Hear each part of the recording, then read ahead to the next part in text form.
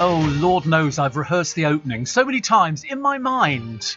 And as you can well imagine, it's all gone completely out the window. Completely out the window. Anyway, it's lovely to be back with you. I have been to the mountain.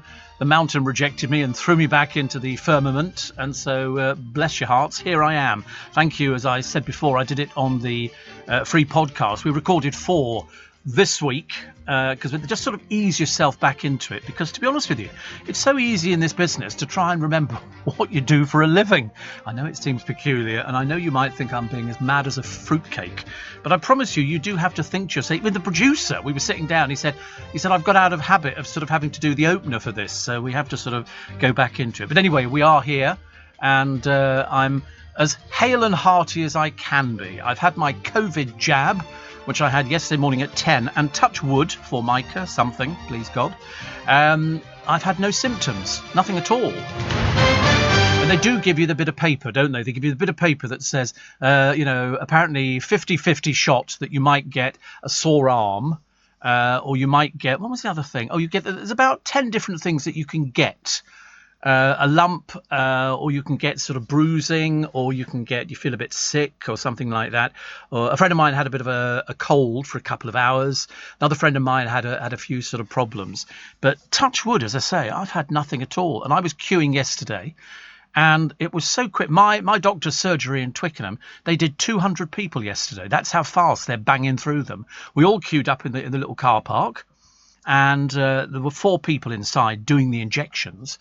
And so I thought originally, because of me being not 100% well, they might not want to do the injection, but they did, as long as you didn't have a temperature or anything else. And I do check I keep doing that. I don't know why I'm putting my hand up to my forehead to check the temperature, just to make sure. But I don't. They always ask you, have you got any symptoms? Have you got this and that? And of course, I honestly reply no, because I haven't got any symptoms. What I have done is, I didn't have to make sure that I didn't faint. No, I literally went in there, and she said, "Oh, pop your jacket, Stephen, honestly, pop your jacket over the back of the chair." So I did that because I was wearing it, because I was in anticipation. So I had a short sleeve shirt on and clean pants, and so I sort of just pulled it up. She said, "Just hold on to that." She said, "They always call it now slight scratch." Did it? She puts a bit of sticky tape over it. I thought, oh, goody, we're wrapping presents for Christmas so soon. Nearly 24 million people have had the COVID jab so far, and I can thoroughly recommend it. I hope that you're not one of those who has they say it's 50-50, whether or not you have problems with it. And I'll run through them a bit later. But the advice is, from all the people queuing up, go and get it. Go and get it. Better be safe than sorry. Seriously, I was, I had no hesitation in going to get my injection. I really didn't. And they were so fast, and it was in. And then somebody said, "This way, Stephen, we'll show you out the back door." I'll shove you out onto the street again. It's a bit unceremonial, but we did that. And then all day, I spent all my time rubbing my shoulder, thinking, when is something going to happen? If all of a sudden, am I going to, because I had it at 10 o'clock yesterday morning, so it's another 6 hours, it will be 24 hours. And I'm assuming I should be okay. But I tell you, the one thing I've done during this period of abstinence is, I've not drunk alcohol because I'm not remotely interested. I'm serious. I've gone quite off alcohol, big into water, big into milk, big into all sorts of. I've lost weight. I've actually lost weight. People have said to me, "Good Lord above, you've lost weight." And so I've gone, yeah, I look a bit like Kate Moss. That'll be useful. Not only lost weight, but changed sex. Which is fantastic. But no, I have lost weight, and I sort of thought, well, that's good. At least something nice has come out of it, I suppose. But thank you very much indeed for all your texts and emails. The voice is not 100% there, but it's 99.9%, because they put me on these tablets and on painkillers. Well, the painkillers send you around the bloody bend.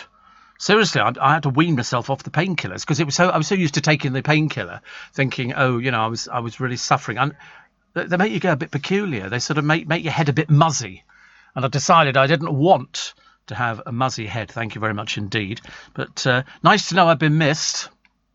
Well, at least by 3 people. And, we've had sort of lots of people writing in and sending cards, and it's really lovely. So thank you very much indeed. So this is my first day at actually looking at a set of newspapers. I haven't looked at a set of newspapers for what seems like weeks and weeks and weeks. And so I've actually had a set of new... Do you know, it's all been going on in the royal family. Did you know? Can you imagine if you'd had the Steve Allen programme on air on the day it all kicked off with the Oprah Winfrey? Because I've said before, I really couldn't care less. I know that makes me seem very harsh. I don't care. It's up to them. If somebody wants to say things about the royal family and the royal family want to do their, we're not doing this, we're not doing that, then that's their business. You know, I'm a fan of the royal family, as you all know. Not every member of the royal family. I'm not a fan of Prince Andrew. I'm not a fan of Fergie. I'm not a fan of quite a number of people, actually, when I think about it. But I like the Queen. Unfortunately, as I've said before, they do it their way. You know, if the Queen says we'll deal with this in our own way, you know damn well it's another cover-up. It's another one of these where, you know, well, what are you going to do about it? If this is true, and it might be, it might not, I don't know. I wasn't there. And neither was anybody. You just have to piece it all together and hopefully end up with the right answers. But, you know, they say we will be dealing with it. Well, the same way you dealt with Prince Andrew, which was just basically to strip the lazy old so-and-so of any title and any money. But they're still paying him. The Queen pays Prince Andrew. He's living in one of her houses. You know, and he's stuck with that Sarah Ferguson woman, who unfortunately has gone right off the boil, poor soul, honestly. I mean, she is mad as a fruitcake. Have you seen any of her YouTube videos? No, nobody has. I mean, there are more people working on them than are actually watching the blooming things. It's a bit like ever since Piers Morgan decided to sort of throw his hat in the ring and say, well, that's it. I'm not going to apologise. I'm going to leave.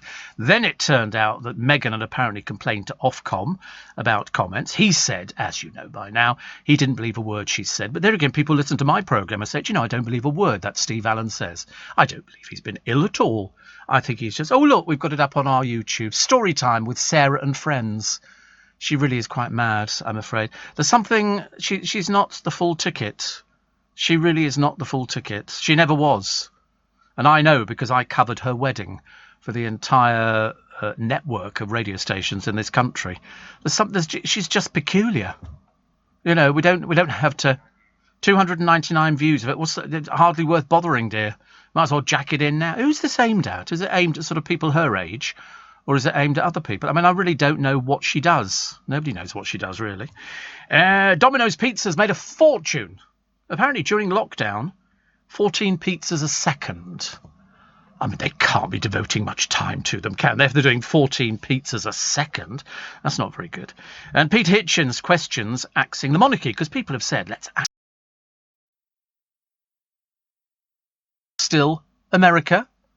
We've all gone, no, I don't think so. Murray Walker pegged out, got to the finish line and gave up completely. Do you know, most of the time he never went to the racing. He did it at the ITN studios watching a television, which I thought was hilarious. 97 he was. I had no idea he was that old. That'll be Steve Allen. How old was he? He was 97, you know. Can't believe he even reached that. He's been going for 70 years doing that little programme of his, and still people are listening, which is fantastic. So Piers could move. They think there's a bidding war for television.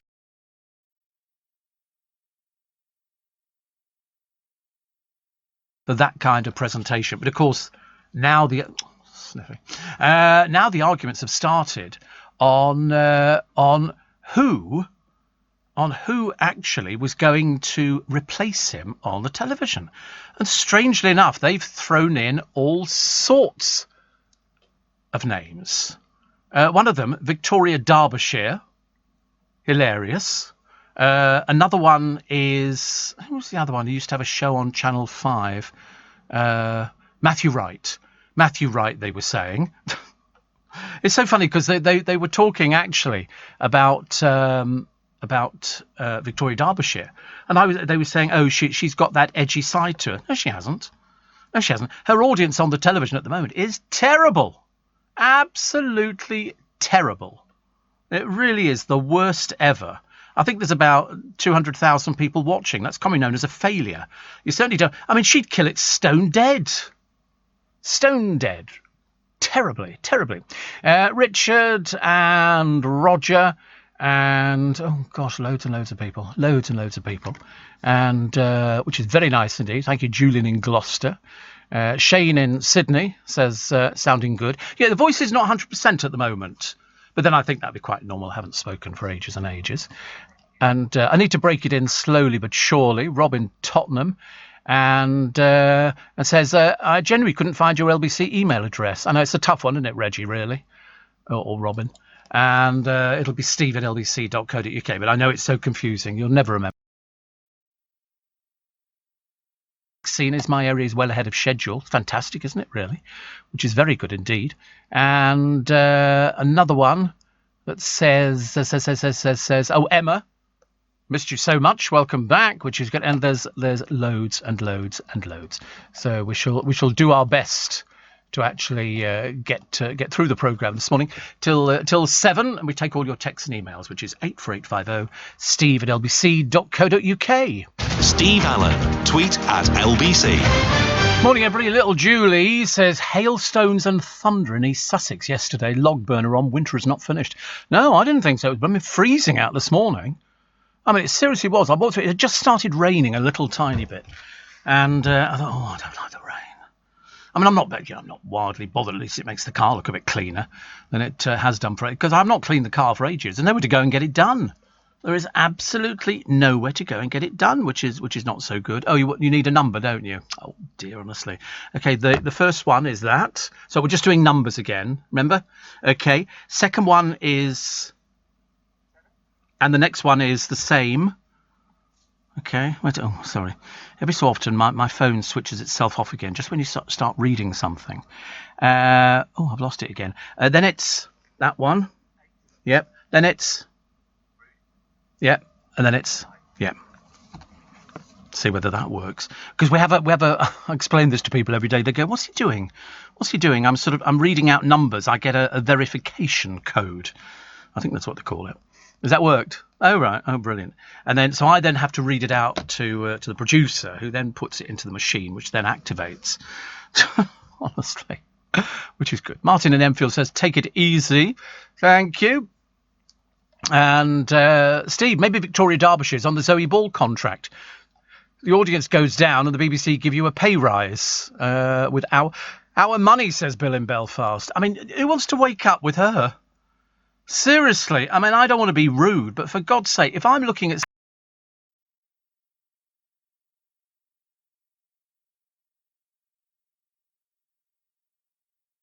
hangdog, what do they call it? Hangdog faces, where she looks a little bit lugubrious.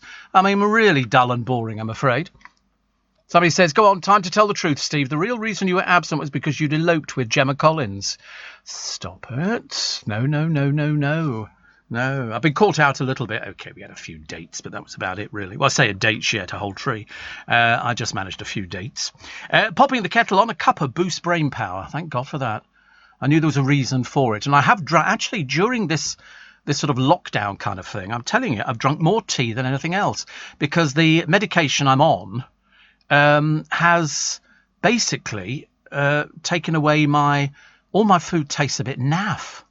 I can taste it, but it doesn't taste as it's supposed to. So I'm drinking water, which is good. Jacob in Texas says, what vaccine did you get? I got the Oxford one. The Oxford one. I had to remember, actually, it was the AstraZeneca. I went for that one. In fact, they actually told me which one I was getting before. So I didn't really have a choice. I didn't know which one it was, actually. She said, you're having... Yeah, they all... Listen, and I've got a little card which tells me that I've had it. And I just got to write my name on the top once I can remember who I am. And then I shall show people. They go, oh, right, so you've had the AstraZeneca one. I go, I have. And then I've got to wait a few weeks, and then we go the next one. 21 shows I've missed, says Alison. Is it really? Good luck. I don't think I've ever had 21 days off in my entire life. But they've been really good. Seriously, they've been really nice to me, checking on me, leaving me when they've sort of thought that I sounded like I was just in need of not picking up the telephone, which was good. Also, and Steve, it took LBC a long time to give any sort of update. They can't give updates. It's my private medical history. I can't start dishing that out. It's not finished yet. But no, you're not expecting people. It's not here is enough, and somebody covers. What did you think about the nurses' pay rise of 1%? Well, I thought it was terrible. I mean, I think they're worth tons more than 1%. But there again, I'm one of these, give them a decent living wage. But that's just me. Apparently, the producer said, we did say on air that you were fine and just taking a bit of time. Yeah, exactly. As you know, the company didn't want me to come back if I wasn't feeling up to it. Roger says, wasn't Jeremy Clarkson's name bandied around for the Good Morning Job? Well, you don't want to watch him in the morning. He's almost as bad as Adrian Chiles. Why do they pick all the dull, boring ones? Here's Victoria Derbyshire. Hello. Daybreak with Adrian and Christine Blakely. Remember that one? How are you doing? She bounced around all over the place and he sat there looking like he'd expired. A little bit like watching Eamon Holmes, actually, on This Morning. Maybe he'll come. Yes, perhaps they could give it back to Eamon Holmes. I bet you anything they'll put in for him. He's certainly free. They'll be putting in for all sorts of people. But, you know, Eamon's done it. We definitely don't want Victoria Derbyshire. I mean, that would be the worst decision ever. You imagine... You know, why can't they just leave it with the team that they've got at the moment? They've got enough people on there. You don't need anybody else. Yeah, there's about 8 people. You can mix and match with that. Why does it have to be 2 people? They've always done that, though, haven't they? It's like listening to a breakfast show on the radio in the morning. They go, oh, it's so-and-so and so-and-so. And you go, yeah, a boy and a girl. There have been 2 gay men, have you noticed? They never do that, actually. And here they are, yin and yang.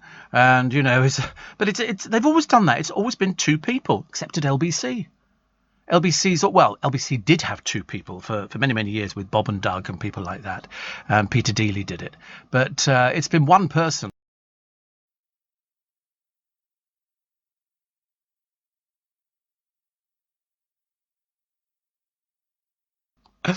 Brad says, good to hear you. You're an important part of my evening entertainment. Thank you. Kieran says, equilibrium. I love that word. Equilibrium is restored. He said, I've missed you in your dulcet tones. Well, I don't know whether they're dulcet tones. Jim Davidson's made videos about applying for the GMB job. Oh, God. Can you imagine what that would be like in the morning? No, he'd last a day. All sorts of people in the paper. Sarah Harding thinks she might not live to see another Christmas. You know, she's had all sorts of problems. She's had a mastectomy and it's spread. Apparently the cancer that she had has spread. So she's not feeling in the best possible place. And she said that they've said you won't see another Christmas. She's basically shoved that to the back of her mind, which I think is the only thing that you can do. And she said, I'm having a glass of wine a day because it makes me feel better. Absolutely. I don't think wine's the best thing to have with medication. But, you know, we'll wait and see. She thinks that last Christmas would be her last Christmas. Farah from Essex says, what about Ryland for GMB? I think they're looking for a new studio sweeper, aren't they? Yeah, he's everywhere else on the television. Every time you turn on the television, there's Ryland again. Oh, God, supermarket sweep. What was the other thing the other day? Ready, Steady, Cook, another boring programme. I'm sorry, adverts. I mean, you spend most of your time seeing how much Botox he's had and really how much makeup he's wearing and what funny colour his hair is. Yeah, how old is he? I don't know. I thought he was about 34, something like that. I could be wrong. I'm only guessing. Wayne the Trolley Dolly says, I'm delighted to hear your voice back on the air in your rightful place, live from Leicester Square. I know, it's Ryland's 32, is he? Why does he look? I'll tell you look really old. Who did I see on the telly the other day? And I remember thinking, my God, you look... Oh, it was the Only Wears Essex, Bobby Cole Norris. What's he done? He's aged beyond all shadow of a doubt. Nobody knows what he does for a living, actually. He just sort of fannies around. But he looked dreadful. I must have been watching an old one because he said, I've just celebrated a year with my new boyfriend. And I thought, no, that's finished. They never last very long with him, as you can well imagine. How old he is, I've got no idea. But what's he done? That could be a recent picture. Well, there's one which makes him look as though he's Botox. And then there's another one where he appears to be just a silly little show-off. And as I say, I don't know what he looks like. He just looks odd. Trouble is, you start messing about with your face and you're in big trouble. Look at poor old Katie Price. Look at the state of that. Honestly, why you'd ever want to start messing around with things, I've got no idea. I mean, look at me, beauty personified. I don't need to sort of start changing things around a little bit. But when you look at sort of Bobby Cole Norris and you sort of think, oh dear, no, he looks a bit sort of puffed up, as they say. He's been branded a human Ken doll by trolls. I don't think it's just trolls. You only have to. He just doesn't look right. He really does. It just looks odd. Yeah, lovely beard, dear, sort of. But they've started showing all the old ones back in again. So they've put, who else did they put back in the other day? They put back Amy Childs. Well, dear me, honestly. So I said to him, I said, I don't know what you're doing about that. And I'm thinking, God, a slight worry. But they seem to have dumped a few people as well, which is always good news. I think it's always very good. Terry Lubbock's back in the papers today. Now, Terry Lubbock, you will remember, it was his son who went to Michael Barrymore's house after a boozy session in a pub, and ultimately he died, we think, in the swimming pool. We're not too sure because it's a fairly long, low-level house. At one end is the pool, and at the other end was where Michael Barrymore was. Since Terry Lubbock's son died, he's had a campaign going to try and find out what happened to his son, as you would. Well, he's got cancer now. He's not got very long to go. Oh, he's afforded it. I've got no idea. These lawyers cost fortunes. They really do. But he's in a care home, and he said, oh, this man will find out what happened at the time. And I'm thinking, I bet he won't. I bet he won't. I don't know where this is going to go to. The police have done their investigations, and they've come back with nothing at all. There's been no charges against Michael Barrymore or anybody who was at the house on that night. Tragic though it was, and it was tragic, whichever way you look at it. Unfortunately, Terry Lubbock has got this thing going that it's all Michael Barrymore's fault. The only thing it was of Michael Barrymore's is his swimming pool in the house. I don't even know if the house is still there. Isn't that odd? Why would I not know that? I've got no idea. Bonnie Tyler tells us what it's like to not have a family in the paper, and yet more dreary baking shows. Oh my God, fellas, honestly. If it's not antique shows, it's baking shows. If it's not that, it's a celebrity quiz. Celebrity quiz. Apparently, Michael Barrymore's house sold for 1.4 million last year. That's an odd one, isn't it? Do you think you would sell it with the swimming pool, or do you think they would fill in the swimming? I don't know. I mean, in an awful lot of cases where somebody has died in a particular situation, the house is either pulled down or they put something else up. I think in the West case, the house was knocked down. They put up a memorial garden. But Barrymore moved out in 2005 because this incident with Lubbock is 20 years ago. Stuart Lubbock, 20 years ago that was, and still Stuart Lubbock is talked about by his father, as you can imagine. As you can imagine, it was like all the people who turned up the other evening, together with William's wife, Kate, which I thought was somewhat odd. Various mean people have suggested that maybe she was there for publicity, because she does make the front of every single newspaper. And this is this shrine to Sarah Everard. It turned a bit ugly, turned a bit nasty. I was looking at how many people individually, but sort of working on what I think numbers look like. About 1,000 people.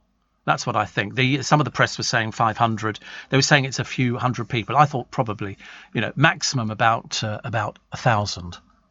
But that makes the front pages of all the papers today. I mean, it is the most dreadful story. And then there are people talking about, what do we do? Priti Patel wants, a full inquiry from the Met Police. And these people were there to basically say we'd quite like to feel safe going out on the town.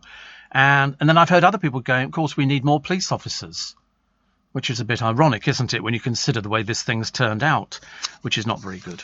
Easter eggs are the greenest ever. And do you know what I forgot to do at the beginning of the programme? Do you know what I forgot to do? I forgot to say Happy Mother's Day. It's only because, you have to forgive me, I actually forget about Mother's Day because my mother's not with us anymore. So, and also because she wasn't buried, it was a cremation. There's nowhere to go back to. So that's why. But I know loads of people go, oh, it's Mother's Day today. And you're supposed to take roses. Okay, it is no good. It is no good actually just sort of turning up with a bunch of daffodils. If you're a little person, little child, you can take daffodils. But if you're a proper adult, you take roses for your mother. Okay, you get a nice bunch you can get some nice flowers. The supermarkets are doing some really nice flowers. Really. So please do not be mean and skimpy on things like that. It's your mother, for goodness sake. You've only got the one. only got the one. Okay, so happy Mother's Day to mothers everywhere who might be forgotten by their children. I hope not. At Virgin Active, there's something for everybody. Whether you like to work up a sweat in a strength and conditioning class, or tone your limbs in Pilates and then head to the spa, we can help you find your thing. From swimming to boxing to gentle jacuzzi bubbling. Whatever gets you moving, it all counts at Virgin Active. Join now and get your first month free. T's and C's apply. Offer ends October 31st. Leading Britain's conversation. LBC with Steve Allen. Morning, everybody. Nice to have your company. Steve, I bought my mother, says Deborah, 3 bunches of daffs that currently look like spring onions. £1 each from Sainsbury's. Hope she'll forgive me. I've bought her a few other bits, though. Oh, the other bits are good. I mean, to be honest with you, I don't actually, to be truthful, I don't actually have a problem with daffodils at all. I think a vase full of daffodils is great. I think they look fantastic, but only for little people, children. Going to sort of to buy that because that's all they can afford. They've only got £1, or they might not even have £1, mightn't they? But I think that's a good idea. But I think roses, really, for your mother, or if you can afford it, a bouquet. Bouquets are always very nice. And the supermarkets do some super ones. I mean, really good things. I mean, if your mother's slightly overweight, maybe not chocolates. Okay, I always think that's a bit of a thing, It's like, oh, here you go, Mum. Here's a diet book and some chocolates. It doesn't quite work, does it? You have to sort of do one or the other. Unless you're going to buy them some super-duper chocolates, in which case you can sample them first. But look at that. You got those. Victoria Pink Rosalie from £55. Is that what you got? Your mum? Blimey, they're very flash. They're very pretty. That's what the producer bought his mother. He sent her the bill, of course. But I mean, I think they're very pretty. When they say from £55, you got £55. I think they look very pretty. You know what you've got to do with those, though? Cut the stamens out. You do know about this, don't you? I thought I'd tell you. First of all, if these things haven't opened, you birth them. Okay, I know all about it. You cannot tell me anything about flower arranging because I've been on a course. And you birth these flowers by running your thumbnail along the actual bit of the flower, and that helps it open up. Okay, if you leave it, it doesn't have enough effort in there. And the stameny bits, these things with the pollen on, don't get it on your clothes or skin, for God's sake. You'll be there for days. So you've got to get a pair of scissors, cut them off, okay? Otherwise, your mum will go, oh, they're pretty, run a hand over there. The next thing is people think she's got a heavy smoking habit. So you've got to do that. Oh, yes. But definitely birth them.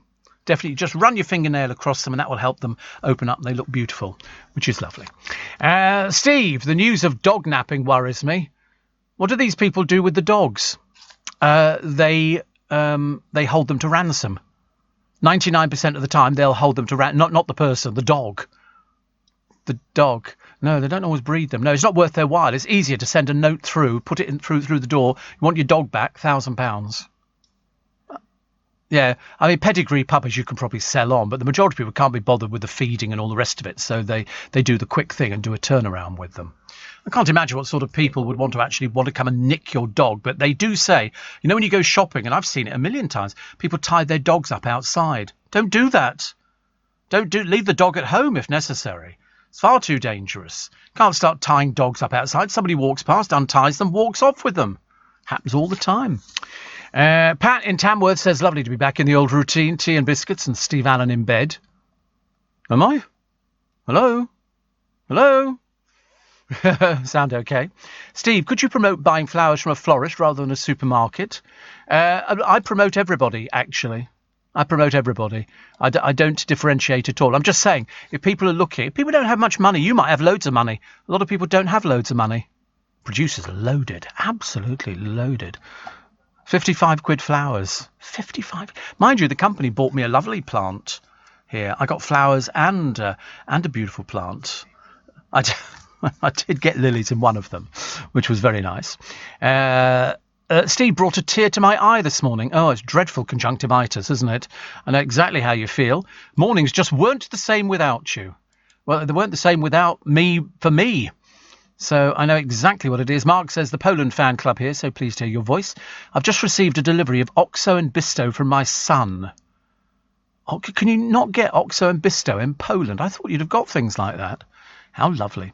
Did you watch any DVDs, says Shane? Not really. I did sleep a lot. I mean, I really did. Andrew in Chiswick says, Michael Barrymore, absolutely brilliant at being rude to older ladies. And they loved it. Oh, they absolutely loved it. Mind you, I tell you who else appeals to older ladies. Roy Chubby Brown. You know, the very comedian who uses naughty words. Very blue. I mean, even bluer than you can, almost purple. Old ladies sit there and double up in love. You know why? Because people assume that old ladies don't have a sense of humour. They think that you get to sort of 55, 60 and you just go, oh, that's it now. I think I'll just sit there in a cemetery and start picking out a favourite plot. Of course they don't. They want to have fun. They want to go out and sort of be wooed as they possibly can. They love it. They love it. Honestly, I don't know why people write the elderly off. God knows, I'm about to achieve elderliness.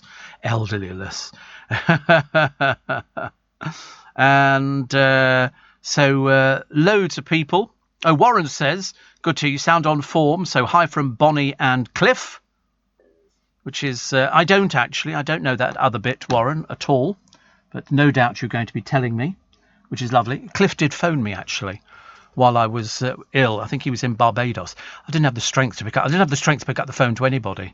I had loads of friends of mine who were sort of FaceTiming, and I thought, I don't want to sort of sit there on a FaceTime and look at. No, I didn't. I don't like to. I was not a well boy.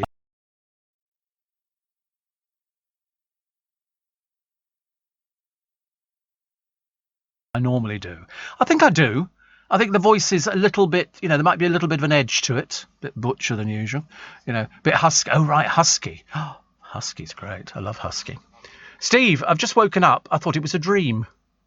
Well, it might be a dream. I don't know. It depends what you're dreaming of. If you're dreaming of Steve Allen on LBC, well, then Steve Allen is on LBC. Steve, none of these younger guys who covered for you had the stamina to do a normal Steve Allen week. Did they not? The trouble is, Ian did a lot. The trouble is, what I do is for me. I do it for nobody else does what I do, because I do a program without sort of phone calls and stuff like that. Somebody says, "Oh, why don't you open up the phone lines?" I thought, I've barely got the energy to do the program, let alone open up the phone lines and talk to people. Definitely not. I love it. Steve, I'm at uni now. My mum is in Abu Dhabi, 4 hours ahead of the UK. So knowing we're both listening, says Ash in Ormskirk, makes me feel closer. That's what this... Do you know, I was thinking about this while I was away. I thought about quite a lot of things, actually, while I was away. I thought about winning the lottery. That didn't happen either. And I remember thinking to myself, the one thing that radio does is bring people together. It really does. It doesn't matter who you are. It doesn't matter, what you do for a living, whether you're working, whether you're not working, whether you're struggling financially or whether you're not struggling financially. There's all sorts of... Oh, blimey, so I'm broken my phone now. It's all I need, isn't it? And so we, it's a good time to be alive. It's a good time to get the COVID vaccine. Please get that. And to all people who are suffering with illness, and people who are suffering with all sorts of things. And when you don't know what your illness is, and when you've had, medication, and you've had tablets, and you've had rest, and you've had all sorts of things. I mean, on one evening, I went to the toilet 30 times. 30. In the end, I was sort of standing in the bathroom thinking, this is just ridiculous. I should have just stayed in the bathroom, actually, sort of prop the bed up against the wall. Would have made it much easier. But no, it is good. It's taken a while. It's never easy, as we all know in these sort of things. So I'm doing my best. So this is easing me in. We thought if we do it on a Sunday morning, by the time we get to tomorrow morning, we should be okay. But I will go through the papers. I know that we don't really need to, because we all know what everybody's talking about. Victoria Derbyshire for GMB. I mean, honestly, as if that's going to be working anytime soon. She's got no track record whatsoever. Really pitiful audience for a television pro. There's more people listening to this than there is watching her on the television. Much more. I always love it when somebody says, "Ooh, Steve Allen picked on Victoria Derbyshire." And grow up and get over yourself. Saddo. Nothing worse. Do you know the Vicar of Dibley star Dawn French? Do you know that programme is so rude? Did you know that? That I didn't realise how rude the Vicar of Dibley was until I watched some things back the other day. And very rude language and everything. Piers Morgan's replacement, the favourite confirmed as Adil Ray. He could do it. You could have also what they've got to have is likability. It's no good just somebody who can read the auto cue. You know, it's a case of, do they have the likability? Do they have what we want first thing in the morning? Do they have that what they call curb appeal? It makes a lot of difference, more so on television than on the radio. On the radio, you just have to convey your happiness through your voice. But on the television, you've got to like the way somebody looks. You know, you can spot a fraud on television. I could spot them a mile off. You know, I'll watch somebody and think, no, I don't think you're very good at this. But you can't commit yourself to giving the job to somebody in case they do it for a week and it's brilliant. Second week, rubbish. Third week, you suddenly realise that they're not up to it. It's like somebody doing a radio programme. When I go away on sort of illness or holiday, not that I ever do holiday, but if I go away on illness, you know, they have to put somebody in who can actually do my programme. It's no good putting somebody on who's very good for, you know, a couple of hours and then they sort of go off the boil. You've got to keep it going. Definitely. Little Julie says, Helinka had a birthday a few days ago, so belated birthday wishes to her. Yes, lots and lots of love, Helinka, and hope you're all well, and hope you had a lovely birthday. I've got a birthday coming up, actually. I just realised. Is it Thursday? Wait a minute. 14, 15, 16, so 3 days. So Monday, Wednesday. You're Friday, are you? Oh, my goodness me. Wow. Oh, dear. I'm not sure about that. Oh, yes. Oh, dear. I'm not sure about a birthday on Wednesday. And, of course, knowing my luck, it'll be a blooming rubbish birthday. It'll be 39. Wouldn't it be lovely if it was 39? Wouldn't it be great if it was 39? Unfortunately, it ain't. It's not. We have to take a break. Steve Allen on LBC. Text 84850. It's my birthday today, Steve, as well as my wedding anniversary and Mother's Day. And this is Christine, who's in Lancashire in a place called Rawtenstall. I don't know what... It sounds lovely, Christine. But she says, what's our horoscope, O fellow Piscean? Well, I'm telling you, it's all systems go. And I think that's good news. Imagine having all those things happening. I think that's fantastic. As I say, I know more people. One of my ex-producers, Johnny, his birthdays are also the 17th of March down in Essex. In fact, at one point, we seemed to have so many people working on my programme whose birthdays were all in March. We were all Pisceans. What that tells you, I've got no idea. We like water and we're very fishy, although strange enough, I nearly had fish fingers the other day, but I can't find any food at the moment, which is working. Roger says it can't be 39, Steve, as 2 years ago you were 38, so it must be the big 40. I wish. I wish. Well, the producer just told me he's 32. He's going to be 32 and he's depressed. I said, how do you think I feel? You know, and there's loads of you going, oh, you're as young as you feel. Don't go there, please, don't go there. It's safer not to. But yeah, I'm 90. It's funny, isn't it, really? All the things that you sort of think you're supposed to do at a certain age, because when I tell people how old when I was younger, I could tell people how old I was, and they go, "Oh, you don't look it," or that kind of thing, or "You look much older for your years." So when I was 15, I looked about 18, 19. Now I'm this age. You mention how old you are, nobody says a word. Nobody says a word. I look so much older. They go, "You're really old, aren't you?" And of course, I've suddenly realised that you can't do anything about it. The aging process, whatever you like. Whatever you don't like, from the moment you are born, you're aging. And it depends at what time. I mean, I'm hoping to keep going till I literally peg out on air. I've got every intention of doing that, surrounded by all the people that I work with, who I love dearly, who are wonderful. Somebody says, you can stop hating Dave O'Brien. We've never hated Dave O'Brien. What are you talking about? I've done shows with him. You little stirrer. He said nice things about you when you were off. Well, of course. Gerard, in one of the saddest places on earth, Uxbridge.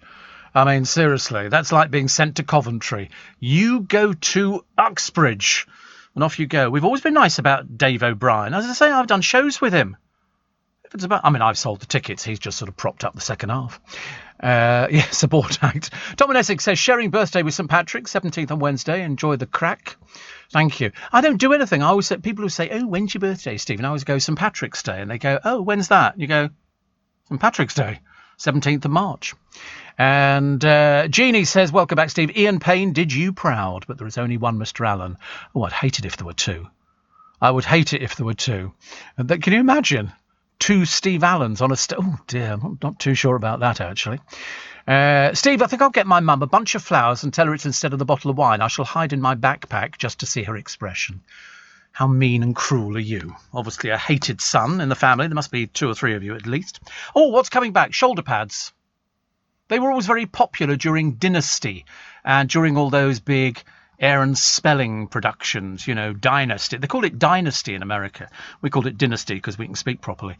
And they sort of, it was all shoulder pads, and everybody started wearing them. So it was only when you actually took the things off, you suddenly realised that you've got all rounded shoulders because you need square shoulders. You know, my mother used to say, "Stop slouching.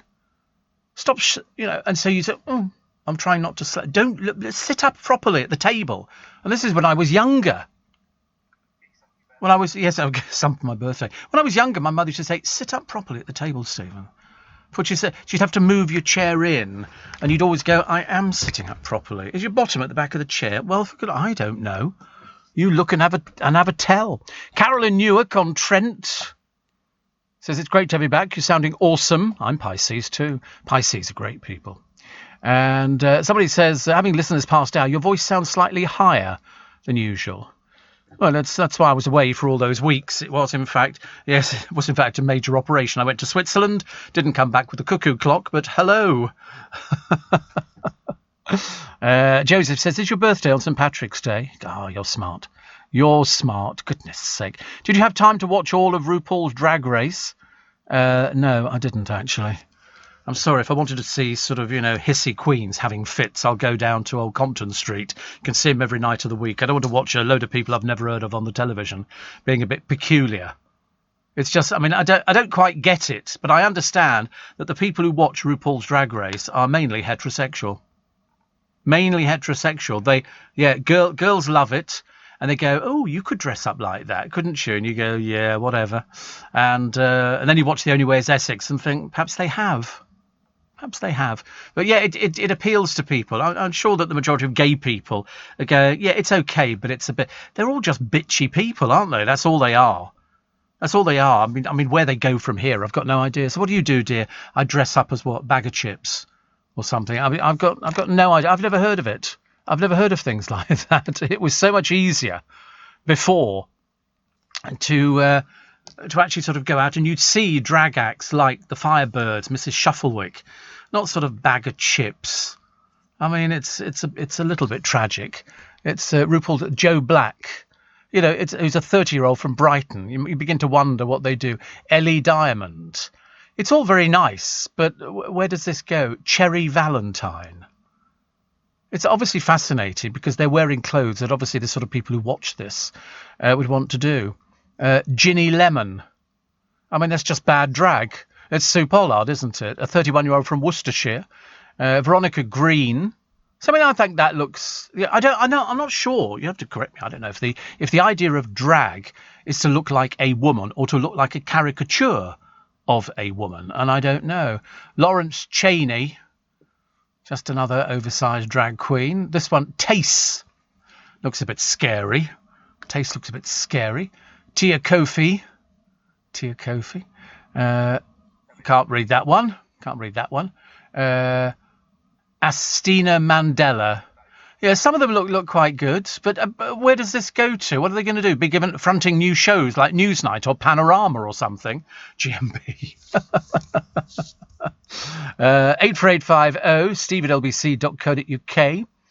And another one here. Tony says, "Did you say that from the moment you're born you're Asian?" Aging. You need to get your ears syringed. I can't help it if you're that stupid. But 84850. Ian Payne was really great. Yes, he was. He's actually done it. And how about a nice KFC? I did have a couple of KFCs. Definitely. A couple of buckets of KFC. But I didn't want the chips. I didn't want the chips. Oh, it was lovely. I was being good. I thought, no, watch your figure, Steve. Watch your figure. And so watched my figure I did. Faye Brooks says she's pushing herself to the limits on Dancing on Ice. She certainly looked like it on her film, which you can find on the internet. I shall say no more. OK, apart from Gareth Gates. OK, read into that what you want to. John Turode has turned down big money for Strictly. A deluded couple say a ghost called Dave is haunting their home. People have said they're faking it. The gambling, which once left James Arthur £300,000 in the red. I'm so glad I don't waste that kind of money. Bonnie Tyler telling about what it's like to not have a family. New law to make school uniforms more affordable. Oh, but I thought they were cheap. I thought they were very cheap.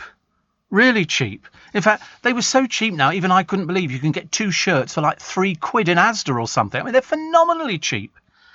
What was the other one? Oh, yes, here we go. Look. Girls' trousers, 2-pack, £6. Polo shirts, £2.50. Boys' shirts, 2 for £3.50. How cheap do you want the blooming stuff? Jumpers, 2, £6. Cardigans, 2, £8. Sweatshirts, £4 for 2. How cheap do people... What do we do? Just give it away? I've never seen anything like it. You can get all this stuff is dirt cheap. In fact, the thing that costs the money are the plimsolls. £4. That's outrageous, isn't it? Outrageous. Razor Ruddock says his lockdown has helped him mend his bad ticker. What a foul-mouthed wife he's got. Do you remember when the bailiffs turned up to come and collect some money? Get off my property! She apparently is a former model and threw water over them. Class act. Class act. Roses, the favourite flower of the nation for Mother's Day today. Then sunflowers. I like sunflowers and they seem to last quite a while. Although those birds of paradise last forever. They're lovely. You find those growing by the roadside in Gran Canaria. They're welcome to them. And then tulips at the end, but watch them. They do droop. They do droop. What you want is erect. You don't want falling. That looks a bit bad, isn't it? And some restaurants are fully booked until the autumn. Wow. And Murray Walker reaches the finish line at the age of 97. I'm Steve Allen, with you till 7 o'clock this morning. It's Sunday morning. It's the 14th of March, and it's very nice to have your company. These are the new headlines. At Honda, we've been engineering cars for over 75 years, actually. We know that excellence takes time. So you can rely on the Honda engineering in the all-new ENY1 with a range of up to 250 miles on a single charge and up to 5 years warranty, servicing and roadside assistance. Our first electric SUV, the ENY1. Oh, a hole-in-one. Yes! Honda, the power of dreams. Range based on test conditions and may vary. This is LBC from Global, leading Britain's conversation with Steve Allen.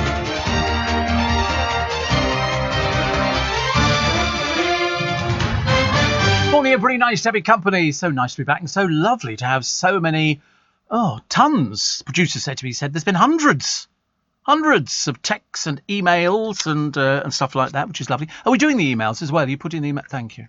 Just checking, Lynn says, welcome back. Steve, some schools insist you buy from schoolwear shops that are not cheap. Well, you don't have to. If it's a little shirt, you go and buy them wherever you want to buy. I've never heard of such a thing. They're telling you where to buy the uniform. I mean, blazers, I can imagine, with the school badge on. But the shoes and the shorts and all the other stuff you can buy wherever you want to. Never heard anything like it. Steve. It's been a grey few weeks in your absence. Yes, thank you. Steve, school uniform in the supermarkets are cheap. A lot of schools want the children to wear official school tops with a printed logo and or a blazer with a school badge. I don't have a problem with the blazer. No, you tell them to go stick it. Tell them to stick it. You go, no, I'm terribly sorry, we're not doing things like that at all. Listen, I'm buying 2 shirts. I've got lots and lots of children. And, 2 shirts for £2.50. That's what I'm buying. It's a white shirt. Nobody has the logo on a white shirt. I've never heard anything like it. Honestly, ridiculous. Steve, pierced tulips with a pin around an inch from the flower head. They remain erect, says Pat. I thought so. Steve, woke up with my headphones in to the words Little Julie, and Steve is back. The admin and friends at the Spikers Facebook page kept spirits up while you were gone, says Adil. Thank you. We've had record numbers of downloads. Seriously, for the podcasts, record numbers. Because people were downloading everything. I think people thought he was going to breathe his last. So they were sort of downloading things as quickly as possible. Yeah, the memorial podcast. But no, loads of people have been downloading. So thank you very much indeed. Hope you're feeling good after the vaccine yesterday. I too had mine yesterday, says Gary. So it's, we'll see how we go. I was a tad worried. Well, I mean, all my friends I spoke to were sort of saying it's a case of, 50% of people come down with something. And so, of course, I've been waiting for it all day yesterday. How sad am I? Seriously, how sad am I? I was worried about it, thinking it could be getting worse. I mean, to be honest with you, a bit of a headache than COVID. But I've got no bruising on my arm. I've got nothing at all. I'm not totally convinced I've had this COVID jab. I think they just went, here we go, like that. And I go, OK, fine. Because I always look the other way. I never watch. Who wants to look? It didn't hurt. No, it's just, I inject every day. So I'm such a brave little soldier, Steve, how wonderful to hear your voice, says Jane in Easterby Green. You've supported so many of us for so long through our highs and lows. I listened to your podcast from Steve Fix in desperation to hear you promise to come back today. Yeah, I didn't want to make a big fuss about it, Jane. We thought if we have a low key entry back into the programme, that would make it a lot easier. And that's the way it's worked. Actually, I had to think about it. That's the way it worked. It works much better actually like that, because otherwise, can you imagine if I'd come back and then all of a sudden I'd relapsed or something during the programme? They go, oh no, Goldie's off again. Here he goes. Somebody said to me, a joke's a joke. Get back to work, do what you do. Yes. So I'm back, and I shall take it slowly this week. Take it slowly, and it's lovely. But I mean, everything positive this morning. All we've had is really nice texts and emails, which is lovely. Thank you very much indeed. Mainly because if anybody writes anything peculiar and it's got any one of about 2,000 words in it that crops, you vanish completely from the screen. So we never have to see you ever again. It's so exciting, honestly. I feel like mentioning the names, but the trouble is they don't even get as far as me. The producer says to me, oh, do you want it? And no, we never bother with things like that because the computer sorted it all out. My brother's pleased that I'm back. Yes, he says really pleased. You and me together. So I shall be sleeping. I know what's going to happen today. I'm going to get home and the phone's going to start ringing and I'm going to have to ignore it because I'm not up to doing it all at the same time. Shane says, lovely to hear you again. He's down in Torquay.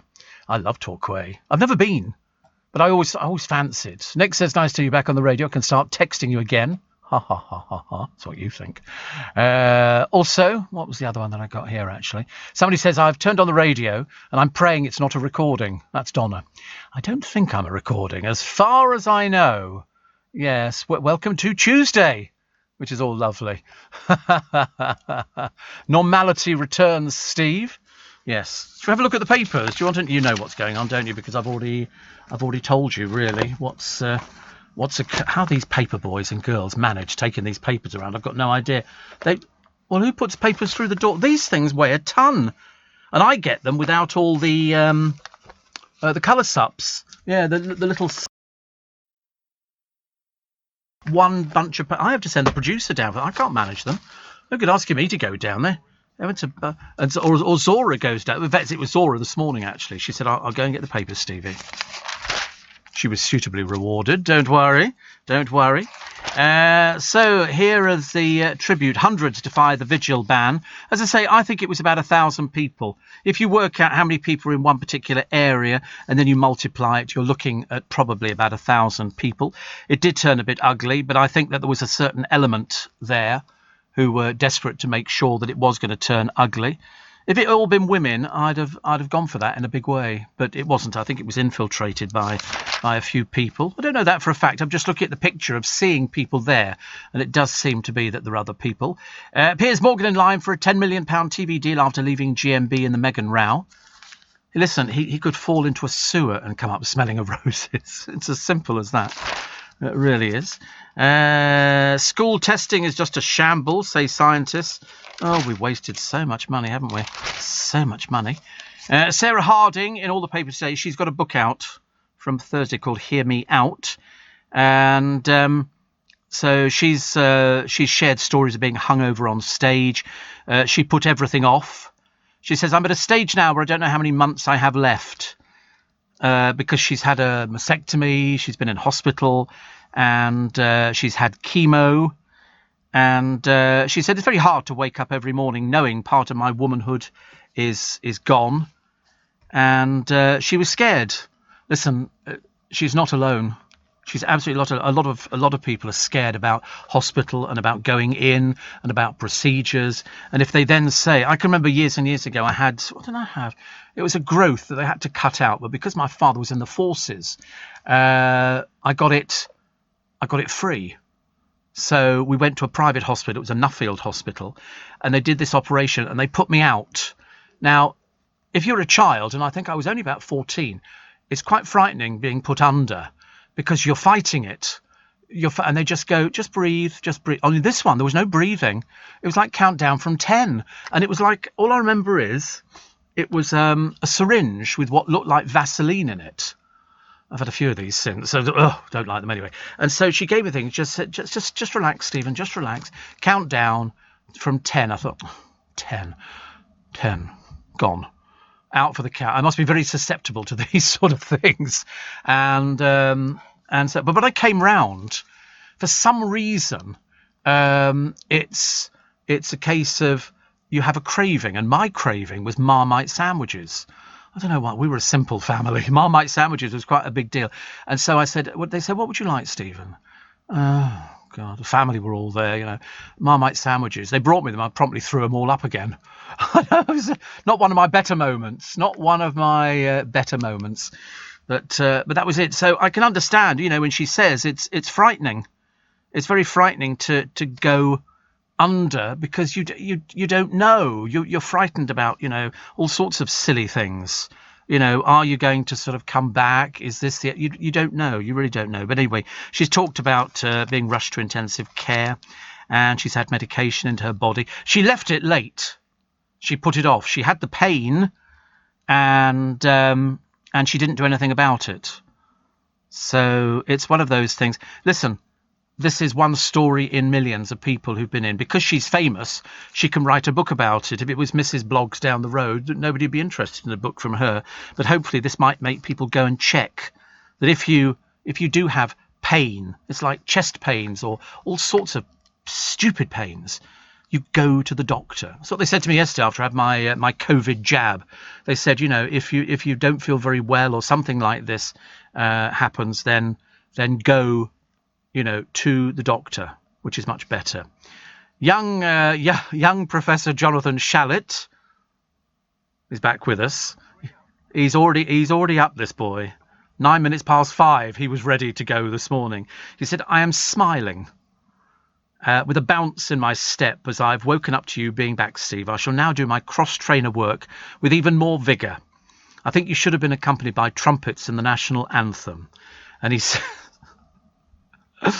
says, talking of shoulder pads, one of my clients, as you know, Jonathan is possibly the top agent in the country. He has more people on his books than anybody. He has Dame Joan Collins. He says she looked wonderful back in the 80s when Dynasty was on our screens, and at 87, even more so now. Bless you, Jonathan. Thank you. I appreciate it. I really appreciate it very much. And so I kind of feel as though the families come back in together. And somebody else says, Steve, is it really you? Well, I don't know. I think so. Listen, if Jonathan Shalit accepts the fact, can you imagine if you could really get away with having one of these sound-alikes? And they go, well, it sounds like Steve, but is it Steve? Who would it? I don't know who it would be, actually. I don't know. I really don't know. Somebody says, welcome back. Missed you beyond belief. Thank you. David in Dorset says, you helped me get through the night shift doing home shopping. Oh, I love home shopping. But unfortunately, during my my period away, I didn't do any shopping at all. In fact, I really haven't done anything. I really haven't had the energy or the inclination. Amazon shares, of course, have dropped off the end of the market. It's going to be one of those things, isn't it, really? And Jonathan Shalit has come out. He says, as you talk of drag, I did love Madame Jojo's on Old Compton Street with drag queen Ruby Venezuela, though he was really called Brian. And I just read that he retired to Blackpool before passing away 2 years ago. And he once hid Princess Diana in his dressing room away from the paparazzi. Did you ever go to, you're probably too young, aren't you, Joe, to have been to Madame Jojo's? It closed quite a while ago. It was not big, but you could go. I mean, Jonathan Shalit will remember. He's not as old as I am, but there are certain pubs closed 2014. Lots of pubs around London. The Royal Oak at Hammersmith, the Cricketers at Battersea. There were loads of different pubs where you could go and see drag. Lily Savage I used to go out with on a regular basis, and we'd go and do the Vauxhall Tavern. I didn't do it, of course. He was doing it, and we did a few gigs together. And then they did a feature, I think it was in the Sunday Times, on Madame Jojo's. And it went from being basically a gay bar with sort of drag and all the rest of it. Every woman in the country wanted to go to Madame Jojo's. Everybody went there, so I can quite understand how it's particularly popular. I remember Ruby Venezuela very well indeed. I remember, oh gosh, so many people. So many people. David Dale used to work at the Black Cap in Camden. I've spoken about drag so many times on the programme. They were just... Ruby was raised in Plymouth, best known for hosting shows, and was what they call a larger-than-life drag queen. I mean, seriously, I can remember doing... something at, where was it, Hackney Empire, and Ruby was there doing something, and Dockyard Doris, loads of people, characters. They were proper, it was it was wonderful. Happy days in London town, happy days. So when I watch RuPaul's Drag Race, it's not quite the same for me. The language is not the same. I mean, I know that there were a few mad drag queens when I was circulating in London all those years ago. But isn't it funny that everybody's got a story about what London was like, in sort of, in the best days. You could go to some pubs and people would wait. I mean, the Black Cab in Camden Town was fantastic. I mean, Cap, yeah. What did I say? Cat. I know. Black Cab. Tim in Bristol, break. Well, already? Honestly, we barely got going, for goodness sake. Steve Allen on LBC. Text 84850. Morning. Sally in Harefield says, Steve, thank God you're back. I thought I'd have to listen to your podcast for the rest of my life. Listen, there's nothing the matter with listening to my podcast. Thank you very much indeed. Anna Richmond says, I can't believe it's you, Steve. I know. We kept it a bit quiet, actually. 11 years ago today, Jonathan Shalit got engaged on Mother's Day 2010. I proposed to Katrina at the Ivy with her 2 daughters present, whose permission I asked first. So hello to my mother-in-law. Morning, Carmel Clayton, who I love and adore, and made Katrina the awesome lady she is today. It's always good it's good to hear from you. I do appreciate it. I really do appreciate it. People are so nice. People are very kind. Very, very kind. Tim in Bristol says, where have you been? God, I wish I knew. I wish there was a straightforward answer to that. Steve, you nearly gave it away. You're John Culshaw, aren't you? I wish I was. Angela says, you're the only person that can make me giggle at 4 o'clock in the morning. Jack in London says, is this a sign, Steve, life is back to normal, that you're back? Is lockdown over? Oh, dear. Oh, God, I so wish. Deanna in Eastbourne says, at last your massive fan club can smile again. I do hope your troubles are well and truly over. Yeah, there's another little hurdle to cross. That's all I'll tell you at the moment. I've got another little hurdle to cross. We'll get there. Zoe says, you've been missed. Thank you very much indeed. And Elaine says, take things easy as you can and don't overdo it. What a treat, though, for Mother's Day. I know. Well, for mothers everywhere. And Steve, this one says, say a happy Mother's Day to my mum, Joni, in Potter's Bar. Lots of love, Petey. Okay. Glenn in Kingston says, when I see my mum, we often talk about you and your show. I know. I always talk about me and my show. Karen says, you're back. Yay. Thank the Lord. Thank somebody. Steve, can the producers at LBC lock the doors immediately? Do not let Steve Allen leave the building. Now he's back. He is not ever to leave again and again and again. Yes. Well, to be honest with you, I did come in to do the little podcast last week. in the early hours of morning, but I literally came in, the door was bolted and they locked me in, and I did my little bit extra podcasts. So listen, I've got this far, so it's going a bit better than I thought, actually. Going a little bit better than I thought. I wasn't too sure at the beginning of the program how it was gonna go, but I think it's okay, actually. Carolyn Brixton says, "Hope you're feeling much better." I'm certainly feeling a lot better than I was, but otherwise.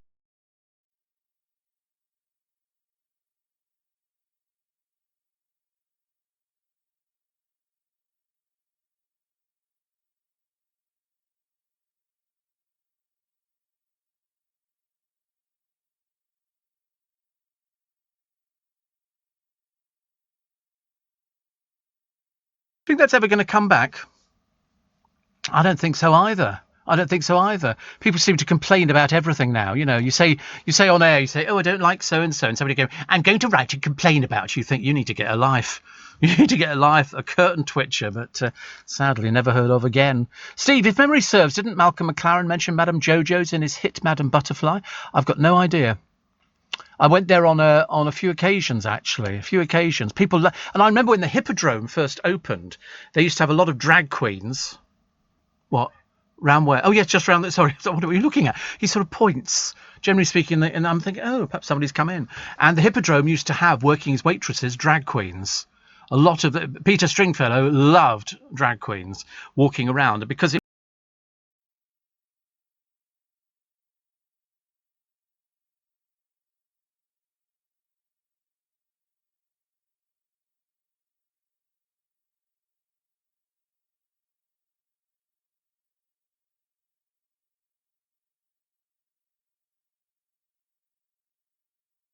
it's like.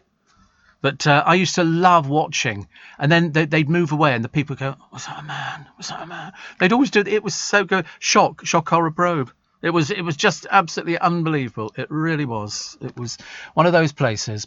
Donatella, big hugs. How is Versace at the moment? Is it okay? Is it doing well? I don't know. The spike is back. I bet it is this morning.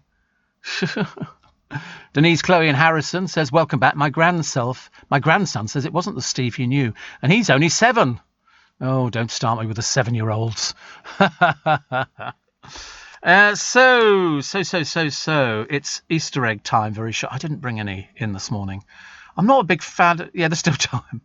I'm not a big fan of Easter eggs. I'll have to buy something though, won't I? I should imagine. Is it 2 weeks? I don't know. I'm losing track of it, honestly. But don't forget Mother's Day, please. Please don't forget Mother's Day. They don't get remembered all the time, but quite nice to make sure that they do get mentioned. And they do on this programme. Also in the paper today, you could be a top model. I don't know, I've seen some of these top models. Their idea of a top model is never my idea of a top model. Eddie Murphy says he's 60 next month. He said, "I've got all these great kids. I feel really lucky." How many's he got? Good Lord. He's got 10 children. 10 children. Linda Lusardi wants to get back into television. Not only does she want to return to Emmerdale, she wants to shimmy her way onto Strictly. This is when they all start appealing, isn't it, to the people that matter, and they go, my client would be really keen on appearing on Strictly. And they go, really? Oh, look, people are booking concerts. Who are we booking? Gary Barlow off by himself again with Leona Lewis. JLS have booked in loads of shows. These are rescheduled dates. So I don't know what these are. 21. So we're looking at October later in the year. Are they going to sell these out? I don't know. Are JLS going to sell these out? I don't know. Well, they've got London the O2, Manchester AO Arena, NHS Matinee Birmingham, the Hull Bonus Arena. They all seem quite big places. I mean, I'm not sure if I think there's enough interest. I really do. I mean, mind you, I'm rubbish. What do I do? I mean, I don't know anything. I'm hopeless. Although I can sell places out myself if I put my mind to it, as they say. So it's good yawning Britain for Motormouth Piers Morgan as the TV moguls clamour to sign him up. A £10 million bidding war. £10 million bidding. Piers Morgan. Well, loads of people. Doesn't say who, it just says loads of people. He's on an estimated 3 million a year at the moment. So it could be worth 10 million to somebody. I mean, I don't know. Do you think he was going out wearing tracksuit bottoms the other? Don't ever do that again, Piers. Do not wear tracksuit bottoms. Murray Walker's died at the age of 97. To be honest with you, I don't even know he was still alive. I had no idea. You just assume what happens. I mean, 97, that's good, isn't it? Very good. But anyway, sorry, just going back to Piers Morgan. Since he's left, GMB has lost 500,000 viewers. So what they've got to do is try and get those back. Now, whether or not it was to do with him or whether it was the subject under discussion, I don't know. I am not privy to anything like that. I've got no idea how it works. No idea. Children's sketches of a flying saucer at their school were thought to be so convincing they were studied by the Ministry of Defence. To be honest with you, it looks like a banana stuck in a tree. It doesn't look like a close encounter at all, but still very funny, and we like it. And the tragic Love Island star's parents open up 2 years on. This is the parents of Mike Thalasitis. Have spoken publicly saying we still can't believe he's gone. I know. 26, good-looking, world was his oyster. Something not right inside. Something not right. It's like you've got Caroline Flack. To be honest with you, it's a programme called Her Life and Death. Her sister is on there talking about the fact that she used to self-harm. I don't think I need to know this. I know it sounds awful, and I'm sure that they say, oh, it's there because it will help prevent other people. Well, people around her didn't know that she was like this. Even though she talked about suicide quite a lot, according to the family. This certainly wasn't a taboo subject. And she managed to keep it quiet from everybody. Managed to keep it quiet from everybody. So the friend who stayed with her didn't know. I mean, it's just awful that these people obviously have issues. I mean, if you're struggling, seek help. Call the Samaritans. They're there to listen. Might not have an answer for you, but they're there to listen. And the one thing you need to do is find somebody who will listen to you. So when Caroline Flack, I mean, I think it was also brought on by the court case that was impending and all these other things. But it was when her friend stayed with us. I'll stay with you tonight. She went, okay, fine.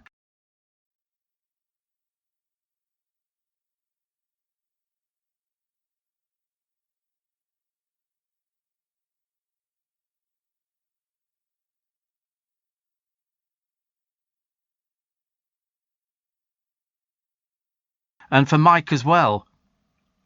And there's been a few other people, haven't there? I think Sophie Graydon.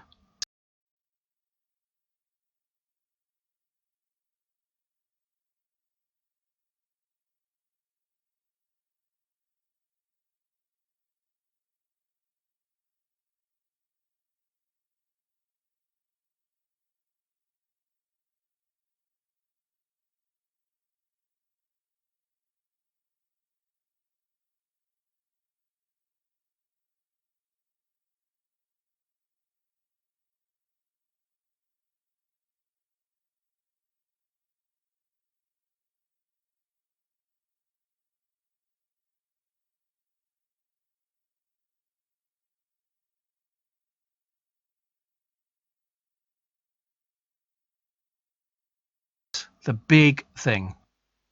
Here in the UK, we sell amazing products and services the whole world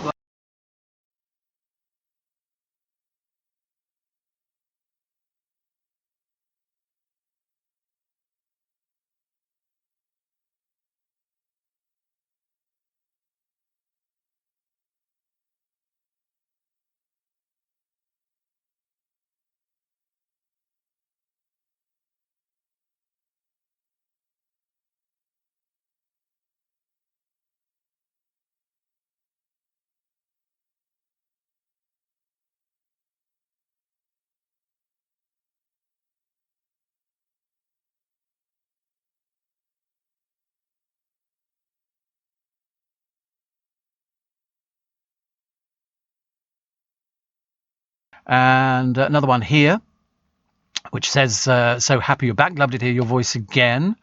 And another one says, it's you. It's really you.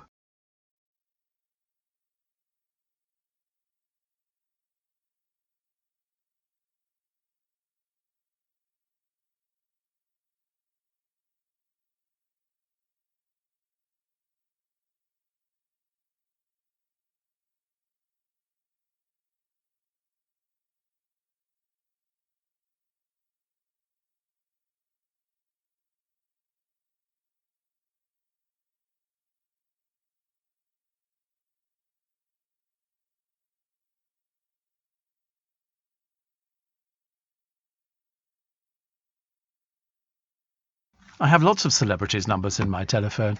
Yes, we can compare voices. 8485.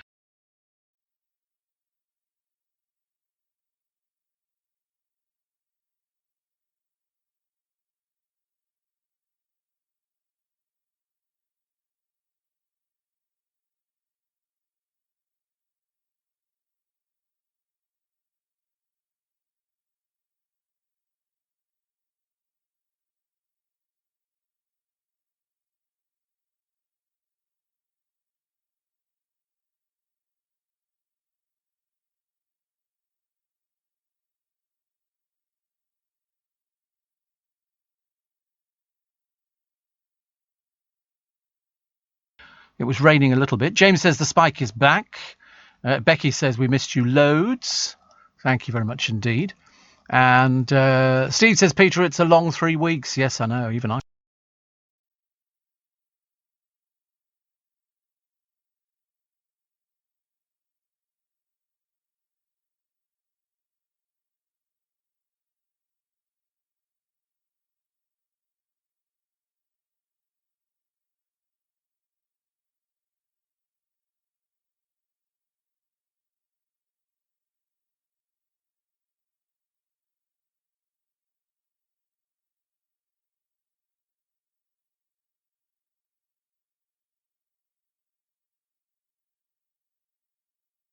It's getting there. It's not 100% clear, but with the help of medication and a few other little bits and pieces still to go, we shall be back on course again.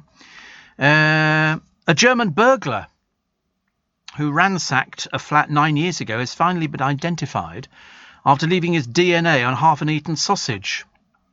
Worst mistake of his life. That's a joke.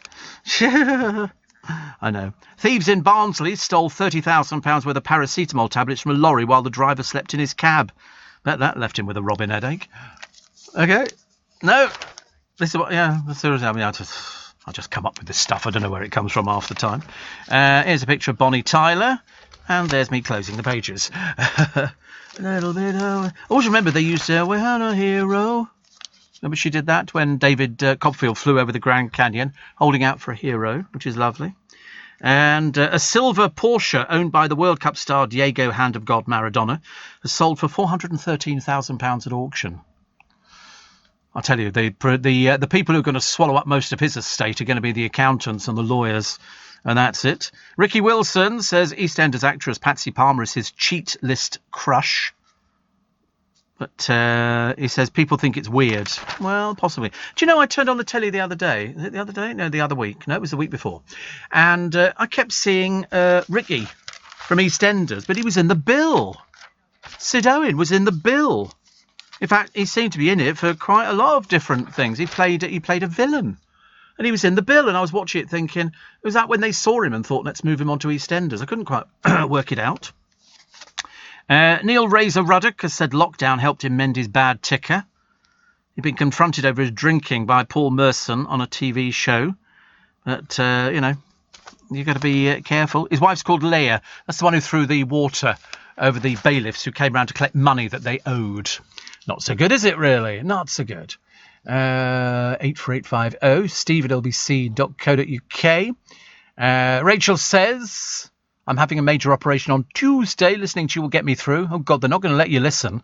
Not during the operation. That'll not help, will it? Can you imagine? Can you imagine? Also, what was the other one that I quite liked, actually? Apparently, nearly half of all office workers are planning to reduce their commuting costs when they return to normal working. When's that going to be? When are we going back to normal working? I'd love normal working. Oh, God. Happy day. June? Do you think we can have a normal Christmas this year? That'd be nice, wouldn't it? I quite like a normal Christmas, but I have a sneaking feeling it might not be as normal as we want it to be. I just want to go and see people. I haven't seen my godchildren in ages. I've not seen my brother in ages and his wife. I don't know, honestly. So many different things to get round to doing. Easter eggs, greenest ever. Cadbury's has ditched more than £6 million worth of plastic windows from the boxes. And stars of the chase. I do quite like the chase. I can answer most of the questions. Fear it'll be axed. They reckon the long-running show would be at risk if a new boss took over at the channel. Well, they haven't got a new boss, have they? I mean, it's been running since 2009. I like all of them actually on there. I like all of them. And who's my favourite? You like that Mark Labatt? Oh, right. Why do you like Mark Labatt out of everybody else? I don't really have a problem with any of them, really. I like all... Who was the one? Anne Hegarty. I quite like her, the governess. There's a woman all that hair piled up on her head. The Vix. I'm not wild about her. They've got a new Irish bloke who... I don't know what he's called, but he seemed to be fairly good. And who else is there? Cinnamon. Yep, he's okay. The Dark Destroyer. He's also very good. Actually, I don't really have a problem with any of them at all. I just think they're all good. All good. What do we got here? Oh, the shoulder pad.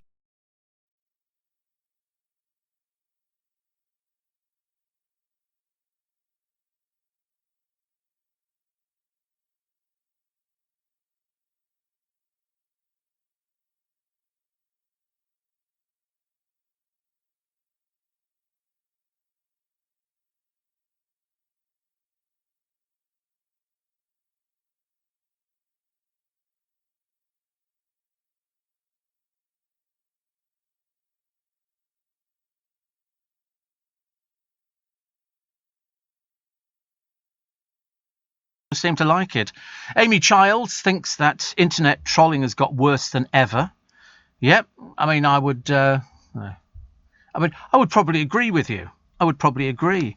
She found fame back in 2010, but she says if Piers Morgan had been given advice, he might still have a job, because my mum would say to me, if you haven't got something good to say, don't say it. Yes, because of course you really followed that one, haven't you?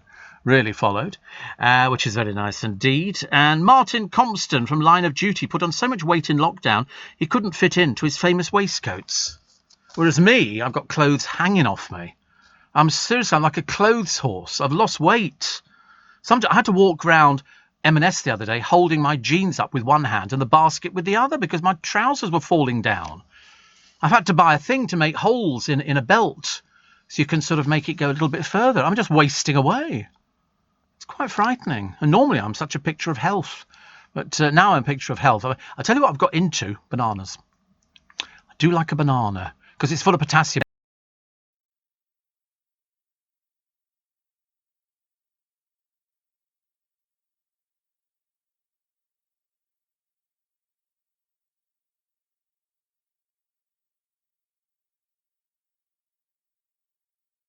Ever. No, but there is a box of Weetabix out on one of the desks, isn't there? Oh, not with warm milk. No, that's nasty. Yeah, oh, that's not normal. No, definitely not. No, it's got to be ice cold milk. Because then at the end you tip the bowl up and you tip the ice cold milk into your mouth. That's the best ever. Although I'm on tablets at the moment. It says do not drink milk on them. A pain, so I've ignored that, as you can imagine. Here's a couple. She's called Lainey Davison. They don't tell you where she comes. Oh, Milton Keynes. Here you go. And she's got a boyfriend. He's called Ben. We don't know what Lainey does, but we've got a good guess. They've caught Dave's ghostly goings-on camera. Looks fake to me. And all the doors are locked, and then a chair dragged itself across the room. It's fake. Somebody said it's the acting for me. Oscar nomination for them all. Somebody said everything is fake. I saw the strings in the first video. Yeah, of course it's fake. Don't be so silly. Nothing moves about. Look, it's like, what was that? Where did that come from? That's what it is. It's like watching anything that comes up on the television under the guise of that ex-Blue Peter presenter. What's her name? Can't remember what her name is. No, not Sarah Green. How old are you? Yeah, there was the one on Ghosts. Oh, not Yvette Fielding. Yvette Fielding. I mean, if ever you've seen a bigger pile of rubbish on the television, that would be it. All of a sudden be going, is there anybody there? No, of course there isn't. Don't be so stupid. Why do you treat us like idiots? Why don't you just come clean and tell us you're just taking people's money for buying a DVD because there are stupid people who want to believe in ghosts and things like that. It doesn't happen. Okay? Otherwise, this building would be as haunted as anything. Because this used to be houses years ago, big luxury townhouses, doctor's surgeries and things like that. Oh, I tell you, Leicester Square, ooh, scary. But no, it's rubbish. But every time you see Yvette Fielding coming up with her balmy film crew, always film in the dark. Have you noticed that? They don't see anything. They go, wait a minute, did we hear a funny voice? And they go, oh, what did that say? I think it said, hello, my name's Steve. Have you got a quarter pounder with cheese going? That's what they do, isn't it now? People go, oh, it's really interesting, that programme. Oh, it drives me mad. Drives me mad. Almost as mad as the idea of putting Victoria Derbyshire up in the morning with Susanna Reid. No, thank you very much indeed. That's why, of course, everybody's agent will be putting forward all their clients. So they've also thought, I mean, what you're looking for is somebody with a bit of humour, somebody who's pleasing to look at. We don't want any uglies. No point in uglies. It's got to be somebody pleasing to look at. They've got to have some bonding with Susanna Reid. So they might have to have tryouts. They might sort of say, we're going to put so-and-so on for a week or a month or whatever it is, and then see who actually works out the best. Perhaps we can then vote. It'd be quite nice if somebody let us pick, wouldn't it, really? Steve, have you ever put a Weetabix in the bowl and covered it with cornflakes? Do I sound chav? I mean, of course not. I don't do... I mean, to be honest with you, I don't have sugar on cereal, obviously not. But I used to love Frosties. I used to love Cocoa Pops and stuff like that, but I can't have that now. But, I mean, I think about the only thing I can have is shredded wheat, bite size. And that's a bit like eating coconut matting. It's very dull and boring, isn't it? I mean, you cannot beat 2 poached eggs, 2 sausages, 2 slices of bacon and a piece of fried bread. I was watching 4 in a Bed the other day. My God, they're a grumpy lot, aren't they? They go there, they run their finger under the toilet rim to see if it's dirty and everything else, which, of course, most time it is. They open the wardrobes, run their fingers. See you later. Poor soul, he can only last so long. I'm doing a break, honestly. I'm just trying to say goodbye to people. I'm being social. Goodness sake. Steve Allen. Tweet at LBC. Morning. Still not working, is it? The Saturday night takeaway with Ant and Dec. It does not work with no audience. It really doesn't. Even Gary Bushell says, best house in town, worst show on the telly. It doesn't work. You need an audience. The audience are the people who build up a show. It's like comedians standing on stage, nobody in the audience, them trying to be funny. You don't know how long to pause, how long to wait, all these different bits and pieces. Liz Saul, morning, Liz. So it's good to hear you back on air. Lots of good vibes for your improving health. Today is the first Mother's Day without my lovely unconventional mum, the journalist Janet Gersman. She used to do a family history slot on Pete Murray's programme, amongst other things. Love listening to you and your irreverent humour. Hope to catch up soon. Oh, I remember your mum very well. Oh, I remember your mum so well. Oh, my goodness me. Do I remember your mum? Oh, my goodness me. Well, she used to come on and do people's history, the meaning of people's names and things like that. That's what I remember her for. But, yeah, she was a firm favourite on Pete Murray's show. Definitely. Steve, I now have a reason to get up at 5 in the morning. Yep. It's me. Steve, the only person who could bond with Susanna Reid would be Superglue. I like her. She bought me a cake once. It's very nice. She sent in a cake to me. I know. I did enjoy it, though. That's the only thing I've missed, being sort of not very well. But definitely a cake. I like lemon drizzle. A lemon drizzle cake, but I'm not supposed to have it. It's got sugar on the top with lemon juice and all the rest of it. It's really bad, but still fun. Listen, we're all allowed some indulgence in life, aren't we? Things where you go, I mean, I'm not supposed to have that, but I'm going to have it. And especially at the moment, if you don't feel 100%, like Sarah Harding was saying, she's having a glass of wine. Listen, if that makes her feel better about life, good for her. Good for her. Go for it. Goodness sake, honestly. If I was interested in drinking wine, I'd be drinking wine, but I've really gone right off booze completely. Seriously, I'm a new person. I've not even looked at a bottle of Prosecco. And you know me, I was single-handedly keeping the industry going. Here's the story in the Sun today. ITV wants to poach Victoria Derbyshire. Bosses are keen for the Beeb journalist to join GMB's lineup as Pierce's shock exit has left them with a hole in the presenting team. Victoria's BAFTA-winning current affairs show on the Beeb was axed in March, although she continues to present. Yeah, it was axed because it was rubbish. A telly source says ITV producers have been looking for the right platform for Victoria. Haven't the BBC? And they've failed miserably. Why do they think ITV can do it? They think she's one of the few opinionated TV journalists who could be a real powerhouse addition to GMB. No, that's what you've got Susanna Reid for. You don't want 2 people, thank you. She's not afraid to challenge guests, ask tough questions, get straight to the point and wax lyrical. I'm sorry, we're talking about a television breakfast programme, OK? Which is, airy-fairy news, couple of things, Andy Peters, how much can you win? Is there a car? Is there a camper caravan? Let's have the weather with Alex. OK, who's interested? Victoria, Derbyshire, thank you very much indeed. Yeah, and here's the rain coming in. They say Victoria told BBC bosses her presence could encourage young people. All right. She took part in I'm a Celebrity last year. But anyway, Piers walked off, as we know. He was asked to apologise, but he said no. So they've lost 500,000 viewers. Well, put it this way, she's hemorrhaged just about everybody. She doesn't have curb appeal. She's got no appeal, Victoria Derbyshire. Nothing at all. That's why they say she could be a real powerhouse. This is quotes from her agent. There's no way she's a powerhouse. She's got a tinier audience than I have. I've got a really big audience compared to television terms. Thank you very much indeed. Go, blimey, honestly. I love the way they go, oh, she could do it. Listen, she hasn't got any appeal on the BBC, let alone on ITV, which is much more cuddly, which we like. Nicole Scherzinger, she's been locked down love bubble with her boyfriend, Tom Evans. Lovely. Class. And she's currently judging the Masked Singer.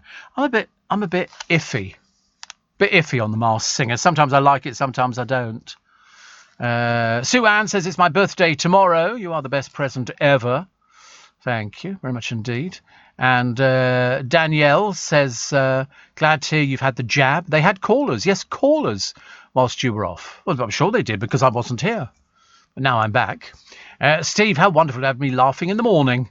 Yvette Fielding, who threatens and challenges so-called ghosts and spirits, not the alcoholic kind, which would help, and then screams the place down if there's a sign, says Jane. Oh, it's just rubbish. It's absolute rubbish. Ben Shepherd is the bookie's favourite to replace Piers. Yes, there's no problem with Ben Shepherd, if you like that kind of thing. I'm sure he can manage it. And then they can put Adil on, or it could be any one of a number of other people, actually. I'm not sure if will Alex Berryford stay where he is? I'm assuming so. Is he in the frame as well? Wow. That would be a hop, skip and a jump. Definitely. Margaret says the voice is clear and good. La la la la la la la. Jackie says you're back. Thank God. So lovely to hear your voice again. You were very much missed. Well, absolutely. You are absolutely right on that one, which is very nice indeed. Thank you very much indeed. I like the idea. Mind you, that the rate it's going, somebody says lots of good vibes. You're improving, lots of good vibes. I like a good vibe. Because you can tell, can't you, if you listen to somebody, if they're sort of enjoying themselves or if they're not enjoying themselves. Sarah Harding, her cancer fight. This is extracts from her book out on Thursday called Hear Me. She says, if there's a chance, I've only got 6 months, then I've got 6 months. I'd really like to see all my friends all together one last time. Lots of people do things like that. Lots of people do that. She said, I'm grateful to wake each day and live my best life. Well, there you go. That's what you have to do. You can't. What else can you do? You can't sit around moping. You can't sit around moping. Listen, if a glass of wine gets you through it, go for a glass of wine. Go for 2 glasses of wine if you feel like it. Much, much better. William is raging at Harry. He's so angry with him. We're just so angry. But this Oprah interview threatens the memorial to Diana. Yes. They are as far apart as possible. The relationship is rock bottom. It might get back together again. Might do, I don't know. Child killer Ian Huntley has had the COVID jab. I've got no idea why. He's 47. He got the first dose, whilst many people are still awaiting it. Somebody says if he has an underlying condition, not many people know about it. Most officers have not had anything, and they have to deal with people like Huntley every day. I don't know what he's had it for. I really don't. But a government spokesman said of his jab, prisoners are being vaccinated in line with the priority groups set out with the Independent Joint Committee on Vaccination. So murderers move up the list, do they? I'm obviously missing out on this one. Definitely. Also, people jumped at the chance. Do you know, I went shopping the other day. I was going to go on Saturday. And I thought I'd go to Marks and Spencer's. I'll go to Kew Village, Marks and Spencer's. So I drove down there, parked, walked across to the store, bought myself some pants, and then I thought I'll just push my trolley through into the food hall bit. No, you had to go outside and go all the way round. When I got outside, there must have been about 70 people queuing. I thought, sod that for soldiers. I'm not queuing to go into a Marks and Spencer. What is it on Saturday? Everybody wants to queue to go there. It's ridiculous, definitely. 84850 steve at lbc.co.uk. Phil's in Ontario in Canada. Nice to hear. Well, you're starved of decent radio. Starved of decent radio. Faye Brooks says, I'm sore, scratched and bruised, plus I've got paw marks all down my leg. We've seen the video, love. Thank you. I don't want to be embarrassing about this, but to be honest with you, you know, if your boyfriend films you doing things, then you've only got yourself to blame. She's 33. She used to go out with Gareth Gates, and as I say, they're the ones who feature on the internet, which is lovely. Also, Murray Walker, voice 9. Migrants smuggled to work on drug farms. Gang boss gets 11 years. That's good news. Bit of a happy one there. And fans of RuPaul's Drag Race were left baffled last week when a coveted role of celebrity guest judge was taken by a mannequin. You know why? Rita Ora failed to turn up. How rude, how offensive, how amateurish. Somebody said everybody was anticipating her arrival before. But anyway, she never showed up, so that doesn't make any difference at all, does it? Plus, Petite Mabel proved a big hit with Tim Chadwick. Who? I don't even know who these people are. But I love reading about them. Binky Felsted hopes her daughter India, who is 3, dresses up in her new baby brother in girls' clothes when the tot arrives this summer. Binky Felsted. Oh, you have to laugh, don't you, really? But no, she really is called Binky Felsted. Also, the cafe owned by Fatboy Slim has appealed to catch a group of vandals. CCTV footage shows the louts breaking into nearby public toilets, which were left trashed, tiles broken and a booth set on fire. Oh. But it's not very nice, is it? You do get people like that. I personally think a tank full of piranhas seemed to work quite well as some sort of a deterrent. Paul Gascoigne missed the birth of his first grandchild whilst taking part in Italy's version of I'm a Celebrity. Can you imagine what they're going to make of him, can't you? I don't know. I don't care. Okay, Italy's I'm a Celebrity, I ask you. Also, Duchess of Cambridge, Domino's Pizza. Caitlin Brennan lives off beige foods. So that means quiche, pasta, rice, chicken nuggets, skinless sausages. Should have eaten like that for 24 years. Wow. Interesting. So it's Caitlin Brennan. I don't know who Caitlin Brennan is, but she just eats beige. Also, it's hot cross bun time at the moment. Just be careful. They're very, very fattening. Okay, they are unbelievably fattening. It's, well, not even butter, even just eating them raw. They're really bad. I mean, there's one here, Marks & Spencer's Marmite cheese, 187 calories. Asda's, 231 calories. Tesco's, 201. Asda, 196. 217 for Waitrose chocolate and orange. M&S extremely chocolatey, 214. 200 in Sainsbury's Taste the Difference. Tesco's finest strawberry and Belgian white chocolate, 196, and Waitrose Heston Mocha coffee, 263 calories. I only pass it on. Yeah, only pass it on. I quite like the rhubarb and custard one. That sounds a bit fun. Sounds a bit... I bet it didn't taste like that anyway. Okay, we've got the news at 6 coming up with Philip Chrysikos. I'll be back with you in 3 minutes.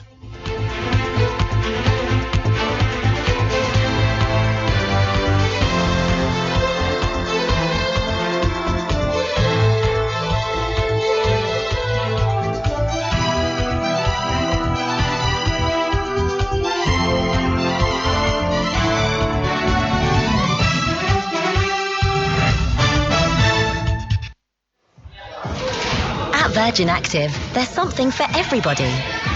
Whether you like to work up a sweat in a strength and conditioning class, or tone your limbs in Pilates and then head to the spa, we can help you find your thing. From swimming to boxing to gentle jacuzzi bubbling. Whatever gets you moving, it all counts at Virgin Active. Join now and get your first month free. T's and C's apply. Offer ends October 31st. This is LBC from Global, leading Britain's conversation with Steve Allen.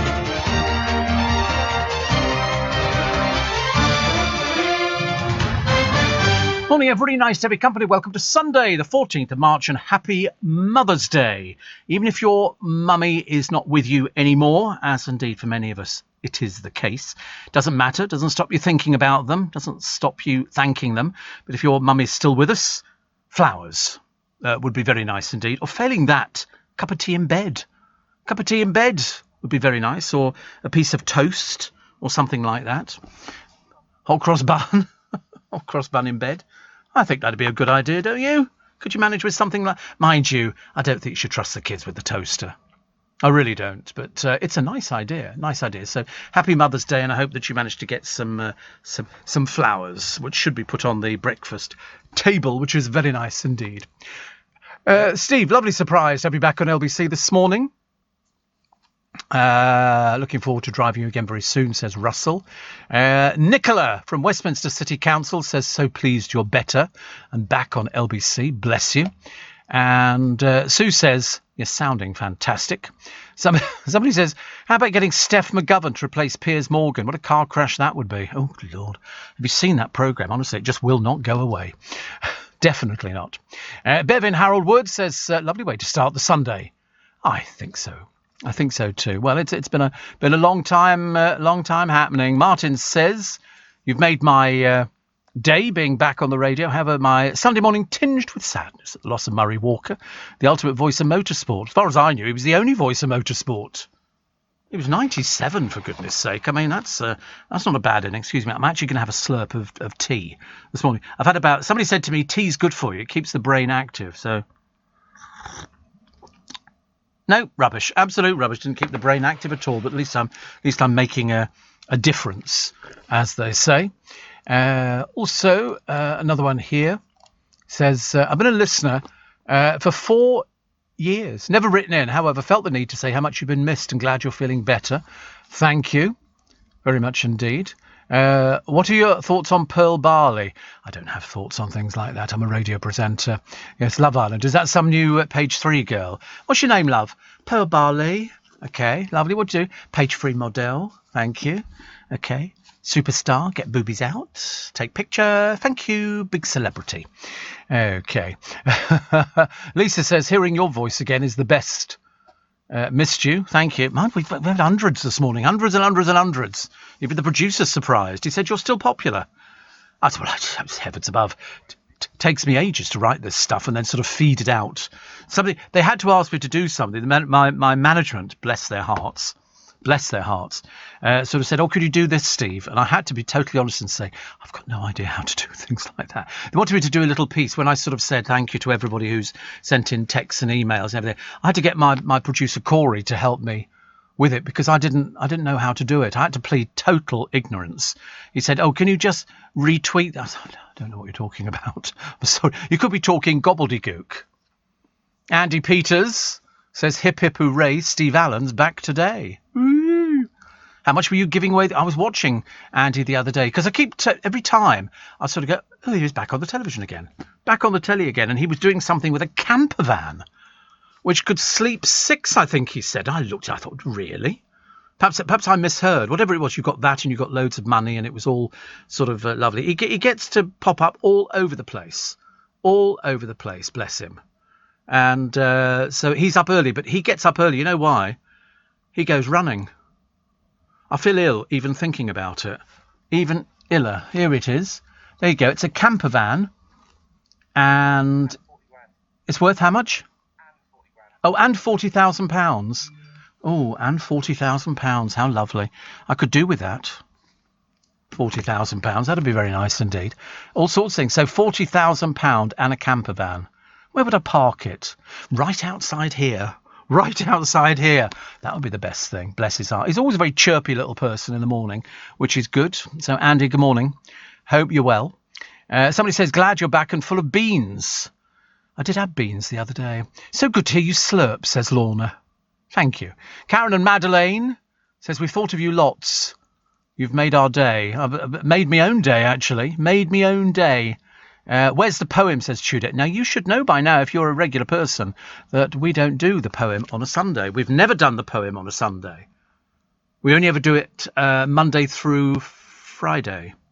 I have to think when I do it, actually. It's been such a long time. So when am I? Who am I? What am I doing here? Oh, goodness me, honestly. So we're not eating hot cross buns. They're not expensive. They're very cheap, but they're also very filling and very fattening. And you won't be a slim person if you eat them. Also, what have we got here? A lorry driver's reported seeing a wolf crossing a motorway. Well, it could be anything, couldn't it, really? It might not be a wolf. You know what lorry drivers are like. And they say it could be linked to paw prints left in the snow in the area. Yeah, but he says it was a light grey wolf. Well, I'm assuming there are wolves in this country. I mean, I'm not saying they're going to be crossing motorways anytime soon. That would be a bit ridiculous. Chris says, I thought you'd be back this morning, Steve. I dozed on the settee in case I missed you at 4. Woo! And Peter says, my Sunday's made up. Steve's voice gently raising the nation from its slumbers. Oh, we quite like the idea of raising the nation from its sleep. I've come to the conclusion that I think you've got to cram as many hours into your day as you can possibly do it. I mean, I will go home this morning and I will have a little lie down and for about an hour or something like that. That'd be quite nice. And Dan says, good morning, Steve. Good to hear you back on the airwaves. Hope you're well on the road to a full recovery. Yeah, we've got another hurdle to jump through. It's another few hoops. And then I think but listen, if we're functioning like this other thing should be an absolute doddle. So my Chris and his gorgeous wife and my gorgeous godchildren have sent me a little thing with it's like one of those I think they're called emojis, aren't they? And this is one with somebody sort of blowing a like that, a little party hat on. Yeah, and a heart thing as well. He never could spell. And so we're up and about. But I decided not to tell too many people. Oh, there's loads of emojis. Which one is it? Yeah, no, the heart one, but the one which has got the little hat on and blowing the trumpet kind of thing. You know, like a party popper, we called them. Oh, blimey, there's hundreds. I didn't realise how many there were. Oh, no, don't. I don't want to see any more, thank you very much indeed. God. Steve, thank goodness you're back. I'm driving to work on Mother's Day. My day is vastly improved. Although through the last year I've driven into work at 5 a.m. every day listening to you. Brilliant start to the day. Merci bien. Thank you. Steve, you juggling between keeping your trousers up whilst gripping your M&S wire basket gives me an image of you as a clown. Juggling M&S ready meals and miniature bottles of Prosecco. I've not had, Nick, any Prosecco. That's the one. That's the one there. That's the same emoji. How clever is that? Oh well. I'm not very good with emojis. I'm not very good, but I certainly am not drinking Prosecco. I'm not remotely interested. I've seriously gone right off drink. Well, since I became ill, I've not touched a drop, which is it's good, isn't it? Which is good. Steve, wishing you well. Lee in Portsmouth says glad to hear Steve Allen back in the morning, and Paul in Lincolnshire said the best things happened and made my year. Made my year too. Made everybody's year, I think. People sort of saying, are you all right? People phoning. You've not phoned. You've not responded to them. I haven't had the energy. I've said that before. I mean, I really haven't. I've sort of, a little bit like that.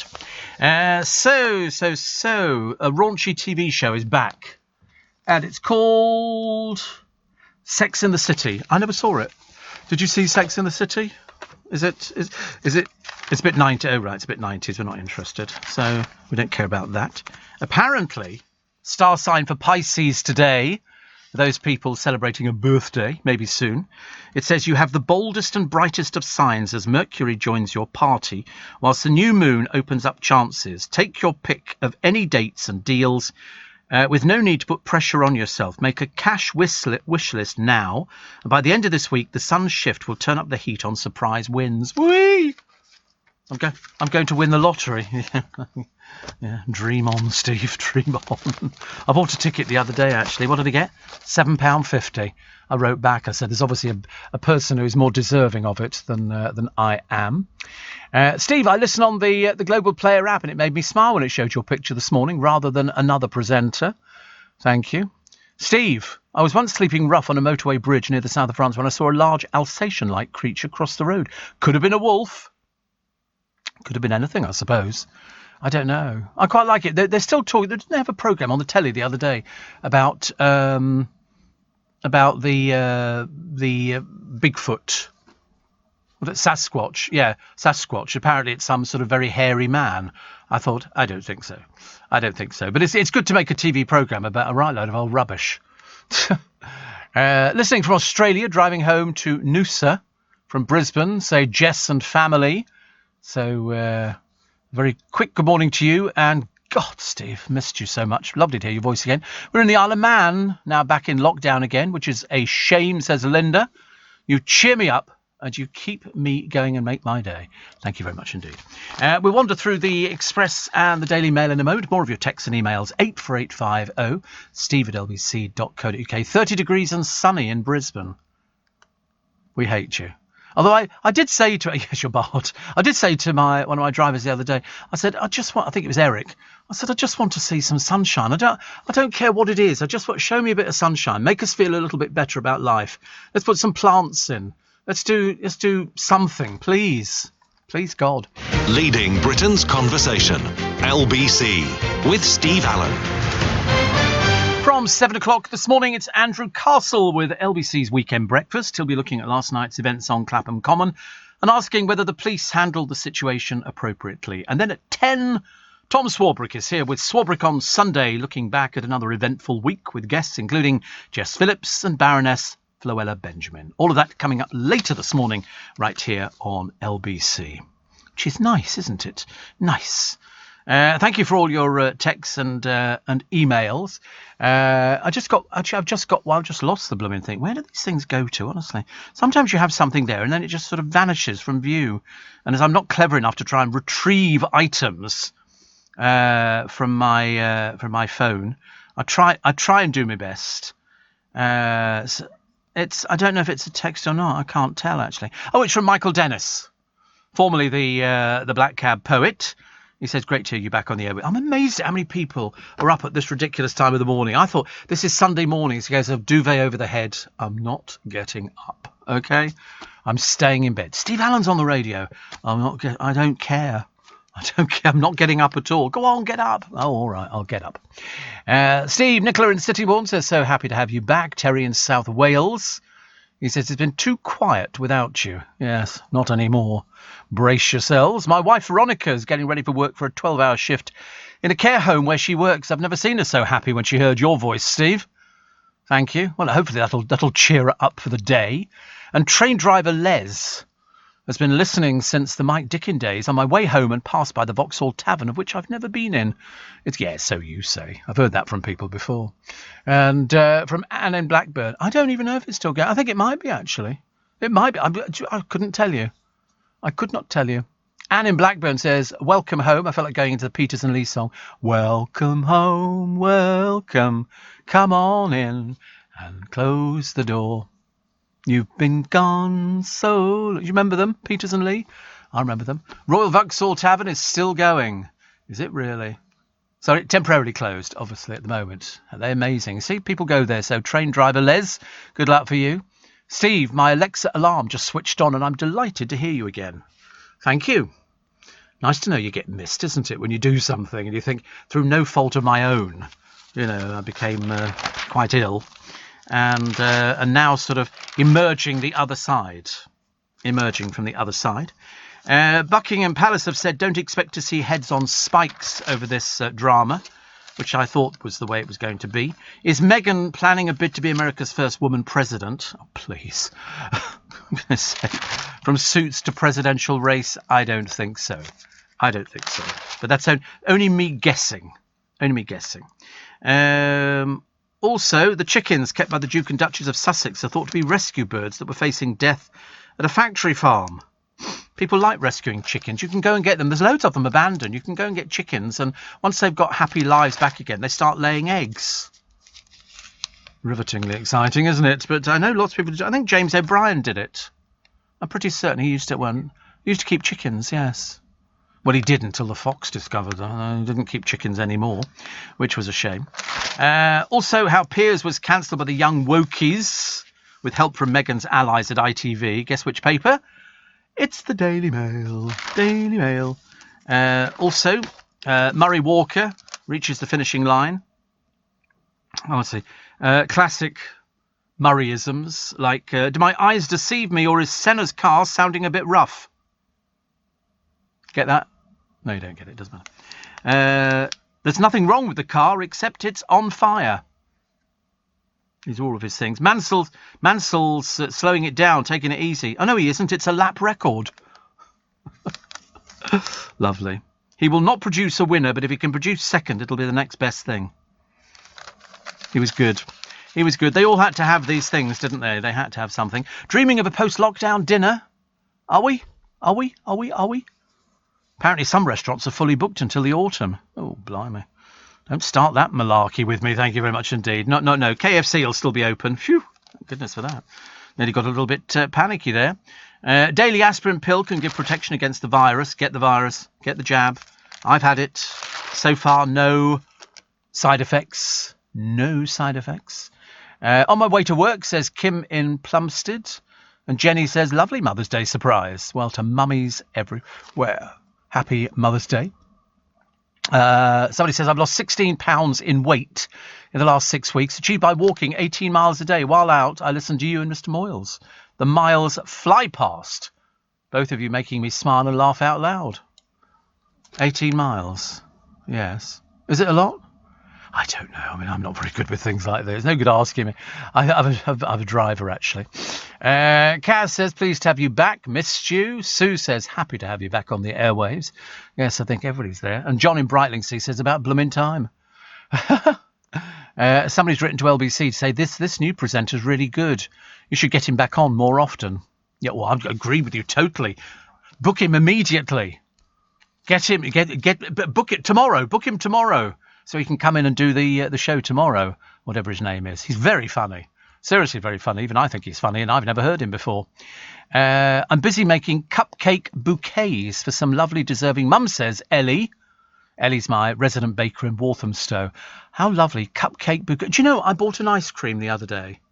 I'm telling you about this because I had a craving. I get them occasionally at my age. It doesn't last. And there's an ice cream shop in Richmond. In fact, there's quite a number. A friend of mine owns one, which is very, very good. They make it all on the premises. This other one, I went in there and I was the only one there. And you know when you sort of see someone, you think, I just want this ice cream. I don't care what it costs. And it was £5 for an ice cream. And so it was in a cone. So he said, would you small, medium or large? I was like, medium. And he said, okay, which one? I said, just chocolate. He said, anything else? I said, no, just chocolate. Well, this took forever. Forever. I thought we just take out, put it in the coat. Oh, no.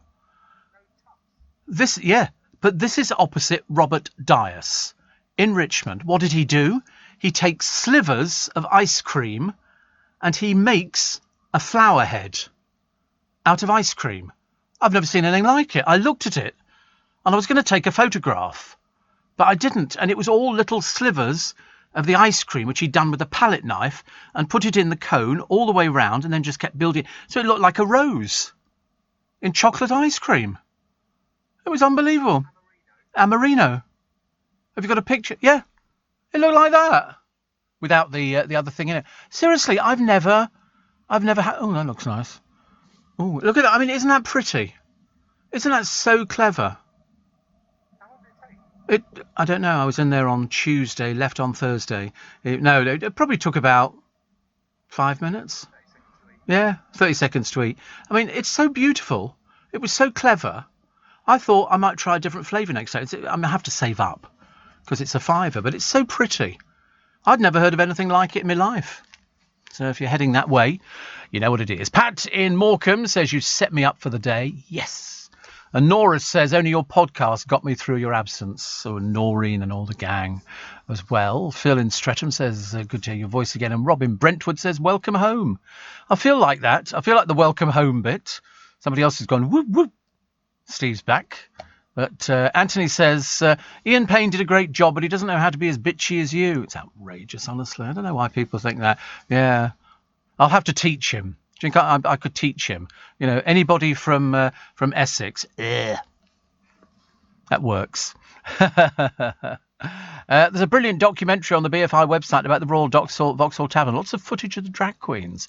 Oh, now you're telling me. Ben's in Brighton. God, I bet it's cold down there today. Oh, I bet it's cold down there in Brighton. And Simon in Essex says, Charlotte and I have missed your acid tongue and celebrity insight. Welcome back and stay well. Well, actually, I can tell you that Primrose Hill is getting a bit squidgy with celebrities now. The latest one is Taylor Swift has moved in. They're all round there, actually. Well, I mean, I'm not, so it's not really particularly celebrity, is it? It's masquerading as celebrity. It's not Twickenham. No, it's absolutely not Twickenham. Nor do I think it ever could be. Also, Sarah Vine's column today. She says, US Vogue, whose editor-in-chief is Anna Wintour, this week absurdly accused me of racism for the use of the word niggling in a headline. Do you know in a headline? You know when you get niggling headache? It's not a proper headache. It's annoying. But anyway, sorry. Yeah, something's niggling at you. Yeah, a little bit of worry. My accuser compounded this smear by dismissing me as the wife of. My son was furious. Oh, Anna Wintour, poor old Anna. Honestly. So, are you wearing dark glasses, dear? Yes, of course you are. For what reason? Rich, my friend, says, I'm ready. Are you? I did that hours ago, honestly. I did that at 4 o'clock this morning. I'm ready. Are you? Been on for 2.5 hours. Steve, where was that lorry driver? Hard being a cowboy in Rochdale. People laugh when I ride by on our Alsatian dog.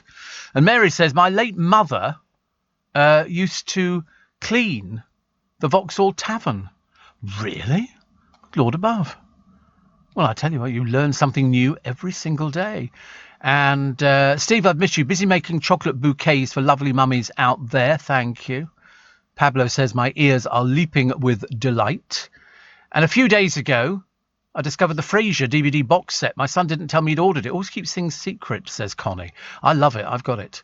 And Paul says, I often go to Amarino when I'm back in London. Try the cherry ice cream. Well, I just thought it was so clever when it was made into a flower. I mean, seriously, have a check out online. It's good. Very good. Ray in Cobham, good morning. Alfred in Wimbledon. Simon in Elstree. And what else have I got? Oh, gosh, loads more. I'll get round to them. Very, very quickly. Charlotte Griffiths, talking of the town, talking about the name Fuchsia Summer. Fuchsia Summer. This is the daughter of pop star Sting and ex-wife Frances Tomelty. What a lovely name, Fuchsia Sumner. Oh, of course, Sumner, because he's Gordon Sumner, isn't he? I've got it wrong, but doesn't matter, which is good. Also, I'm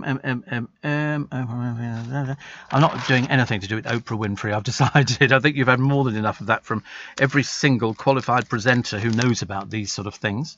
Plus, women who use L'Oreal treatment backed by Holly Willoughby said it made them go ginger, not blonde. You have nothing to make with ginger, but you have to check very carefully because hair goes through different colours before it gets to the colour that you want. And many's the time. You can always tell somebody who's done their own hair dye job because they've got ginger hair, because they haven't left it on long enough. You have to do it properly. Okay? But I just thought I'd tell you that now. Not that I've got any hair to dye, but, that's the kind of thing it is. Also, Margaret herself revealed, Princess, not the Queen, blocked the marriage to RAF hero Townsend. Funny that, she never went to his funeral. But Princess Margaret, no, she when she broke off her engagement to him, he was, like most people in the royal family, they just get rid of them. They don't... They never care about them in the way that other people care about people, which is a shame. Steve Allen, tweet at LBC. Oh, thank God it's Sunday. I seriously thought that at the very beginning when I woke up yesterday evening. I sort of looked at myself in the bathroom mirror and immediately dimmed the lights down. I always look at myself in the mirror and go, I don't know, because everybody says I've lost weight, but you notice weight loss in somebody's face. And because I've not been eating what I would normally be eating, I mean, I did have the one morning, or the one evening actually, I climbed into bed because I was in a lot of pain. And I climbed into bed and I thought, I'll try and go to sleep. I'll try and get some sleep. At 7 o'clock, I woke up, wide awake with a craving for KFC. I mean, seriously, even in the evening. And I remember thinking, Oh, just eat KFC. So what did I do? I got dressed and I went to KFC. I know you can get it bought. I don't like that being bought to you. I don't know the people. I'd rather go and collect it myself. Thank you. I don't know. I don't want somebody touching my chicken. And so I bought it. I took it home and I ate it. And then I climbed back into bed again. Odd. I just had a bucket. I had a lot of a bucket. Family bucket. A family bucket if you've never eaten for about 6 years. I mean, it was delicious. But then I don't want it, for some time now. But I did have it at the time then. And I had a craving driving in for a pizza. I'm seriously thinking I'm pregnant. I'm getting quite frightened by the whole thing. I mean, they have to keep sort of checking my stomach and doing all bits and pieces. And but the one thing I did get myself off were these painkillers.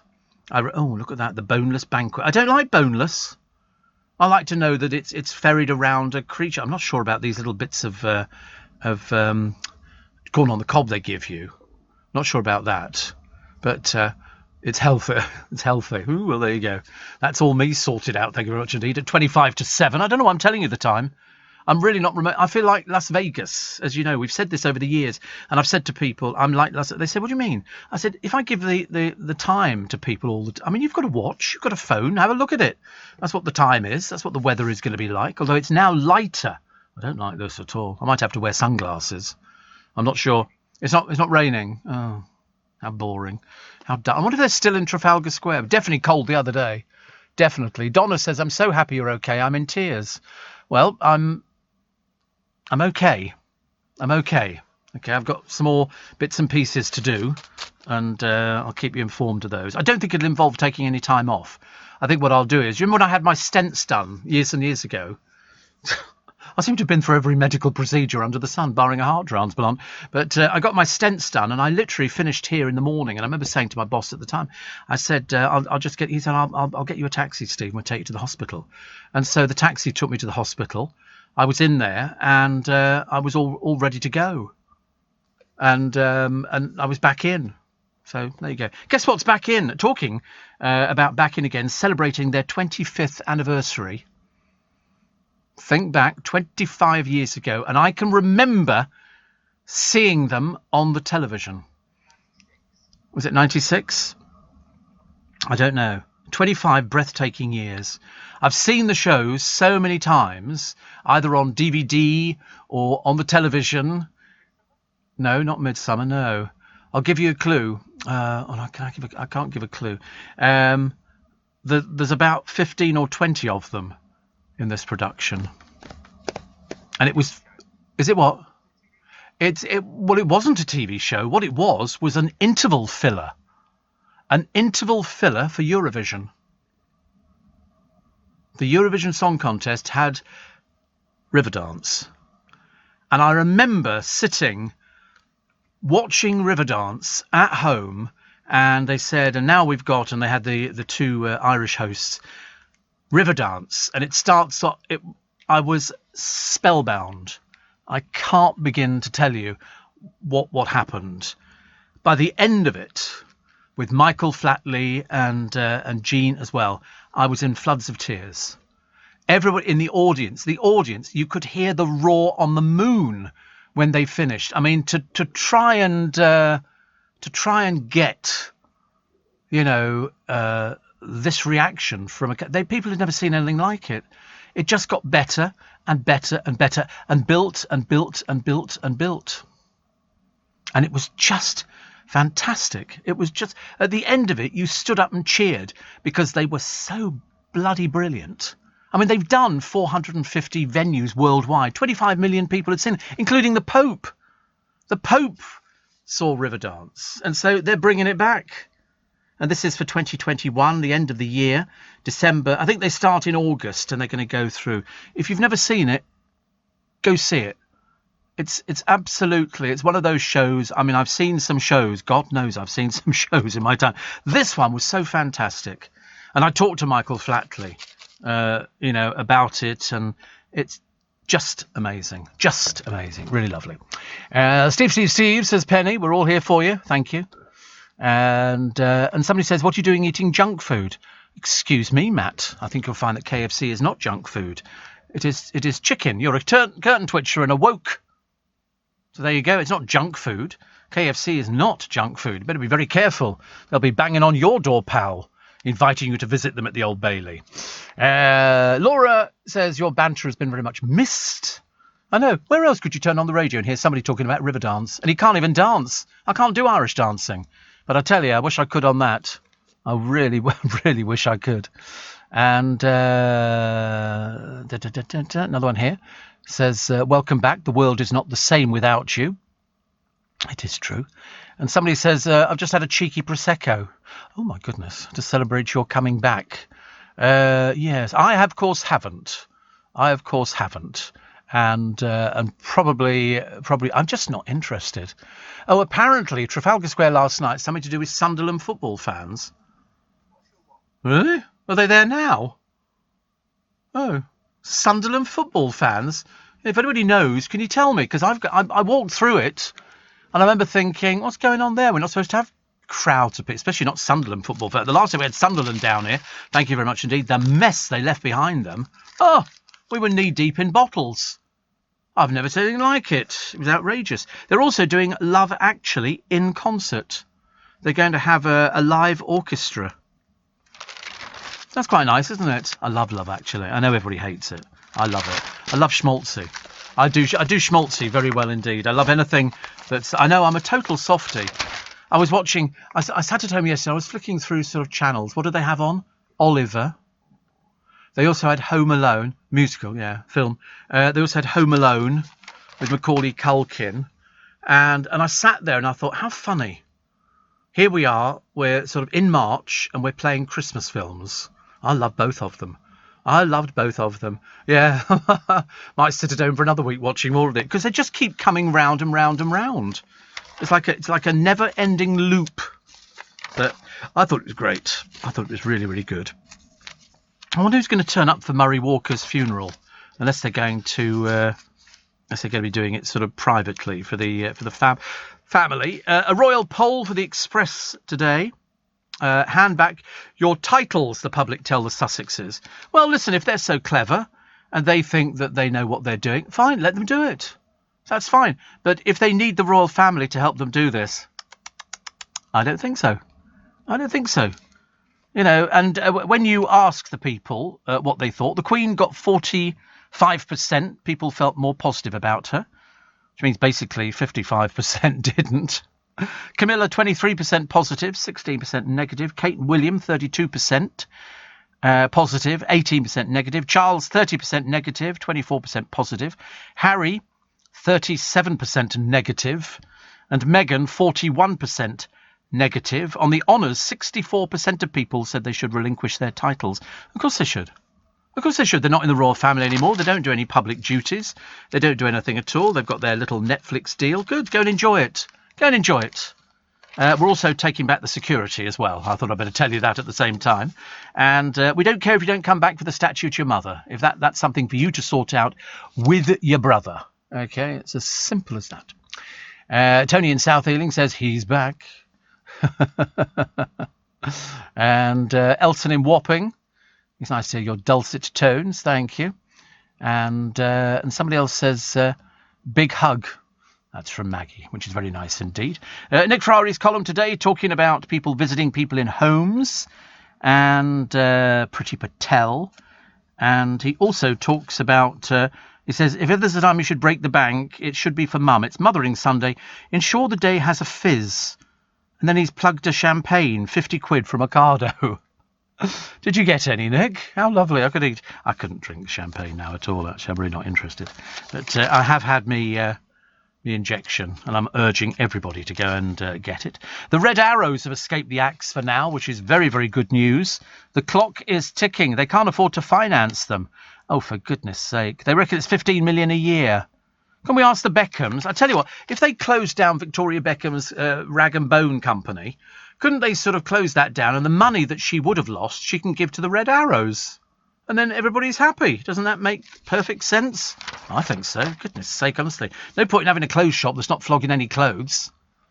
Apparently, Sunderland are in EFL final against Tranmere. Is that Tranmere Rovers? at Wembley today. No fans allowed in, though.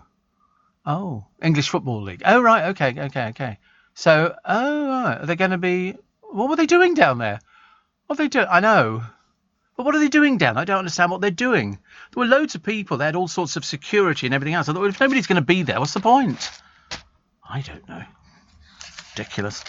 Good fortune blows in for the Crown Estate. They're making more money than ever, which is good news. So we like that. We like the Crown Estate. I don't have any problem with people like that.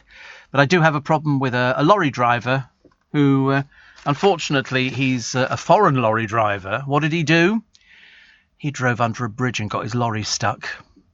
He's one of those complete and utter bozos. Even though there was a warning, a Polish registered articulated truck got stuck under the bridge.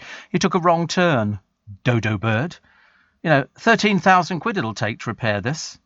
Last year, the Ely Bridge was hit 19 times. I mean, honestly, couldn't you just look at it, Popsikins, and just sort of see that, you're going to get your lorry stuck under there? I think you should have to pay for it. In fact, I'm decidedly serious about the fact you should have to pay for it. Why should we have to pay for it? Leading Britain's conversation. LBC with Steve Allen. Morning. No, I am not a hologram. I am a real person, which is nice. And another one here. This is from Mark, my former producer, and he sent it in to me. It's from Laura in Lisbon. He says, welcome back. Hope you're feeling better. Yes, as well as I can be. As I say, I've got another little procedure to do, or it could be a big procedure, depending on where it goes to. But I'm sure it'll be fine. I'm sure it will be fine. But thank you this morning definitely for all of your texts and emails. And Daryl says, Steve Allen show is an honorary rat. You might have to explain that, Jordan. he obviously some people, I didn't realise actually, but when you answer or you open up an email and you read it, the person who sent it to you can see that you've opened it up. On some of mine you can. So of course my friend Jordan immediately tried to FaceTime me. I didn't have the energy. Otherwise I'd have done it. So maybe at some point this week you can turn it off, can you? Oh, good. Steve, glad you're on the mend, says Karen. First time school of motoring. Oh, I remember that. That's it. That's what I've missed. Popsikins, says Kath. I found myself saying it a couple of times while you were gone, but it doesn't sound the same as when you say it. Yes, Popsikins. It's good, isn't it, really? Steve, without a doubt, your voice has got stronger throughout the morning. I told you, I did say to my boss, I did say you must phone me later on today, not too early. This afternoon would be good, and just say, did it sound okay? Did I sound as though I was awake and I wasn't? Because there was some doubt as to whether or not we'd actually make it through to the end of the programme. We had all sorts of things in place, like a brass band and mariachi band and things like that, and we didn't need it. Everybody was in. Clive Bull was hanging around. Nick Ferrari was on standby and all that kind of stuff. Dawn Neeson up early this morning. Bless her. I should have mentioned her earlier on, actually. These people are up so early. I can't believe how early people are up. I think I might go bird watching later on. On second thoughts, maybe not.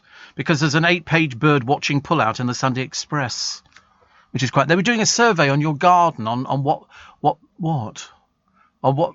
Oh, right. On what birds you attract to your garden. In my case, none. Because I don't put anything out for them. And we had a heron that ate all the fish. So we had to take the pond away. Don't want to watch that again, thank you very much indeed. Poor fish, honestly. Poor fish. And so glad you're back, Steve. Wendy, Holly Wreath friend, Wendy. Thank you. Do you know, honestly, I can't wait for Christmas. I can't wait for it. I really can't. It's ridiculous. Getting back in the groove, Steve. Getting back in the groove. I like that idea. I like that. Sam in Derby says, please look after yourself. Always. My health is paramount, as they say. So I think we covered everything this morning. The new law to make school uniforms more affordable. As I say, I've never found them so cheap. Terry Lubbock, Stuart Lubbock's father, has hired a top lawyer. He's determined to get some sort of closure on the death of his son, as you can well imagine. Also, 286 days to Christmas. Hello. Happy Christmas. Linda Lusardi wants a telly comeback. I don't want to watch another feeble, dreary celebrity baking show. Thank you very much indeed. I'm bored with it. Especially as most of these people aren't even celebrities. We don't even know who they are. It's the same blooming people. John Turode has turned down big money for Strictly. Don't do it, John. Don't do it. It's not his sort of thing, actually. And custard and rice pudding taken off a prison menu because they're too sloppy. Too sloppy. I love custard. I love custard. I mean, I can't make it. Well, I probably could if I push myself. But I mean, you can go and buy it now. It's all ready. Comes in a tin. Devon and rice pudding as well. It's already ready made. You just go into the supermarket, buy it, take it home and start eating it. You don't even need to heat it up, which is lovely. Happy Mother's Day to mums everywhere. I hope that you get some flowers. Also, who's going to present Piers Morgan's slot? It's amazing how many names have been thrown into the ring, and I mean thrown. I, of course, have been throwing them out the other side. Kate, William's wife, joining thousands paying tribute, but was it, as has been suggested by some very unkind people, just a publicity stunt? It's a case of we are concerned about this. Pop the kettle on, mother. The cuppa that boosts brain power. Meghan has demanded to see emails and texts on bullying allegations. Oh, will it never go away? Will it never go away? And also, whilst Harry and Meghan were making little waves, the Duchess of York's latest venture is a flop. You have to watch it. She's as mad as a toothbrush. Seriously, I mean, I don't know who it's supposed to be appealing to, but nobody's watching this thing. Seriously. I mean, nobody is watching it. And it's sort of Sarah Ferguson sitting down there, sort of droning on about it. It's rubbish. It really is. I couldn't get it. Steve, having you back is the best Mother's Day. Which brand of vaccine? AZ. I had AZ, thank you. British. Hello, I am British. I've just heard you mention ponds. I've got a terrible problem because my pond line is leaking. I'm trying to get the passengers off. Oh, right, pond liner. Yeah, do you know they do? You know why? Oh, here she is, Sarah Ferguson. Do you know, she's completely let herself go. I don't know why they bother with this programme. Nobody's watching it. It's just rubbish. I mean, is she 7 or something? Is something the matter with her? I've never seen anything like it. She's sort of stirring things in, then putting food colouring in. Not surprised her and Andrew split up. You can imagine. What do you want to do, Sarah? Want to make a cake. So, I don't know what this thing is. I don't know what she's doing. Just wasting everybody's time by the look of it, because nobody's watching it. Slime balls. And so far, she's had about 300-odd people watching it. Mind you, after this programme, they'll all be watching it and going, what is it? Weather today, sunny intervals, moderate breeze. That'll ruin the hair, can't you? And Monday, 13 degrees cloudy. Tuesday, cloudy, rain. Wednesday, cloudy. Thursday, cloudy. Friday, cloudy. Saturday, sunshine. That'll be nice. On my birthday, it's going to be 11 degrees. Imagine how depressed I'm going to feel, because that's Friday. You will join me on Friday, on Wednesday, won't you? I'd hate to think I was coming in for you not to join me. I would like to think that we can bang the spike back up again. Thank you. Steve, Mr. James O'Brien is a huge supporter of your show on LBC. I know he is. And Jane says, enjoy the Sunday sunshine. Oh, right. Unfortunately, we don't think we've got Sunday sunshine, but yeah, it's a good start. It's a good start. And I'm sure there'll be some around. Nick in Kent says, thank you so much for putting the effort in. It was, listen, my pleasure entirely. My pleasure. And then somebody says, Daryl, I've had so much sleep over the last fortnight that's gone. Thank you for coming back. Thank you. Sorry to ruin your sleep. I've had loads of sleep at the same time, actually, which is very nice. Deep sigh, says Pat. All is well with the world at last. Yes, it is true. And I'm being heard over the South Dakota airwaves, which is lovely. And Victoria in North London says, my body clock wakes me dead on 4 for the spike. Ian Payne is great, but you're the king. Thank you very much indeed. Thank you very much indeed. And thank you for all your texts and cards and messages and just lovely, lovely things. Made an awful lot of difference, actually. It helped. Nothing worse than going away when you're not very well and nobody notices that you've gone. And then you come back and people go, oh, I didn't notice. And you go, no, seriously. Charlie Dimmock's let herself balloon. Yeah, she's doing a programme with, who's she doing? A couple of lads, I think, and it's a garden makeover which is okay. She just does water features, doesn't she? Hundreds of flowers remain on the bandstand this morning following that vigil, and you'll hear that on LBC a little bit later on. And Steve, gluten-free muesli tastes like cardboard. I'm going to get Rice Krispies today. I've decided Rice Krispies is definitely the thing for me. Definitely. I've tried the cornflakes. They weren't that exciting. I kind of lost the will to live, and Rice Krispies make a noise because they go snap, crackle, pop. And it makes me feel as though I'm sort of part of the world, of which I am, and we will be doing it again tomorrow. Whether you want it or not, I will be here tomorrow morning from 4, bright-eyed and bushy-tailed, and hope that you will be the same. Thank you very much indeed for your company today. Very important to know that we're all singing from the same hymn sheet, and we certainly did. However, I need your help one more time. If you download the LBC app or the Global Player, you can listen live to LBC. And so it's this programme, all the other LBC programmes, as well as listening to a huge range of podcasts. I mean, I promise you, there are tons and thousands of, I've got thousands of podcasts, and you can download them and hang on to them for future occasions. Now, at 10 o'clock this morning, it's Tom Swarbrick with Swarbrick on Sunday. As I say, we will do it again tomorrow morning, and we shall be here from 4. So any texts and emails and other little bits and pieces that we didn't get round to today, we'll do tomorrow morning. Because I was here yesterday, in case you missed the programme. We thought if we eased back into it slowly, we would get there.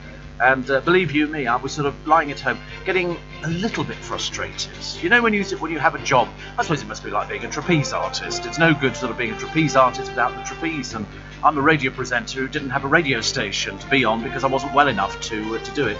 So we're all back, we're all singing, all dancing. We're taking it easy. We're not going completely round the bend. I'm not doing all the glitter and all the showbiz stories, but you'll hear most of them. In fact, actually, I tell a lie. You're going to hear all of them. Why? Because that's what we do on the programme. Plus, we've got our little bit extra podcast, and you can download them all for free. And we take your texts and emails. It's 84850 steve@lbc.co.uk. And so, as I say, it's been, if you didn't catch yesterday's programme, it's been 3 weeks. 3 weeks since I've actually been on radio. I did some of the podcasts the other week, which was just sort of to sort of get me into it, to see whether or not I could manage it. But I know it sounds really odd, and even I thought it sounded peculiar. You forget what you do. I had to try and remind myself the other day, well, how do I pace myself on a programme? And I suddenly realised yesterday that I do it in quarters. So I do the first bit of the programme, then I do the next bit, then we're heading up to 5 o'clock, and then once we got past 5, then we do the travel, and then we're into the last straight. So I'm pacing myself, which is nice. I did see lots of people the other day walking out of supermarkets clutching bunches of daffodils and flowers and everything. They do look pretty, don't they? Flowers all over the place, in the shops and in the windows and by the side of the verges on the motorways, and I think they look quite nice. Do you know a lot of people plant those deliberately? A lot of people, you make up a little packet of a muslin ball with earth in and some seeds, and you throw them out the car window as you're going down the motorway. And this little muslin bag, which has got some nice compost in it and some seeds, by the time the rain and the sunshine, it grows roots and they grow. So that's why when you go down the motorway, you see acres of daffodils and stuff like that. Daffodils reseed. So if you've planted 10 this year, next year you'll have about 20. And so it goes on. And so down the motorway, people have thrown these little... I've known about this for years. They've thrown these little parcels out the window. And then down the motorway, it looks so nice, doesn't it? I've often thought about sort of parking up and going and gathering them, and opening up a small shop on the side of the motorway, buy your daffodils here. But then I thought, no, you can't do stuff like that. What have we got? An old Easter egg we found. 800 quid they're looking for. It's quite an old Easter egg. That's why it's £800. The retail experts warning the pandemic impact on the high street is yet to be felt. And all the people I spoke to a friend of mine earlier on who had his Bill. He had his COVID jab the other day, and he was ill. Isn't that funny? Me, nothing. I had AstraZeneca, which I had on Saturday at 10 o'clock in the morning. And I spoke to Bill, and he said he had his the other day. He said he had a few hours where he felt really ill. And a friend of mine Darren, he'd had it, and he felt sort of as if he had flu symptoms. My neighbour Lynn, she'd had the same thing. She'd had problem. Me, nothing at all. I began to wonder whether or not they'd given it to me. Well, I don't know. I mean, I began to wonder if it's all the tablets that I take anyway, whether it sort of counteracts anything that you might get from it. They had a problem, didn't they, with the vaccine in Italy, where 3 people died of blood clotting. But they do ask you, when you go in to get the vaccine, they do ask if you've been on blood thinners. And if you remember, after I had my stents done, I went on blood thinners, but that was years ago. I was on warfarin. And that's a blood thinner. And in fact, I was on it for over a year, which I probably shouldn't have been, but I was. And so that's the first thing they ask you. Are you on any blood thinners or anything like that? Because obviously it reacts to a blood thinner. And I was happy to say no. I went in there, took my jacket off. She said, I thought I'd be sitting down, a cup of tea and a biscuit. But no, nothing like that at all. Stand here, hold your sleeve up. And it went in. Can't even see it. But there's no bruising. There's no nothing at all. I mean, I don't feel like, I'm bouncing around like a budgie on trill or anything like that. But I mean, I haven't had any sickness or anything. So that's good news. I think it's 50-50. But if you do get ill on it, then it'll only last for a little while. I've got a leaflet later. I'll read you what some of the symptoms could be. But do not let it put you off. Not everybody. Look at me. I mean, I didn't get any symptoms at all. And I look pretty good this morning because I've lost weight. Everybody says, you've lost weight. And so I have. So I think you notice it in people's faces. I remember seeing a friend of mine who had lost an awful lot of weight. And I remember thinking, I looked at some early pictures of me with sort of celebrities and things like that. And I thought, it could always do with losing weight on your face. As I was only saying to the team the other day. And I was sort of thinking, no, be nice about it. I think if you see somebody that you work with who is, let's face it, slightly overweight or Rubenesque, well, then tell them. Or failing that, pop it on a postcard and just say, maybe eat more at the salad bar. I mean, I don't mean to sort of be cruel about the whole thing. But, I'm always happy when people tell me that I put on a bit of weight, because I have put it. Although I haven't during this, I nearly called it a lockdown, but I'm afraid the illness I had was hardly lockdown.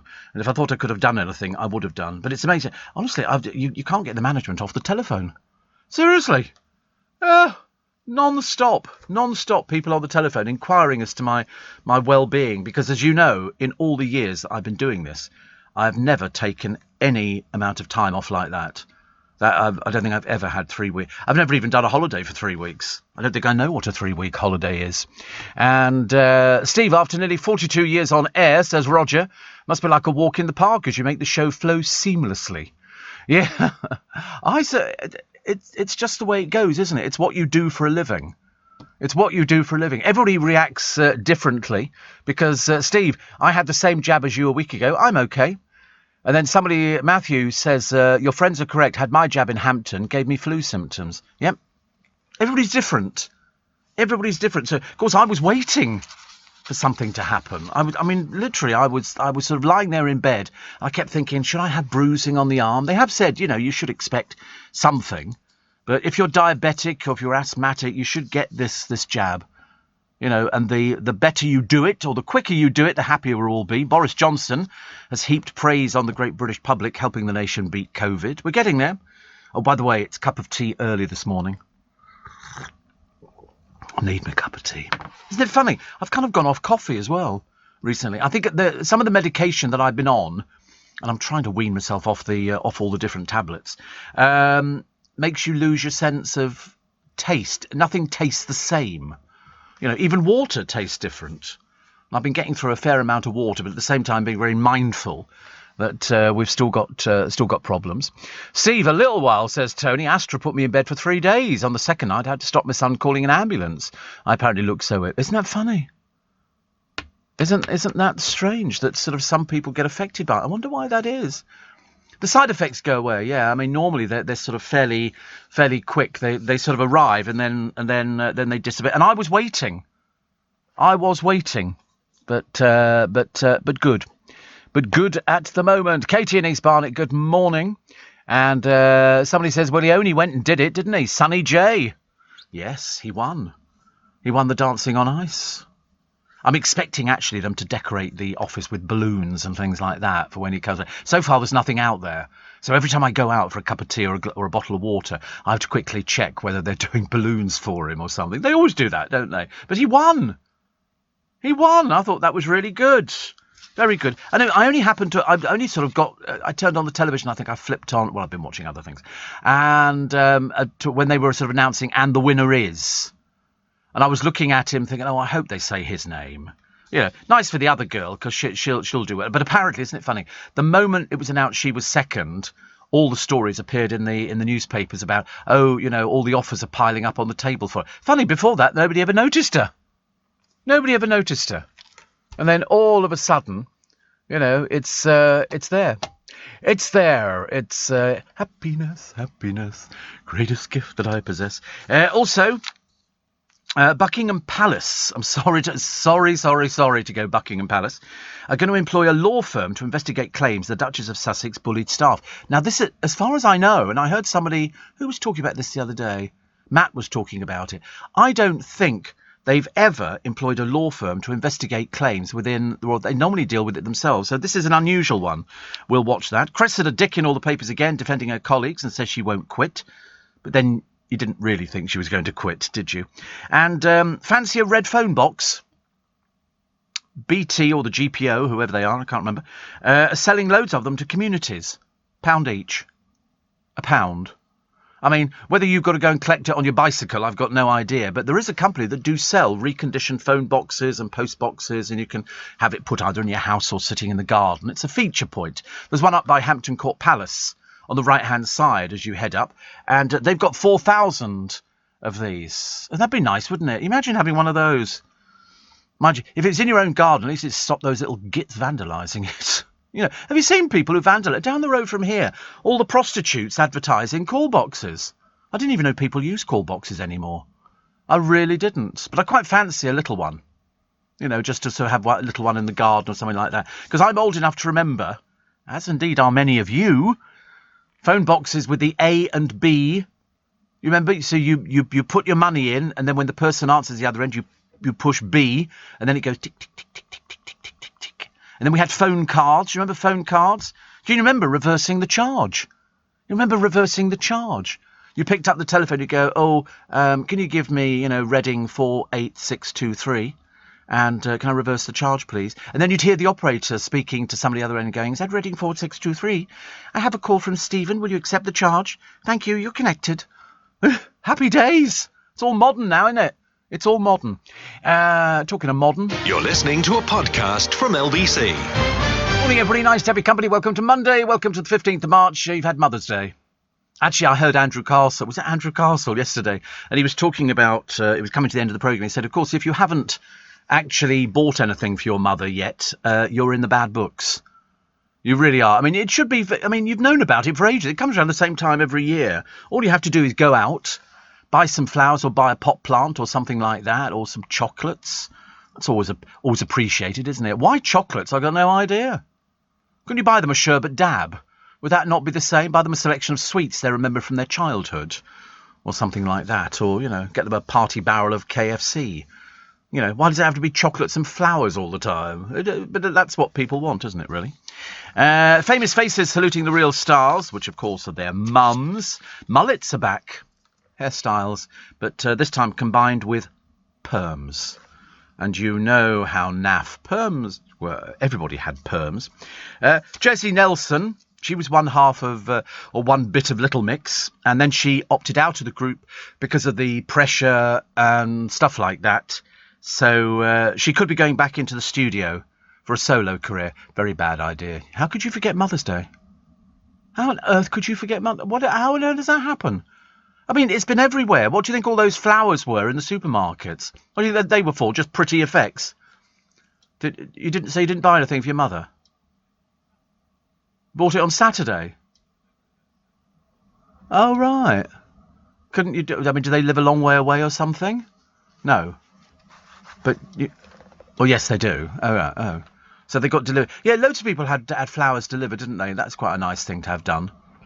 Well, exactly. I mean, a card's good. Or, or sort of, a pot plant that they can kill. Because candle could be quite nice. I mean, I don't know why it has to be flowers and chocolate. I suppose because it's the easy thing to do, isn't it? You go out there in the supermarkets or the florists, and you get them to do a hand-tied bouquet. And they're always very pretty. I've seen some lovely ones. That's why I've got a story running on the Little Bit Extra about Lizzie Cundy. I know, ooh, as we say in the business. And apparently she had some flowers delivered worth 500 quid. Well, you've never seen such a poor collection of whatever it was. I mean, they look dead. And also, I'm intrigued to know who sent them to her. Can't be an admirer. There can't be any of those left. But it's a case of, why would you know about how much they were worth? What do you do? Phone up afterwards and go, excuse me, I've had flowers delivered. How much do they spend? 500 quid. Who's it from? And yet she happily sort of said, oh, they're worth £500. It was such a posed old picture. Who's remotely interested in what flowers Lizzie Cundy gets? I mean, seriously. It's dragging it out a little bit, isn't it? Amanda Holden cooks naked in front of the family. Apparently this is quite normal in the Holden household. And we then did a quick survey in the studio and discovered that only one of us here would be cooking naked, and I wasn't it. I decided you can't cook naked in the kitchen. I just don't think it's right.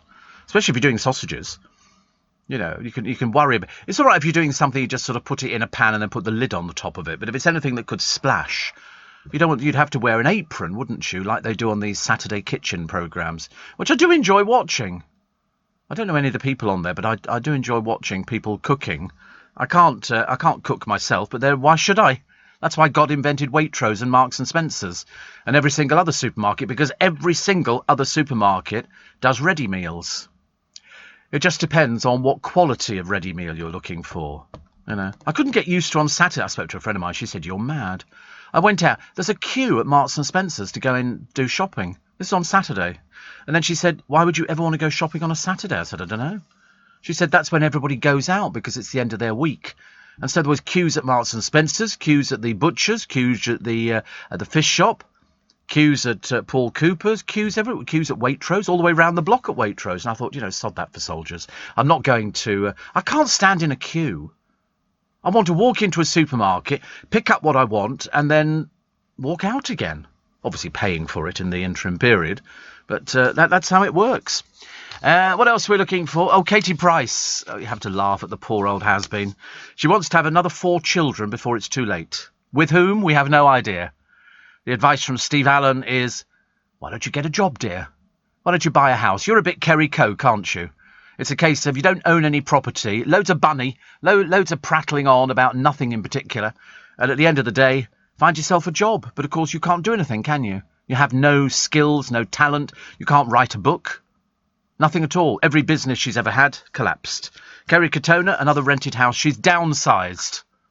That's a case of, this is quite expensive. Let's find something cheaper. Makes it easier, doesn't it? Steve, you have been Mr. Oodles. Thank you. Steve, I have 2 daughters, live miles apart, had their jab Saturday morning. They were both ill yesterday. Same symptoms, cold, nausea, and a lot of pain. Isn't it funny? I've been really good, actually. I've been really, really good. Steve, we had the same public phones down here with the A and B and the phone cards. You hardly see a phone box now. We've got a few in Twickenham. We've actually got a few phone boxes. And for some reason, people want to go and vandalise them. Stupid people, people of limited intelligence. The sort of people who they don't possess anything, they don't have anything. They just don't want anybody else to have it either. So they have to go around vandalising things. Ridiculous. Kevin the Milkman says, I remember when telephone boxes had directories. Me too. How many was it? 3 or 4? Probably 4. And you flipped the thing over. And then they invented directory inquiries. Hello, directory inquiries. You'd go, I'm looking for the telephone number of LBC. Oh, right, I've got the number straight away. Is it Steve Allen you're trying to contact? Very easy, this one. It's 84850, steve@lbc.co.uk. You're very welcome. Thank you. Goodbye. They were very good. We used to like all the people there. And did they ask what arm you have your jab in, says John? Yes, they do. So in other words, I'm right-handed, so they did it in my left arm. Perhaps that's it. Perhaps if they'd done it in my right arm, perhaps I might have been ill. I didn't fancy being ill because I'd only just come back to LBC, so I don't want to be not too well in the process. But no, it worked fine for me. I'm lucky because all the people I've spoken to have had symptoms. Even my driver this morning, we have a mutual friend, and Bodrelly said had it as well. He said, and he had the symptoms for a few hours. So it's obviously one of those things. Funny, isn't it? I just thank the Lord that I'm very lucky. Steve, have you seen The Crown? Not yet. The boys did buy it for me for Christmas. I'll get round to it probably about November time, I should imagine. And Steve, on behalf of the growing group of Steve lovers on Canada's West Coast, we're thrilled to have you back with us. Do you know, I've all of a sudden started developing a bit of a fan club in Canada. It's a long way to go to do a show, isn't it? And you're starved of good radio, I appreciate. But still very nice. Also, what was the other name? Oh, as popular as a cup of tea. Cafe latte and cappuccinos. I tell you what I do like. If I'm feeling a little bit indulgent, I'll have a medium hot chocolate with cream. I don't do marshmallows, no. I have had marshmallows, the little tiny ones. I don't do the... Yeah, put them on the top. That's quite... I have had it once. But no, I like the squirty cream on the top of it. That's quite nice. That's quite nice. And it's also quite a nice cup of... Do you know, at one time, hot chocolate was so valuable, they locked it away in cases. And people came round to your house, you'd go, we're having hot chocolate. And they'd go, good Lord. It was considered an absolute luxury. So much so that it was so expensive. Ham House, they've got a box, and that's where they kept the chocolate, and it would be made. You know, you pour in the water or the milk or whatever it happens to be. I love it, but not too much. It's very sweet. Very, very sweet. Oh, that reminds me, I've got to book in an eye thing. Also, I spend my life in hospitals. It's getting worse and worse, isn't it, really? Also, Prince Charles has yet to speak to Harry. Don't they talk to each other, this family? Have you ever known a family that don't talk to each other? Goodness sake. And happy birthday to, here we go, this is where the boys know who this is, Mike Love. Happy birthday, Mike Love. You know who he is? Yes, you do. You do know who this person is. He's very famous in the music business.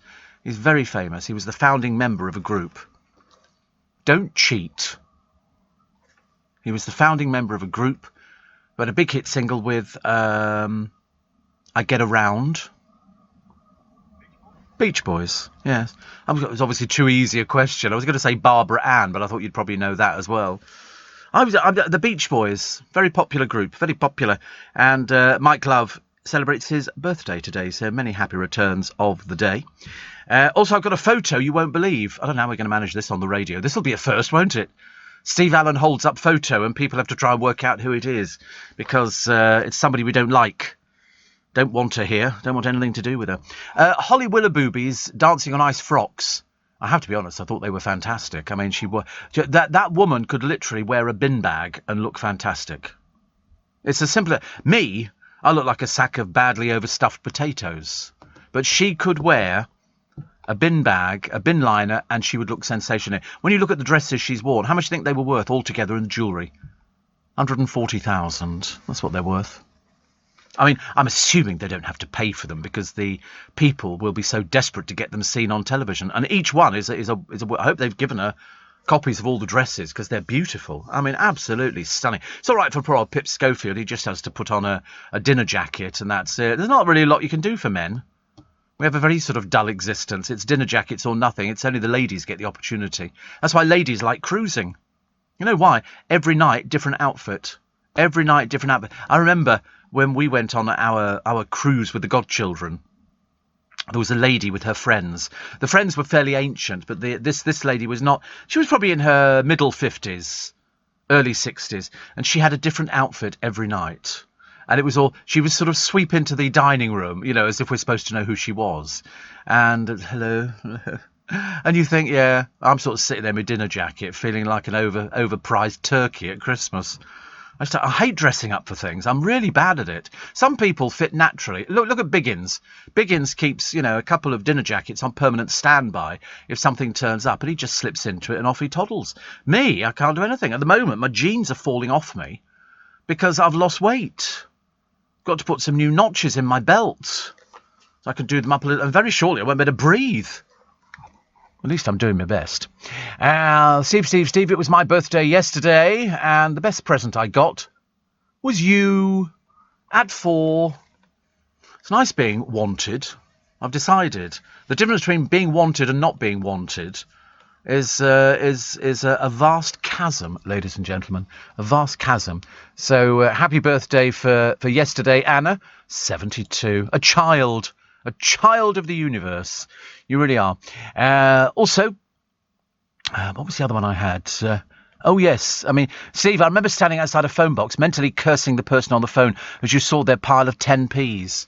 Yeah. Sometimes you don't... I'm sorry, are you going to be much longer? Because nobody had mobile phones. A lot of people didn't have phones at home. You would go to the phone box on the corner. I can't remember what you got for 10p. 3 minutes or something like that. The worst thing was party lines. You ever heard of party lines? No. That was where, if you lived next door to me, we'd have a telephone each on the same line. So if I needed to use the phone, I'd pick it up, and if you were going, I'm on the phone, you'd have to put your phone down and wait till they'd finished. And then you could pick up the phone and use it. Party lines. You could, but they would know that you'd picked up the phone. You could hear the sort of shh kind of noise in the background. But I can remember, and you'd answer the phone with your number. Hello, Reading 4091. You know, you never ever sort of got somebody answering who had the wrong number for you. Reading 2634. Oh, I dialed 4091. No, 2634. Oh, do you know anybody at 4091? That's how it used to be. What we used to do as a prank, you just pick up the phone and dial a number. You'd make a note of the number you dialed, and you'd go, oh, hi, is Mike there? And the person at the other end would go, no, I think you've got the wrong number. Okay, thank you. Leave it 5 minutes. Hi, is Mike there? No, I think you've got the wrong number. Thank you. Then you get a friend to phone up. Hi, is Mike there? You do this throughout the entire day. And at the end of the day, you phone up and you go, hi, Mike here. Any messages for me? If you do that, you'll be in deep, deep trouble. So please don't. Please don't. To keep my business ahead of the game, I knew I needed some fresh ideas, and fast. That's why I decided to host a young person on a T-level industry placement. My student has already brought loads of new skills into the workplace. Plus, we're getting first pick of new talent coming into our area of business on a local level. It's been a total win-win. Go next level with T-levels. Search Skills Revolution. You're listening to a podcast from LBC. I don't believe what the producer did. He just said to me, oh, Steve, I'm going to show you a picture later, he said, of the light I bought for my mother. I said, oh, thinking that's a bit unusual for Mother's Day. So I said, oh, well, she's still working on candles at home or something. I quite like that idea of candles. Oh, you're back again without the water. Oh, you're going now? We need your card. Oh, right. Oh, mask. Why do you need your mask on? You're going upstairs. Oh, to bring in to me. Oh, right. Oh, I see what you mean. So exciting, honestly. Unfortunately, I've got no idea what anybody looks like on this programme after 3 weeks. They all look like strangers, which is okay. Oh, do I not get a can of water? Do you want a can? Do you? Yeah, the cans. Still or sparkling? Still. Two still. Can't believe you brought in a cup of water. We brought a cup of water over for. Yeah, no, two cans of still. Bless your heart. Thank you. He's brought in a cup of water. I've got no idea. He obviously doesn't recognise the star quality. You've only got to open the door here and the radiance from the diamonds and the showbiz smile, I mean, just absolutely captivates the entire... And I get a cup of water. I thought that's very sweet. You know, it's a cup of water. First person who's ever done that to me. He'll not be working again. Other stories in the papers today. The £115 million lottery winner. She's marvellous. They've given away, her and her husband, 60 million quid already. Because they've worked on the assumption that they've got 115 million pounds. So they've still got, 60 million away from that one, 40 million. They've still got 55, bless you, thank you. Thank you. They've still got 55 million quid. If you can't survive on 55 million quid, there's something the matter with you. And she still watches the pennies. What they do is she does the same as me. Only she does it slightly different. She puts all her change in a big whiskey bottle, then empties it out at the end of the month and give the money to charity. Which is good. I, of course, save all the money in a jug in the bathroom, a plastic Pyrex jug, and then take it to a Coinstar machine. Very shortly I'm going to take it to a Metro bank. I think you can do it in my bank as well. And then you pour it in there, and then it tells you what the money is, and then puts it straight into your account. I like them counting out the money to me. I like that little bit. That's the bit that makes me happy. When they sort of count out the money, they go, oh, you saved your pennies. I went, too bloomin' right. Too bloomin' right I have. Another one here. And another one. This one says, "I feel left out. Everybody's having their vaccine," says Shane. Oh, don't worry. You'll get them eventually. You'll get them. Maz says, "We missed you. I'm relieved the £5 ransom was paid for your release." I know. So fun. I'll tell you, I didn't really have the energy. I wished I did have. Did you manage to binge watch anything on DVD? No, I didn't. I should have watched The Crown, actually. Now I think back, I know. Fool to myself. But I'll make the effort over this next week. I've got to do a few little bits and pieces. I'm sure it's very good. Harry's in trouble again. They've done an interview on CBS, and CBS, if you remember, was the channel that printed the pictures of Diana's crash. Nobody else has ever done those pictures, and I don't really want to see them. Thank you very much indeed. Why they go with sort of a channel and a broadcaster who prints things like that, I don't know. I don't understand it. I just remember I'd been on air that night. No, I hadn't. I'd been out. And we didn't know what had gone on. We went to pick up the papers, Dale and I. We used to go to Earl's Court, pick up the papers from the newsagent there, who was open early hours of the morning, and he said the paper's not in yet. He said something's happened. So we bought the papers that were available, which wasn't very many. Driving home, then the news came through, and I heard it first on LBC, that Diana had been involved in a car crash.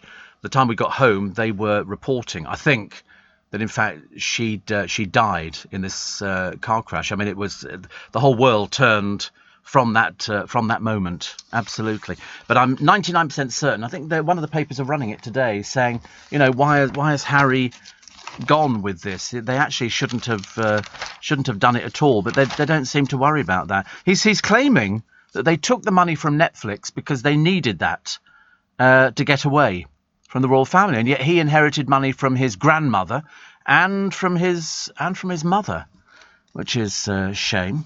What's this a picture of? It's a picture of drinkers may have to wait weeks to get into their favourite boozers.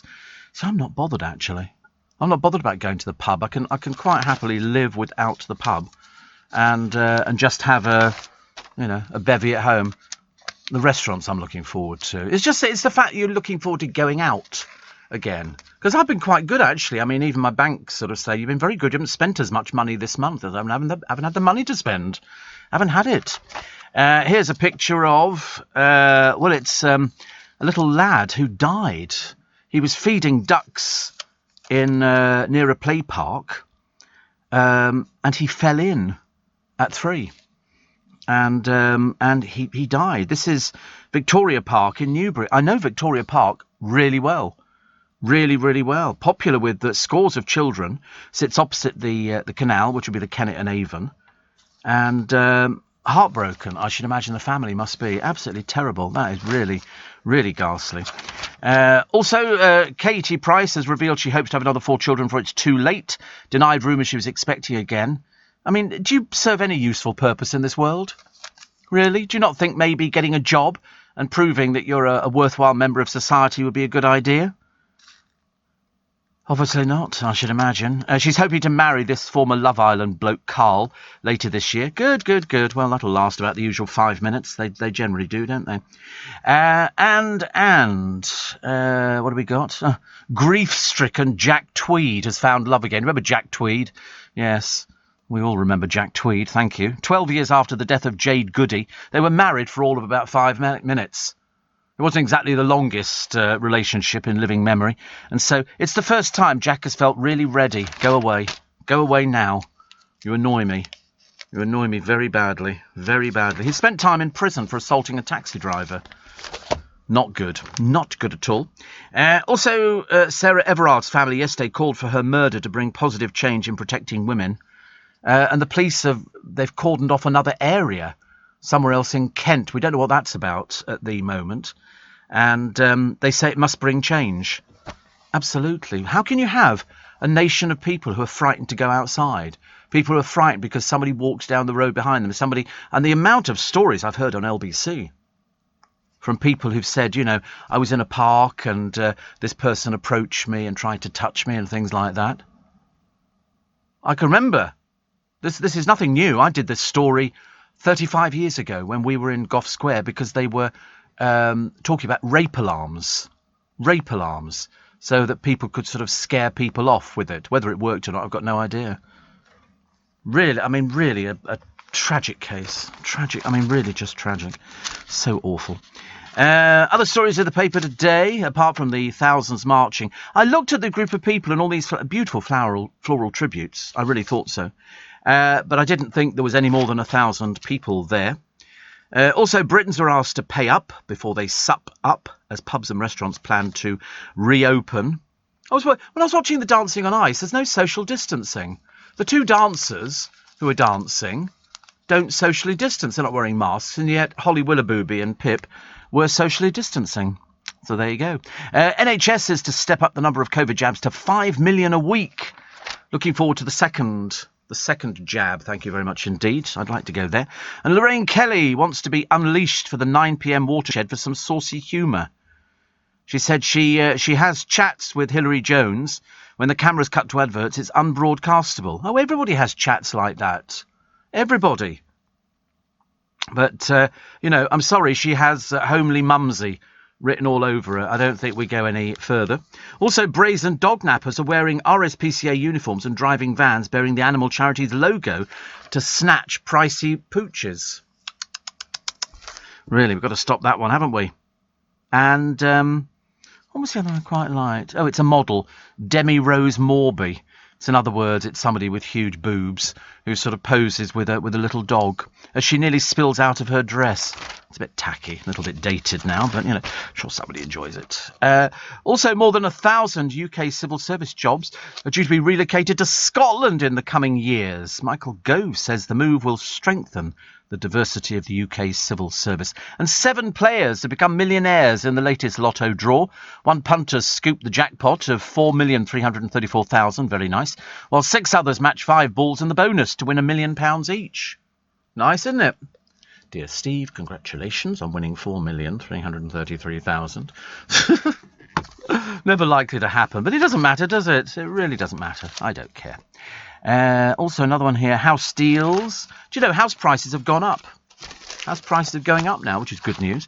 And fruit sandwiches are now a choice snack for a third of us. Fruit sandwiches. The poll also found fish finger butties and these other things. Some people put hash browns as a sandwich filling. Catherine Lloyd, who says you can use the filling of sandwiches like strawberries or kiwi in a sandwich. What's the matter with these people? It's not normal, is it? Well, in a sandwich you have, some ham or cheese and pickle or something like that. And a fruit in a sandwich. That's the stupidest thing I've ever heard. You're listening to a podcast from LBC. Morning, everybody. Bonnie says, please have the second jab.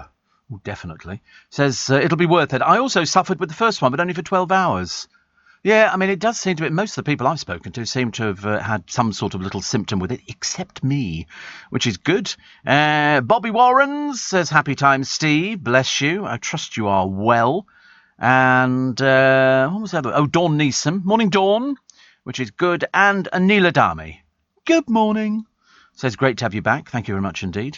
I feel roughly the same, actually, about it. I feel the same about it because it's the beginning of the week and there's a lot to get through. Do you remember when you could phone 16, dial a disc and hear one of the latest songs in the charts, says Thomas in Leamington Spa. I do remember something like that. Imagine actually paying to listen to a song down the telephone, which is not very good. And also... I'm trying to find all these. Shane says the vaccines are very slow down here where he's in Australia. In Australia. So did you watch Singing in the Rain yesterday? I've seen it a million times. I was more interested in the interview that Parky did with the star of Singing in the Rain, Gene Kelly. And they just thought it was just an ordinary sort of song. I'm singing in the rain, just singing in the rain. And then I think there's a very good spoof done on it by Morecambe and Wise. Very good. Oh, guess what's coming back to your television screen after 35 years? 35 years away and they're bringing it back. Super Ted. Do you remember Super Ted? No, that was a waste of time, honestly. Honestly, I was going for my best acting there and I got no response whatsoever. Super Ted. The popular 80s cartoon. Creators of the series, most famous fans include Prince William and Harry, probably not anymore, hope to start work on new episodes of the series. Wow. It's a teddy bear with magical powers. The man who originally created the programme in a bid to get his 4-year-old son to sleep hopes to bring in Welsh acting stars such as Michael Sheen, Rhys Ifans and Ian Griffith to narrate the show and voice characters like Spotty and Baddie Texas Pete. They did 128 different episodes. Very popular. I never got into it because by the time we got to the 80s, I was a little bit too old for stuff like that. But they were all very good, actually. And they're all sort of good storylines. Very clever people who do stuff like that. Definitely clever. What else we got today? We've got policing a disgrace, says woman pinned to floor. This is front page of The Guardian. And a picture on the front page. You won't believe who it is. This is the Daily Telegraph. And when I first looked at it, I thought it was Katie Price, because it has a look of Katie Price about it. And this is a picture, a photograph, attempting to convince her captors she's renounced ISIS, of Shamima Begum. You wouldn't have the faintest idea that it's her. You've got, seriously, looks completely different from the niqab-clad Islamic State bride who ran away from home in London to marry a jihadist. And this is a way to prove, oh, I've changed, I've done that. No, thank you very much indeed. But I tell you, unrecognisable. If you put her up in a rogues gallery, and she would be in a rogues gallery, you'd have to try and guess who it was, because you'd never know. Seriously, some people look completely different. She looks completely different. Front page of the Telegraph this morning. There's also lots of cake recipes and Dear Granny Diana. This is William's children penning moving letters to Granny Diana to remember her on Mother's Day. And so obviously they don't know who she is. They've just been told. One from Charlotte says, Dear Granny Diana, I'm thinking of you on Mother's Day. I love you very much. Papa is missing you. Doesn't call Daddy or Dad, it's Papa. From George, Happy Mother's Day. Dear Granny Diana, I love you very much and think of you always. Sending lots of love from George. Isn't it funny to talk about stuff they don't know, they've never seen? They've got no idea at all. And Louis did one as well, which is quite sweet, which was lovely. Especially the Papa is missing you thing, which I should imagine always would. Never changing. Ireland is suspending the use of the AstraZeneca COVID vaccine after reports of blood clotting. I think this is people not being honest about whether or not you've been on blood thinners. So that's why. So they've stopped it for the moment. It'll be. It's all been tested. It should be absolutely fine. Should be. Harry and Meghan's multi-million-pound security breached twice by an intruder.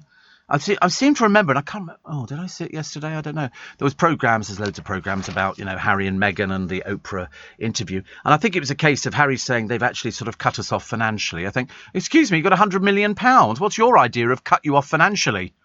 God in heaven, we must be real paupers round here. We don't have security. Why have you got security? You're a private person. Go and get your own security. We shouldn't have to pay for that. You're nothing to this country anymore. You were the one who opted out. We didn't opt you out. We were more than happy to have you in. Sonny J fighting back tears as he was announced the winner of Dancing on Ice, which is good news. So well done, which pushed Faye Brooks into second place, Colin Jackson in third. And Sonny did very well on it. That's all I could tell you. And he'll be in this morning working his usual gig just next door to me. Just about next door to me. Do you know there are fur farms in China? I don't know why I should be surprised by that. But they're virus factories, they reckon. And they've got pets, all in cages, purely bred under sickening conditions for the fur. That's all it is. China has 13 farms. That's just the ones you know about. Producing fur. They're kept in tiny wire cages, and then I don't want to go into how their lives finished, but there's foxes and everything else and all sorts of things. It's really terrible. Really, really terrible. Who wears fur anymore? But apparently, in, I forget which year it was, 2019, the UK imported £5.5 million worth of fur from China. For what? What on earth? What are people using fur for? Could be anything, couldn't it, really? But we don't like to think about it. Amanda Holden tells You Magazine nobody noticed her serve up a roast dinner naked. Well, I mean, you would. I mean, come on, of course you would, wouldn't you? You notice things like that. And climate change could cause summers in Britain to last 6 months by the year 2100.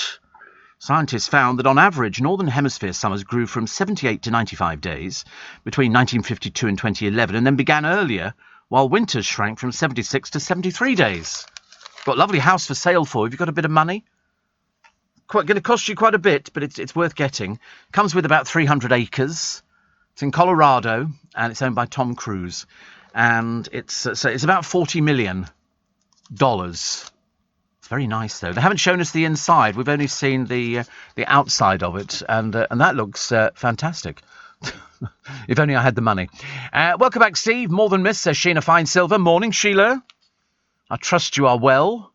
I trust you're all well, actually.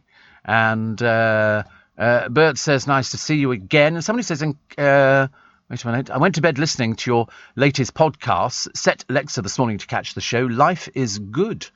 Make the world a brighter place. Well, we do it this time of the morning. I mean, let's face it, not that easy to try and drum up any enthusiasm, isn't it? You know, you wake up and if it's a miserable day, and I don't know what the weather forecast is going to be for today. Oh, we've got the poem. We've got a poem coming up the other side of the news at 5. It's a riveting one this morning. Slowly getting back into that, because I believe you've been missing the poem whilst I've been away. So we've searched high and low. And this one is called Job Responsibility. Hardly aimed at me, I think. But nevertheless, it's 500 pages. And no, it's only 3. But they've sort of spaced the wording out for me so I can read the blooming thing. So that'll be quite nice. We'll do that just after the news at 5. We will take all your texts and emails on the programme. 84850 steve@lbc.co.uk. Plus, we shall be telling you as well what Nick Ferrari's doing on his programme, which is Breakfast on LBC from 7 o'clock this morning. And we'll tell you about the 1 million young people around the UK who are carers. And that number is rising. Very young people have to look after their parents. Plus the singer with the record-breaking hair. She's 5'4".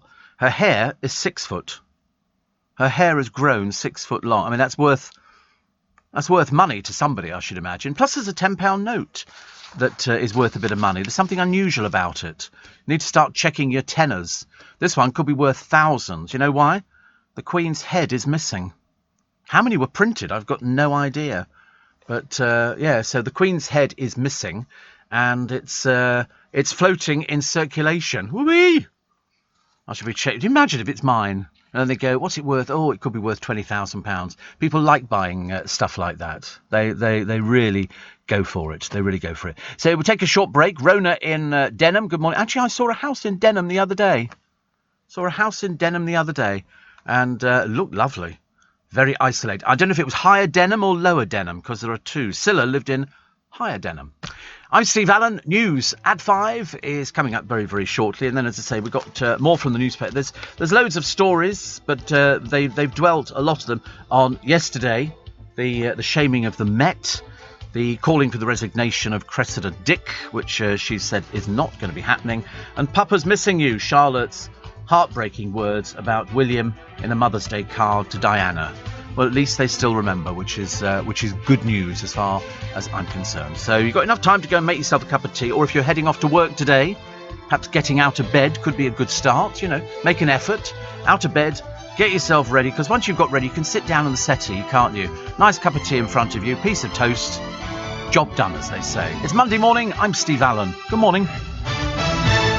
You're listening to a podcast from LBC. Morning, everybody. Nice to have your company. It's Monday morning. He says, trying to sound as bouncy as possible on a Monday morning. Generally speaking, because everybody's in bed and people are very grumpy on a Monday morning. I don't know why Monday should be the day that we sort of separate from every other day. We go, oh, we hate Mondays. Oh, we don't like Mondays. No. Why? Well, because you've had the weekend. And having the weekend is actually quite a nice thing to have. And then you get the weekend and then it's Monday. And then people go, I don't mind Tuesday, but Monday I hate. And you go, well, yeah, listen, it doesn't make any difference, for goodness sake. Just another day of the week. I like every day. I don't think I have a day that I don't like, actually. I like Christmas. I'm hoping Christmas this year is going to be as normal as it can be. I hope so. We have a poem. we have a little poem for you. Well, I say a little poem, it's a poem. And it's by Charles Osgood. And it's called Job Responsibility. Bear with it, okay? There was a most important job that needed to be done, and no reason not to do it. There was absolutely none. But in vital matters such as this, the thing you have to ask is who exactly will it be who'll carry out the task? Anybody could have told you that everybody knew that this was something somebody would surely have to do. Nobody was unwilling, anybody had the ability, but nobody believed it was their responsibility. It seemed to be a job that anybody could have done, if anybody thought he was supposed to be the one. But since everybody recognised that anybody could, everybody took for granted that somebody would. But nobody told anybody that we are aware of that he would be in charge of seeing it was taken care of. And nobody took it on himself to follow through and do what everybody thought that somebody would do. When what everybody needed so did not get done at all, everybody was complaining that somebody dropped the ball. Anybody could then see it was an awful crying shame, and everybody looked around for somebody to blame. Somebody should have done the job, and everybody should have. But in the end, nobody did what anybody could have. There you go. Did you get that? Very good, thank you. And somebody says you could do the voiceover for Super Ted. I don't think, I'm being brutally honest, I don't think I've ever seen, I know what Super Ted is, but I don't think I've ever seen it. I never got into, into the Simpsons. The Simpsons. I remember a friend of mine when The Simpsons first came over here, and he was saying, "Oh, you've got to watch The Simpsons. The Simpsons are fantastic." And I went, "Okay, great." So I got about 2 minutes in. I couldn't even watch 2 minutes worth. It just doesn't do it for me. I'm not a cartoon person. I think it's like comics. You know, you're like a comic person. Some people save comics. Some people. I never got into comics either. I couldn't care less about Dan Dare or Flopsy, Mopsy and Cottontail and all the other rabbits and things like that. There was a magazine called Playtime. I vaguely remember there was a hare in there who ate jam called Hartley Hare. And that's all I remember. I can't remember any of the other things. I didn't do Popeye, the Sailor Man. Beep, boop. Everybody used to try and do impressions of Popeye, and I'm not going to even bother to do it because it sounds so... I didn't do Captain Pugwash. I didn't do any of those sort of things. I didn't do Basil Brush either. I know, it's odd, isn't it? It's a puppet. But I quite liked Basil Brush, but I didn't sort of get into it in the way that some people did. It's like Sooty. I mean, I've seen Sooty on numerous occasions because he resides at the Magic Circle here in London. And I thought that's quite nice. But I never got into Sooty either. I thought he was mad as a fruitcake. Him and his Izzy Wizzy Let's Get Busy. And Sweep, who I thought was the funniest thing. Sweep was very funny. But then I liked Gordon the Gopher. I quite like Gordon. There have been certain characters that make you laugh because the puppeteers that are operating them sort of bring them to life. Who was the other one? They had another one on the television. They had Gordon the Gopher was the one who Philip Schofield owned because his grandmother had made it. BBC didn't make the same mistake twice. By the time they got round to the second puppet, which was, I can't remember. Oh, it could be Ed the Duck.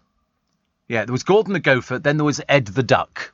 Ed the Duck used to do all sorts of strange... He was the funniest thing ever. Very, very... But the BBC made sure they owned him.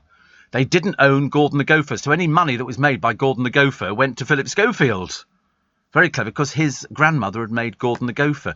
And Gordon had all sorts of little leather jackets. We should have seen the sign, shouldn't we, years and years ago? We should have seen the sign. Little leather jackets, little sort of outfits and everything else. But Ed the Duck just made me... On one time, they asked him something, and he just fell over backwards. It just made me laugh, actually. Oh, dear, honestly. But no, I didn't do anything like that. Well, I was trying to think of all the things that sort of affected me when I was a young person growing up, and we just went outside and played. We didn't, when I was younger, which was many, many years ago, you didn't think about sitting in front of the television. I learned that later in life, excuse me. And so I learnt later in life to sit in front of the television. In fact, I can fall asleep in front of the television. What's what I'm looking forward to? Oh, a takeaway Chinese opening. Oh, that'd be nice. I could eat a takeaway. I don't know why I'm talking about takeaway Chinese. I bought some spare ribs the other day. And I've yet to try them. I bought some other spare ribs, which I brought in on Sunday morning. They were very nice. We had the spare ribs. They were Marks and Spencer's spare ribs in their Chinese, which was very nice. And I've yet to push the boat out and go for Costco's. They do a whole rack of ribs. Either you cook yourself or they're already pre-cooked. What flavour? Meat flavour. What do you mean, what flavour? Sometimes they come coated, yes, in sort of something else. Barbecue sauce, generally barbecue sauce, isn't it? But I mean, I'm thinking if I bought a rack of ribs, I'd have to eat them at Costco. So I'd have to sit in the car. I'd have to take wet wipes, a towel, because they're so messy. You can't eat spare ribs. There used to be a lovely place on Kew Bridge that used to do spare ribs and chicken and everything else. It was one of these sort of chicken type shops. And their spare ribs were delicious. They did them and then they crisped them up in the oven. And you could buy 2 or 3 portions of spare. They were very nice. I like those a lot. Very much so. But I can't have them this morning, but it doesn't matter. Kate Garraway's in a lot of the papers today saying it's been absolutely a nightmare, a horror story. And she's not wrong. Prince Charles yet to speak to Harry after the Oprah revelation. You'd think they could just pick up the telephone. Do you not? I mean, somebody's got to do it. Somebody has got to pick up the telephone and ease this family's woes. But they seem to sort of blindly go on dealing with everything themselves, but not necessarily in the best way. And I really think that they need to sort of sit down and talk. It's not, because I can see all sorts of problems occur. I mean, they're gradually getting further and further away from the royal family. And he's got to come back at some point, hasn't he? Well, there you go. Roland Rat. No, I never did Roland Rat. He was the saving grace of TVAM, wasn't he? Roland Rat. All of a sudden, they thought a glove puppet were going to take over. I don't know what happened to the bloke who did him. I thought he was very good. Lee says, welcome back. Somebody says Super Ted should be voiced by David Jason. Chance to keep one of the original cars. I don't think David Jason did it, did he? Was he one of the ones from Super Ted? Very clever man, David Jason. Very clever man. He seems to have sort of, engineered just about everything. Here we go. Sue, come back to the screen. Blah, blah, blah, blah, blah. Yeah. There you go. David Jason's name appears. Because you listen to some people. Do you not listen to some people's voices on these voiceovers for cartoons and stuff like that and think, I wonder who that is? They sound very familiar. I do that all the time. I spend ages trying to work out who people are. Somebody says, I've been listening to LBC for about 3 weeks. This new guy, Steve, is really good. Well, I've not been on for 3 weeks. So there you go. Caught you out on that one. Not the brightest. I have great memories of Super Ted as a child. Also used to watch a programme called The Mysterious Cities of Gold.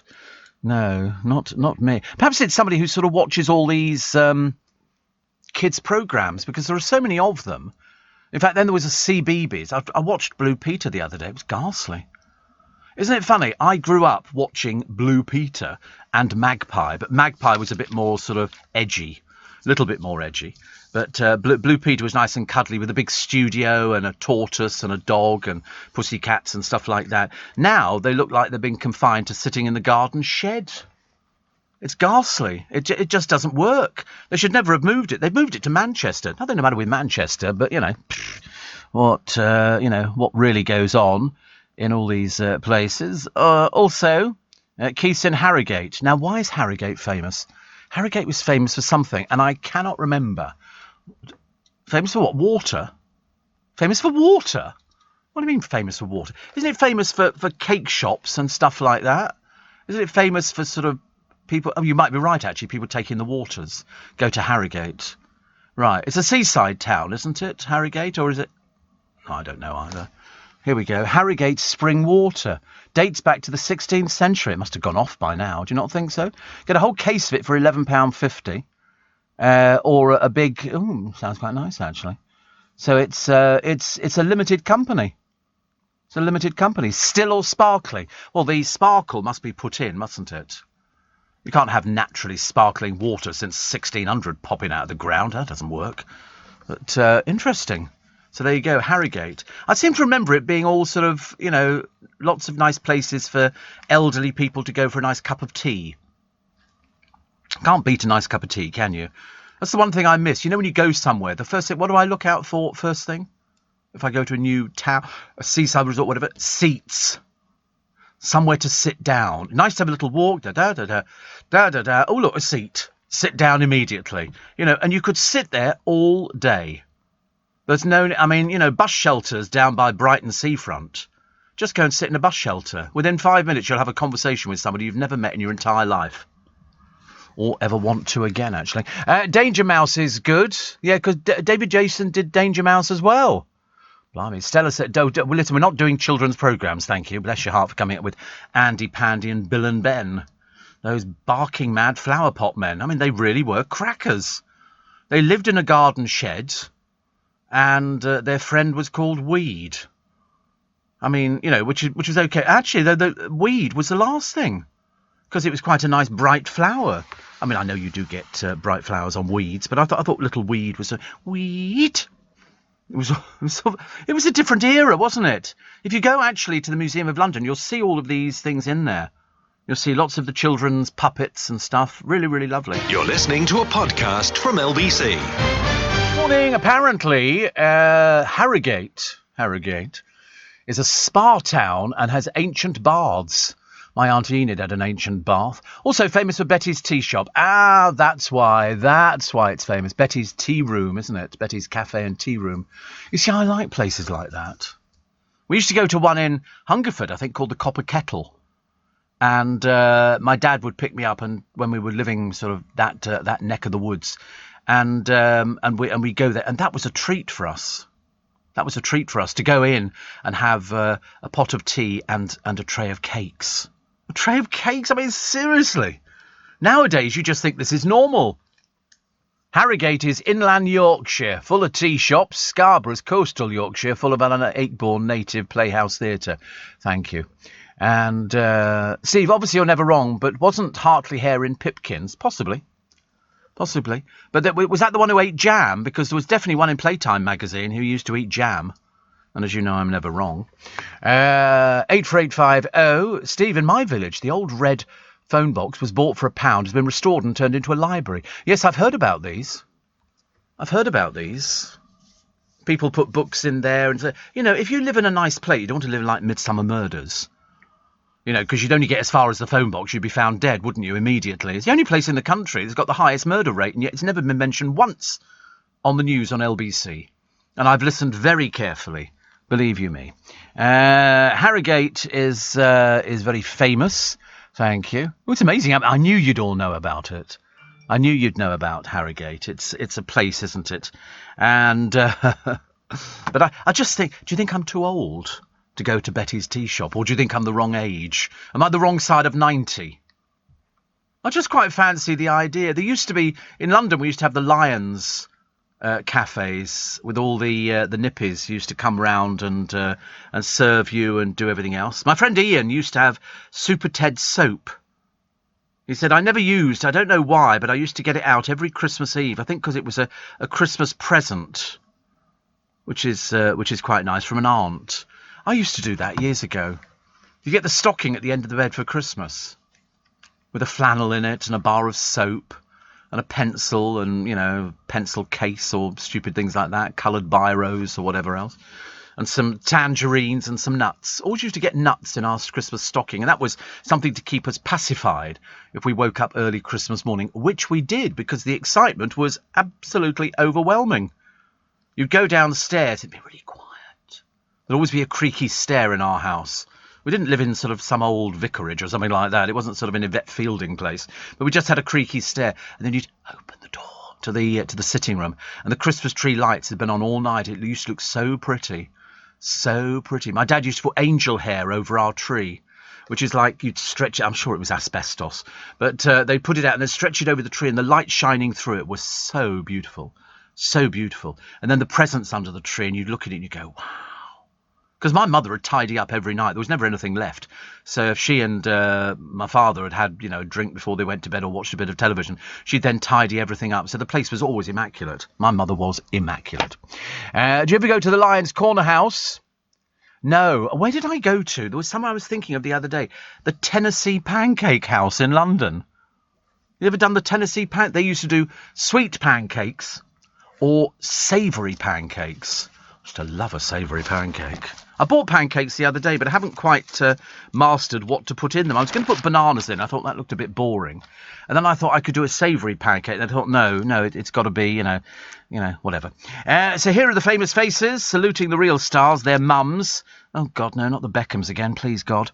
Also Samantha Cameron, Shirley Ballas, and some other lovely people, which is great. And I hope you bought your mum something. You have to say thank you. That's what you have to say to mums, because nobody ever says thank you to them, please. Crisis at the Palace. Guess which paper? Daily Mail. Thank you. Prince branded embarrassing over interview on same US network that showed photo of Diana dying. They don't care. They don't. I don't know why. Not my family. Not my family. Grateful not to be. Grateful not to be. It's a case of I don't think Harry knows what's going on. You know, what are they going to do? Are they going to end up doing something, and sort all this out? Buckingham Palace have called in lawyers to investigate claims that Meghan was bullied. I mean, this really has gone, as we say in the business, a bit pear-shaped. Definitely. Also, COVID deaths fell to a 5-month low yesterday as leading scientists said Britain were heading for a normal summer. Oh, please, God. Do you think people can book to go away on holiday this year? That'd be nice, wouldn't it? And also hairdressers. Can we have hairdressers open, please? Please, can we have theatres open, please? You know, I want to get back to normal as soon as possible. Not, I don't want to make it difficult for anybody. I want to make sure that we've all got, everything that's sort of that we need to have. That people who are getting the jab are getting the jab. That's what I think people need.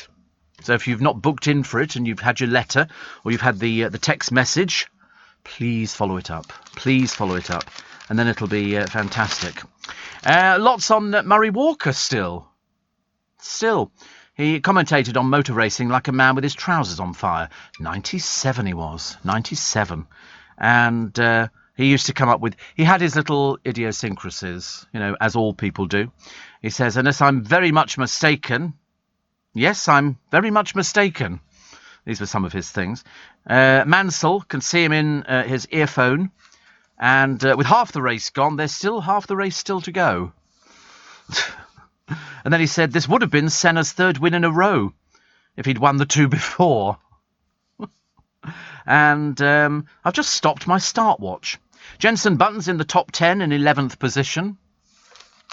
Gets much better, doesn't it? He said there's nothing wrong with his car, except it's on fire. So there you go. But, 97, good innings. Thank you very much indeed. And end of the road for politically correct councillors, we are told, who are set to spend £186,000 renaming a 300-year-old road, despite no evidence it has racist connotations. Labour-run Haringey decided to change the name of Black Boy Lane in West Green, North London, after the Black Lives Matter protest, but residents are firmly against it. So £186,000. Nice to know that Haringey have got that much money to throw away. Ridiculous. It will provide a voluntary £300 payment to the homes impacted by the proposal to call it La Rose Lane. The authority will also spend £50,000 on a salary for a support and administration officer to help the residents affected. Oh, for God's sake, mamby-pambies. That is, what a waste of money. £186,000. Everybody say you don't need to do it. You really don't. Linda LaPlante's birthday today, 78. Mike Love is 80, by the way. He was a vocal supporter, unfortunately, of Donald Trump. He performed at a fundraiser that charged £2,600 a ticket. A ticket. Wow. Also, 1932, the first radio broadcast made from Broadcasting House, a performance by Henry Hall and the BBC Dance Orchestra. And here's their first number. It's Tea for Two. Did you like porridge? No, not really. I mean, it was all right. It was okay. I never got too excited about porridge, which was good. Yorkshire teas made by Taylors of Harrogate. Oh, did you ever go to My Old Dutch? I didn't. Savoury pancake. What would be in a savoury pancake? I know that's a stupid question, but I don't know what you would put in. I know what you'd put in a sweet one. Here we go. Savoury pancakes. Oh, smoked bacon, mushroom ham red and yellow sweet peppers, mushroom, sweet corn and cheese, $12.95. Oh, it sounds quite nice, doesn't it? Savoury pancakes. Chili con carne. That's a bit of a bugger to eat, isn't it? Do you not think so? You'd be dropping it all over the place. Chicken curry. Served with basmati rice, mango chutney and yoghurt. 4 cheeses. That's me. That's me. Hawaiian, ham, cheese and pineapple. And hot Dutch, pepperoni, chorizo, cheese, red and green chilies and tomato sauce. Asparagus. Oh, it's quite a number of... Where is this place? It's in Holborn. Oh, it's still open, is it? Wow. Oh, it's locked down at the moment. Good God, I didn't even know it was here. Or you can have a choose one here, which is, putting ice cream in and stuff like that. And you can make your own savoury pancake. Oh, goodness me, honestly. This is too exciting for words. I didn't even know this place existed. We went to a place in Holborn. We were the boys... Breakfast Club, the Steve Allen Breakfast Club or Lunch Club or whatever it was called, I can't remember. We went off to a place one night where we played darts. You book a space in this... It's digital darts, yeah. I mean, you actually throw the darts and the numbers come up electronically and they've got about 7 different dartboards in there and you book your space for an hour and you play darts and you have a waiter or waitress who brings you drinks. And it was very good. We enjoyed that quite a lot, actually. Yeah. Why can't melons get married? Because they're cantaloupe. No, well, that's the best you're going to get this morning. I'm sorry, at these prices, you're not going to get anything better. Steve, I just recently received a hamper from Betty's. It had to be the nicest collection of goodies I've ever tried. The fruitcake was delicious. Oh, stop it. Stop it. Don't talk about these things at this time of the morning. I quite fancied, I told you yesterday, a bit of lemon drizzle cake. First thing in the morning, and then I suddenly realised it's got sugar on the top of it, coated with lemon juice. I mean, it's just crackers for a diabetic. Really not so good. Also, somebody says, I find so many of the old British children's shows quite frightening. Box of Delights and Wurzel Gummidge are nightmarish. Says Joe, don't tell my friend Ian that. He loves Box of Delights. That's his favourite show. And Wurzel Gummidge I thought was okay. Why would that be frightening? Mind you, people say the Daleks were frightening, didn't they? I never found the Daleks frightening, but I thought they were very good creation. I like the Swamp People and the Cybermen. They were all pretty cool, weren't they? I feel like I'm working with Cybermen on this programme. You sort of look at them and you sort of think, I mean, honestly, they'll be glad when they get haircuts. They're all looking a little bit scruffy at the moment. I think I'm the only person who's actually managed to look decent this morning, and I know it doesn't matter because it's radio, is me. Here in the UK, we sell amazing products and services the whole world wants. At the Black Farmer in Devon, our produce is enjoyed on both sides of the Atlantic. We're McKinnon and Saunders from Manchester, and our puppets are watched on 6 continents. So whether you're new to exporting or experienced, explore global growth for your business with free support from the UK government. Access information, training, events and expert advice to help you find new customers overseas. Visit great.gov.uk to get started. You're listening to a podcast from LBC. Morning, nice to have your company. 25 to 6. You'll notice on this programme we don't do too many time checks. The reason being, I don't want you to know how long you've been listening to the programme. I have lulled you into a false sense of security. Thank you. Steve, if you like savoury pancakes, have you tried a Staffordshire oat cake? Says Andy. Oat-based pancake filled with English breakfast fillings. Oh, not sure about that one. Not sure about it. Nikki is the one who says, my old Dutch is also in Fulham on the King's Road. Thank you. The annual Great Yorkshire Show held in Harrogate, says Simon. A date in the diary of my Aunt Pat to restock on knitting wool. Opera as you began with. I didn't. I never mentioned opera at all. That's all to do with sort of Darren. Went to a concert with Jesse Norman. 1977. It was a wow moment. I know. This place, Senzala, does a big selection of delicious savoury pancakes. If you're happy to go south to Brixton, I used to drive through Brixton all the time, Melissa. Well, that looks quite nice, doesn't it? Senzala. Oh, could eat a pancake now. Oh, look at that. That's a oh, it looks nice, doesn't it? An egg and bacon. I like the one, the ice cream drizzled over the top of the strawberry. That looks a bit good for me. But anything. Do you know, if that just had cheese in it, I'd be quite happy. I'm not particularly that fussy. It just looks like a piece of pizza, doesn't it? It's very nice, though. Sometimes you go to markets, street markets, and you get people doing pancakes. They generally put that Nutella chocolate spread in, don't they? All over the place, which I'm not keen on anyway. It's got to be savoury. I'm more a savoury boy than anything else. And to be honest with you, at this precise moment in time, I could have, I don't know what I'd want, actually. Scrambled egg. Scrambled egg would be delicious with a bit of cream, a little bit of... Driving myself mad now. There's no point in doing it. Seriously. Don't want you to think I'm too well. You know, I don't want to get too overexcited about all the food because I'm having strange cravings at the moment. I had a craving the other day for an ice cream. I had to have an ice cream, so I went and bought it, and I didn't like it at all. It didn't taste as I wanted it to taste. So I gave up on that one. And then I bought some lollies. They were actually ice lollies. They were actually quite nice. I quite like ice lollies. And then I've had bananas. I've gone berserk on bananas at the moment. What's the matter with me? I'm not normal. Not normal at all. Also, Zara Leander. Zara Leander. This is one of those events in history. Born in 1907 on this day, the Swedish actress and singer, dubbed the Diva of the Third Reich, was Germany's biggest wartime film star. Born Sarah, but changed it in case there were suggestions she was Jewish. Ironically, she became a gay icon, and German drag performers still dress like her and sing her songs on stage. Amazing, the things you learn, honestly. You'll dig that up later on today. Say, Steve Allen said on the radio this morning. The men of Bravo 20. Andy McNabb, most famous one.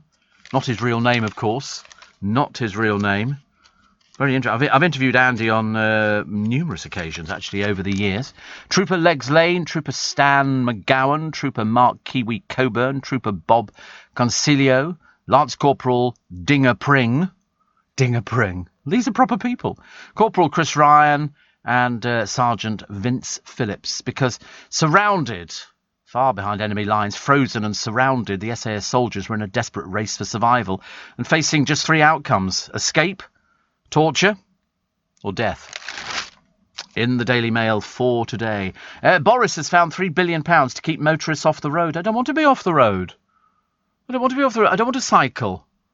I don't want to do anything like that, thank you very much indeed. And I certainly don't want one of these dangerous scooters that are whizzing about all over the place. They really are about the worst things that I've ever seen on the London roads. How they ever got licensed, I've got no idea. These look quite nice. This is a nice idea. It's an Easter Chick biscuit from Biscuiteers, and it's a letterbox biscuit. So you get handmade biscuits, iced, 3 designs, cheerful chick, set of spring lambs and daffodils, £25, or 2 white rabbits and a pastel Easter egg, £25. And they look quite nice. And then they just shove them through your door. Like you can get letterbox... What? You get letterbox flowers. Have you seen the letterbox flowers now? You can have those. Not much good if you've got a dog waiting the other side to drag the thing out of the letterbox and the postman through at the same time. But I mean, the idea's there. You know, would you like flowers? Or failing that, you know, if you get a pot, they were selling... What were they selling the other day on QVC, I think? Hyacinths, but dwarf hyacinths. And they reseed every year. And I looked at that, I thought, they look quite nice. I've yet to decide what theme the patio is going to be. I haven't quite got there yet. In fact, I haven't got anywhere near there. I've got to empty the pots, get the earth, put the earth in. I mean, you can do it all in a day. It's not that difficult. Julian says, I'm late. I'm really not having this. The programme starts at 4 in the morning. It couldn't be clearer. 4 in the morning we start, 7 o'clock we finish, and then you write in at 20 to 6 and say, I'm sorry, I'm late. Well, forget it. Go listen to something else. I've never heard anything like it in my life, honestly. Where's your loyalty? He says, the alarm didn't wake me. Oh, that old one. Let's blame it on the alarm. Who sets the alarm? We do. Sandra says, pleasure to turn the radio on and hear your voice. Thank you. Chris in Brighton, morning.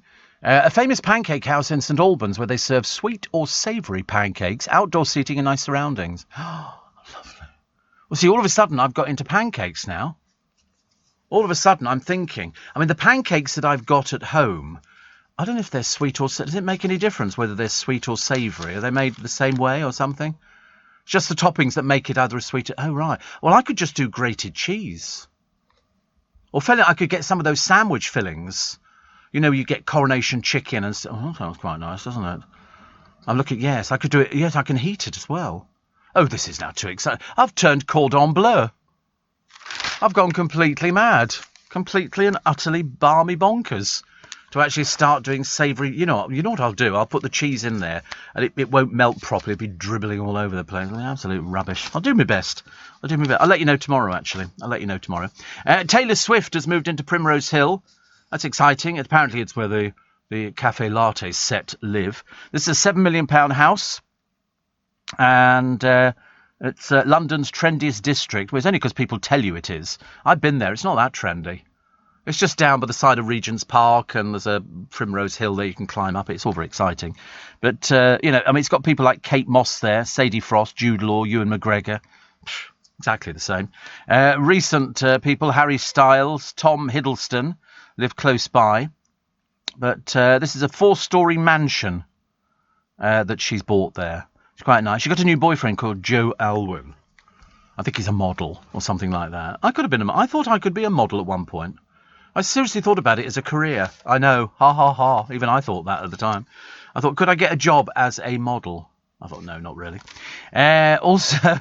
So going for a Sunday drive, which used to be the British preoccupation, doesn't happen anymore. You know why? People are blooming expensive, the petrol. I put some petrol in the other day at a Shell garage in Twickenham. 142, excuse me.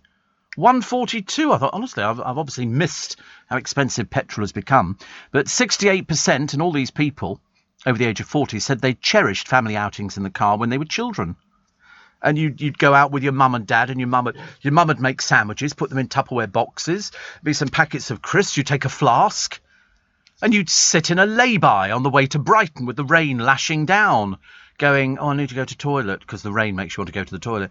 And you go, no, let's have sandwiches. What do we got? Cheese and pickle and salmon spread. So we'd sit in the car eating that, and then there'd be an apple or an orange afterwards, and then a cup of tea. I was the only one having cups of tea. Nobody else had cups of tea in my particular family. They were all having sort of cold drinks and stuff like that, whereas I just wanted a cup of tea because I thought it was the best way to quench your thirst. But yeah, sitting in lay-bys, the windscreen wipers going every so often. Otherwise, you've got no idea what's going on. No idea. Piece by Leo McKinstry, Daily Express columnist today, talking about we need change to end violence against women. It does seem to be getting worse and worse and worse. And the Foreign Secretary condemning Iran for launching a new trial against Nazanin Zaghari Ratcliffe. What is it with Iran and this charity worker's lawyer? Why have they not released her? I really just don't understand it at all. I mean, it's not serving them any useful purpose.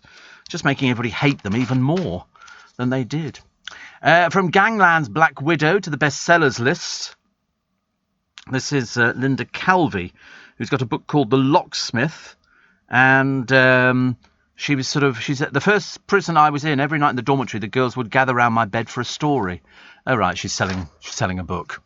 Gangsters moll, as they say. I think so.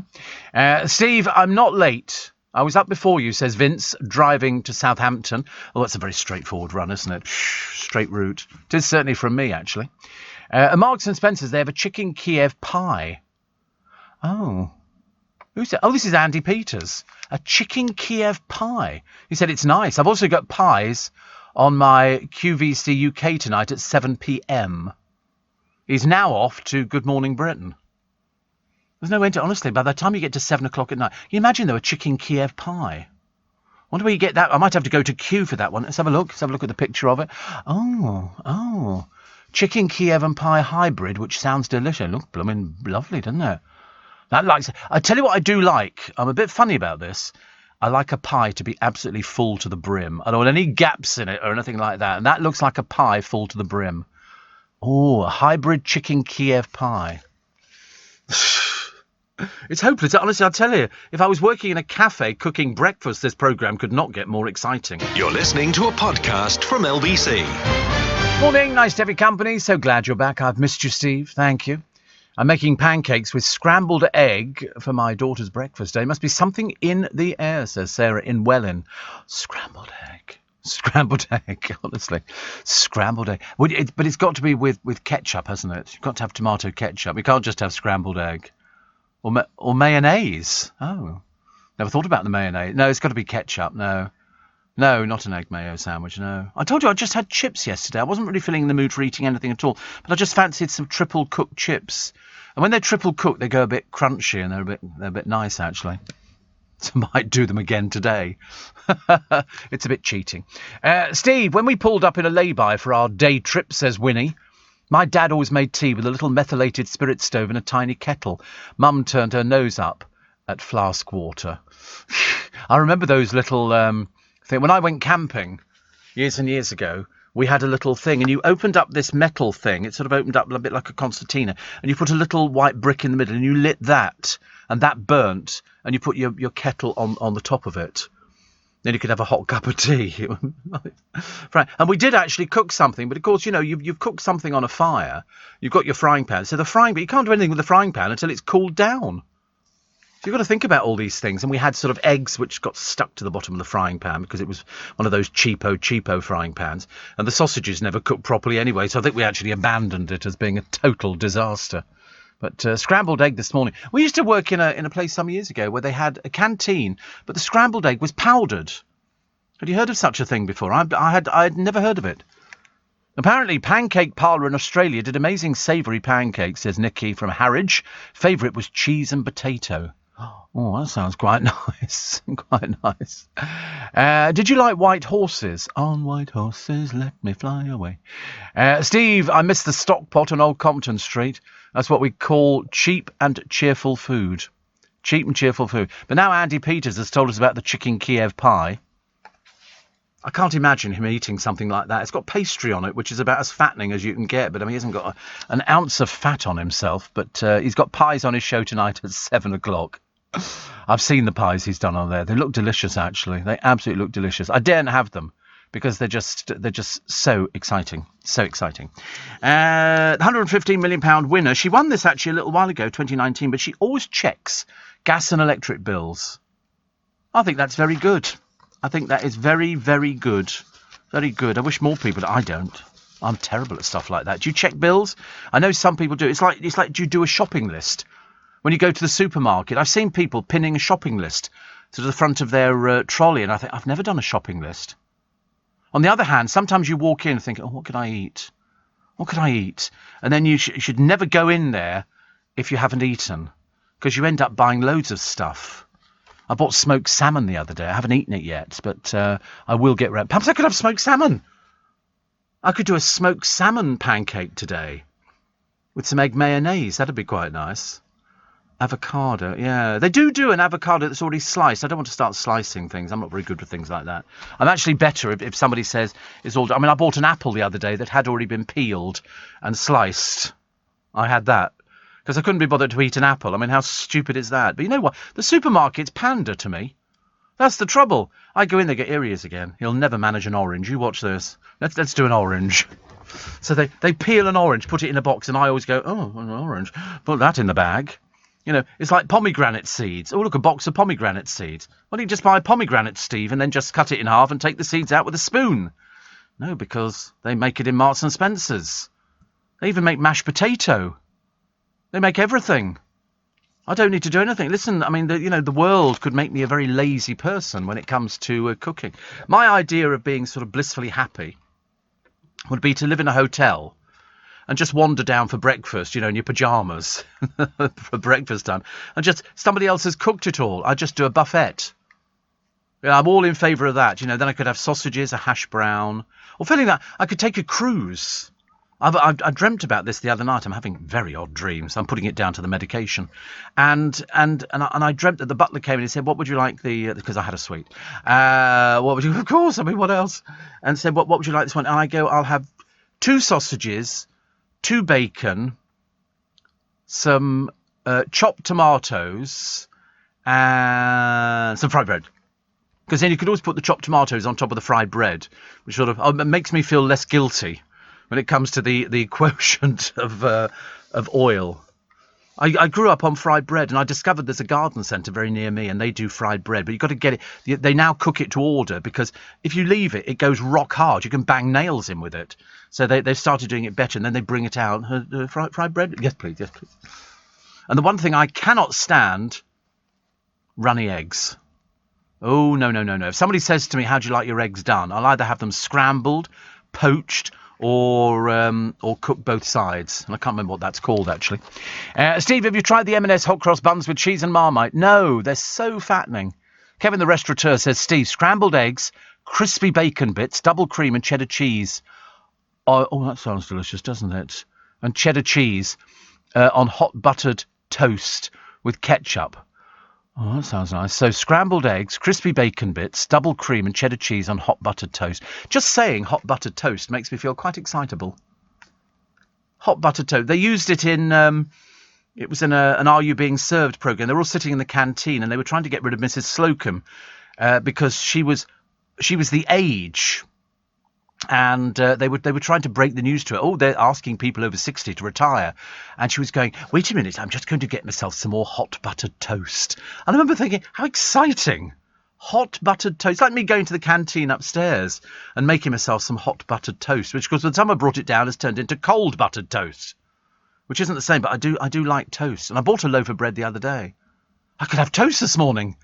I could have toast with not with fried bread, with peanut butter. Wow. Do you know, honestly, life doesn't get any better, does it really? Life does not get any better. All I've got to do is, I've got 3 things on my mind at the moment that need sorting out. Apparently the T in buffet is silent, says Paul. Oh, right. Pronounced what? Buffet?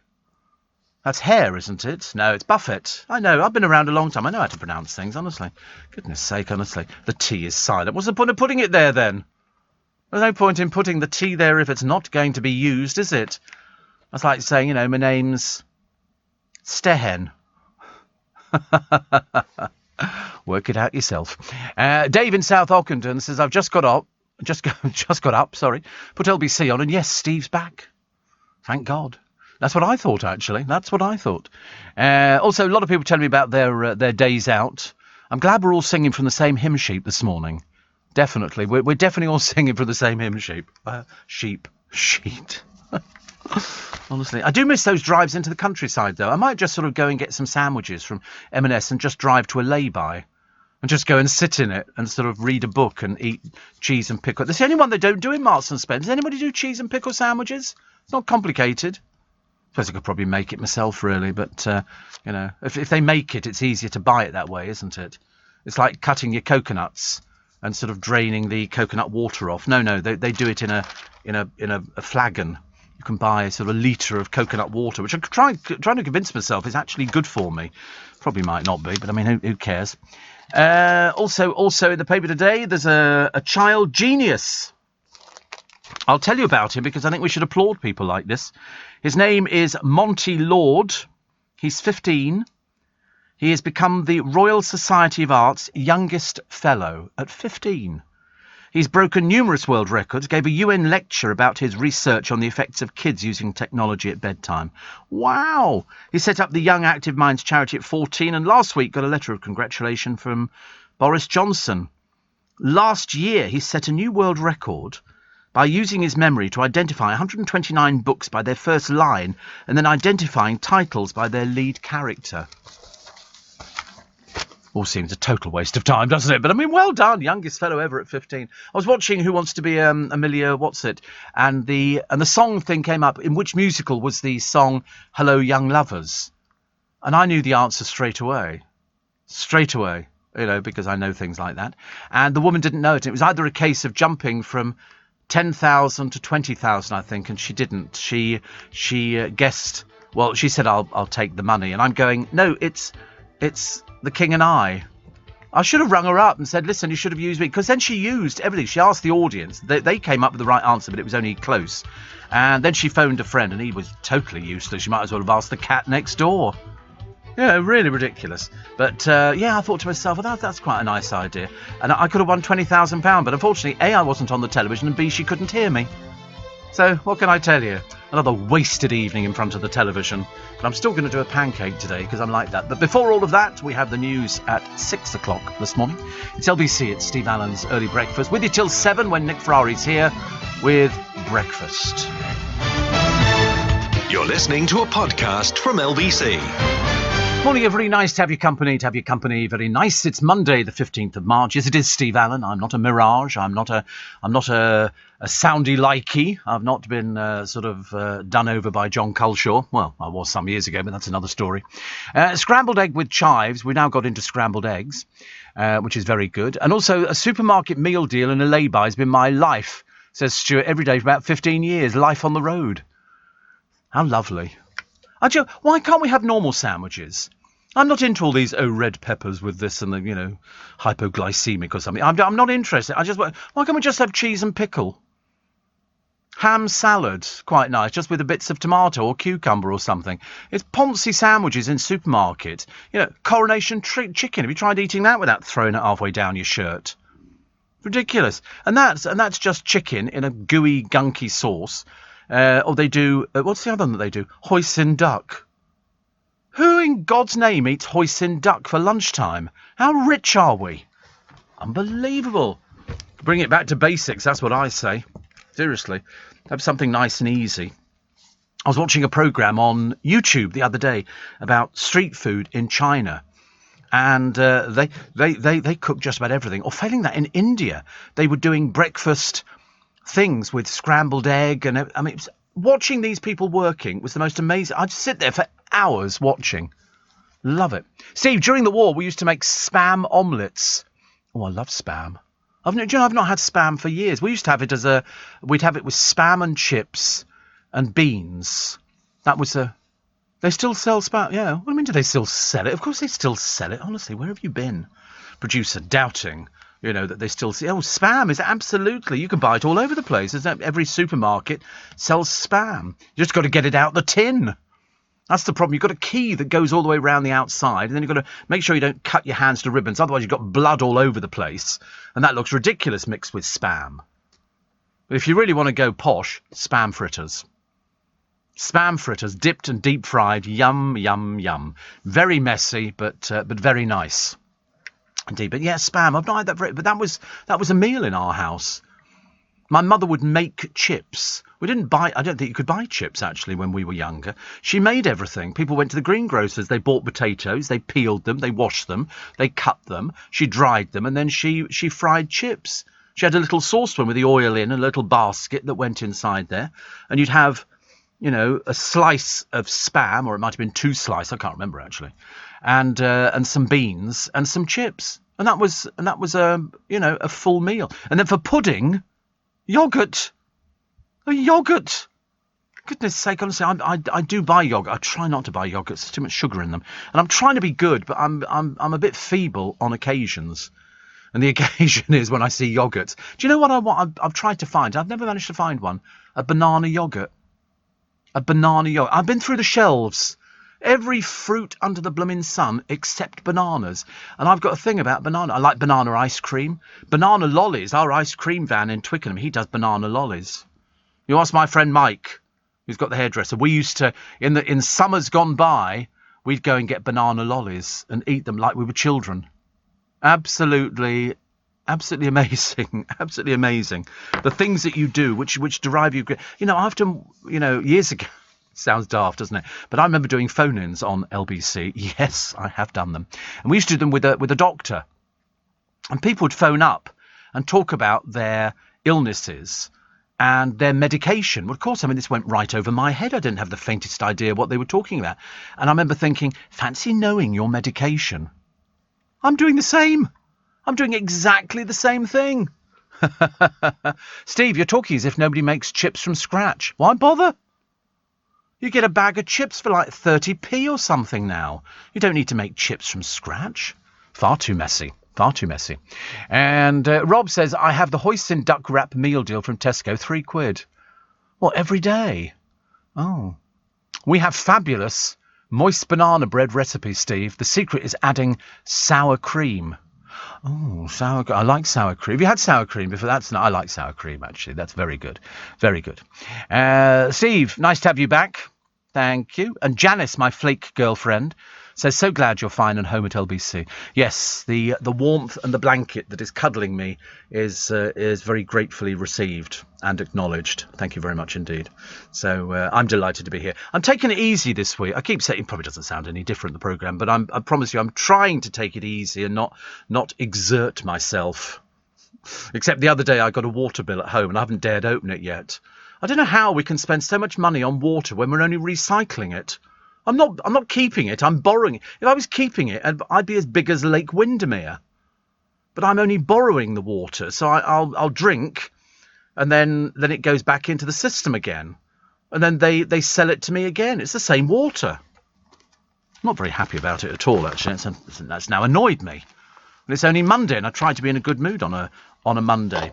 Other stories which are running in the paper today, they're definitely going to be talking about, mainly about this demonstration the other day and the way the Met Police behaved, and this woman who was featured on the papers yesterday, and the parents of Sarah, who said her death must bring change. I mean, to be honest with you, I didn't think it was a huge turnout. I know that the argument is that these sort of gatherings are illegal and everything else. Somebody died. They could have actually handled it a bit better. They could have been a lot better, especially given the circumstances. But they decided not to. I appreciate there were some people there, I believe, wearing hoodies and masks and things like that, goading the police. But also, I must say thank you to Sue for my fruit basket. Thank you, John. So I'm going to go and get a fruit basket today. It's exciting, isn't it? I love a bit of fruit basket. Sue, thank you very much indeed. I'm very grateful. Very, very grateful. What was the other thing? Oh, yes, I kept going on the other day about having your jab. But it's amazing how many people I've spoken to, and you might be one of those, who's had some ill effects from it. But they don't last very long. A few hours, you get sort of, the sniffles and all the rest of it. I've been lucky, touch wood. I don't think I'm going to get anything now, which is good. Muller Light do a banana yoghurt, says Maria. Well, thank you so much. And there you go. Somebody else, Muller Light do a banana yoghurt. I like this. William says spam and mash with piccalilli was a meal in my house. Piccalilli. My father used to have piccalilli. I never liked it. Mind you, my taste buds have changed a bit over the years. Steve, I love putting yoghurts in the freezer and eat them frozen. Cheaper than lollipops, and I love them, says Terry. Yoghurts in the freezer. Right. I've seen them doing that with bananas, where they freeze bananas, and they put them into this machine, and out comes... You do that? Oh, riveting. Producer does that. Because it's typical, isn't it? Whatever I've done, he has to eclipse. It's like, oh, I've done bananas, and I've done that. And I've made them for 1 million people, kind of thing. So cheaper than lollipops. Banana custard yogurt in a. I bought custard yesterday. Again, one of my peculiar cravings. I'm not normal, but banana custard yogurt, that does sound quite nice. And everybody's telling me about Muller. Right, that's it. I'm hunting now Muller. If I don't find banana yoghurt, there's going to be trouble by tomorrow morning, I promise you. What about Wensleydale cheese and carrot chutney sandwich? Excuse me, says Julie. You are right. I've had that a couple of times. It's a bit messy, but it's quite nice. I still just want cheese and pickle. Cheese and Branston. That's all I want. I don't want anything complicated. In other words, make it yourself, Stephen. Stop being so lazy. It's ridiculous. Love it when I come to England. Marks and Spencer's. So glad you're back, says Julie. Bless your heart. Thank you. We love having you with us as well, especially at this time of the morning. For all those people that say to me, and God knows I meet people on a regular basis, even queuing to get my COVID jab the other day. There were 2 lovely ladies in the queue who were listeners and making sure I was all right and everything else. They were really sweet.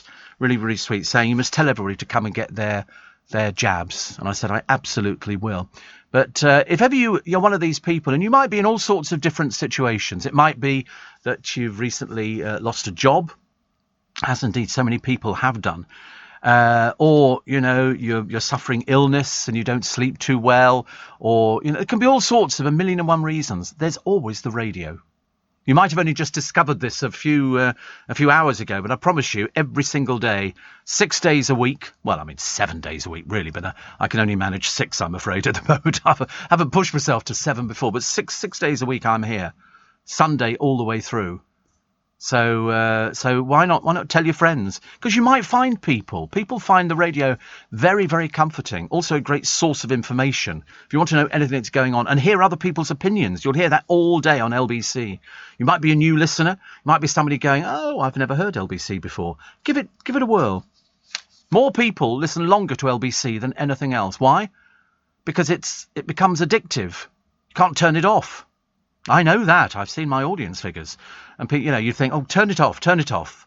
Otherwise you become addicted to that Steve Allen bloke, And then they go, no, leave it on. Let's tell him about Muller Light. Let's tell him about banana yoghurts. Isn't it funny, honestly? The things that provide me with such simple pleasure are probably the cheapest. But I've been very good recently.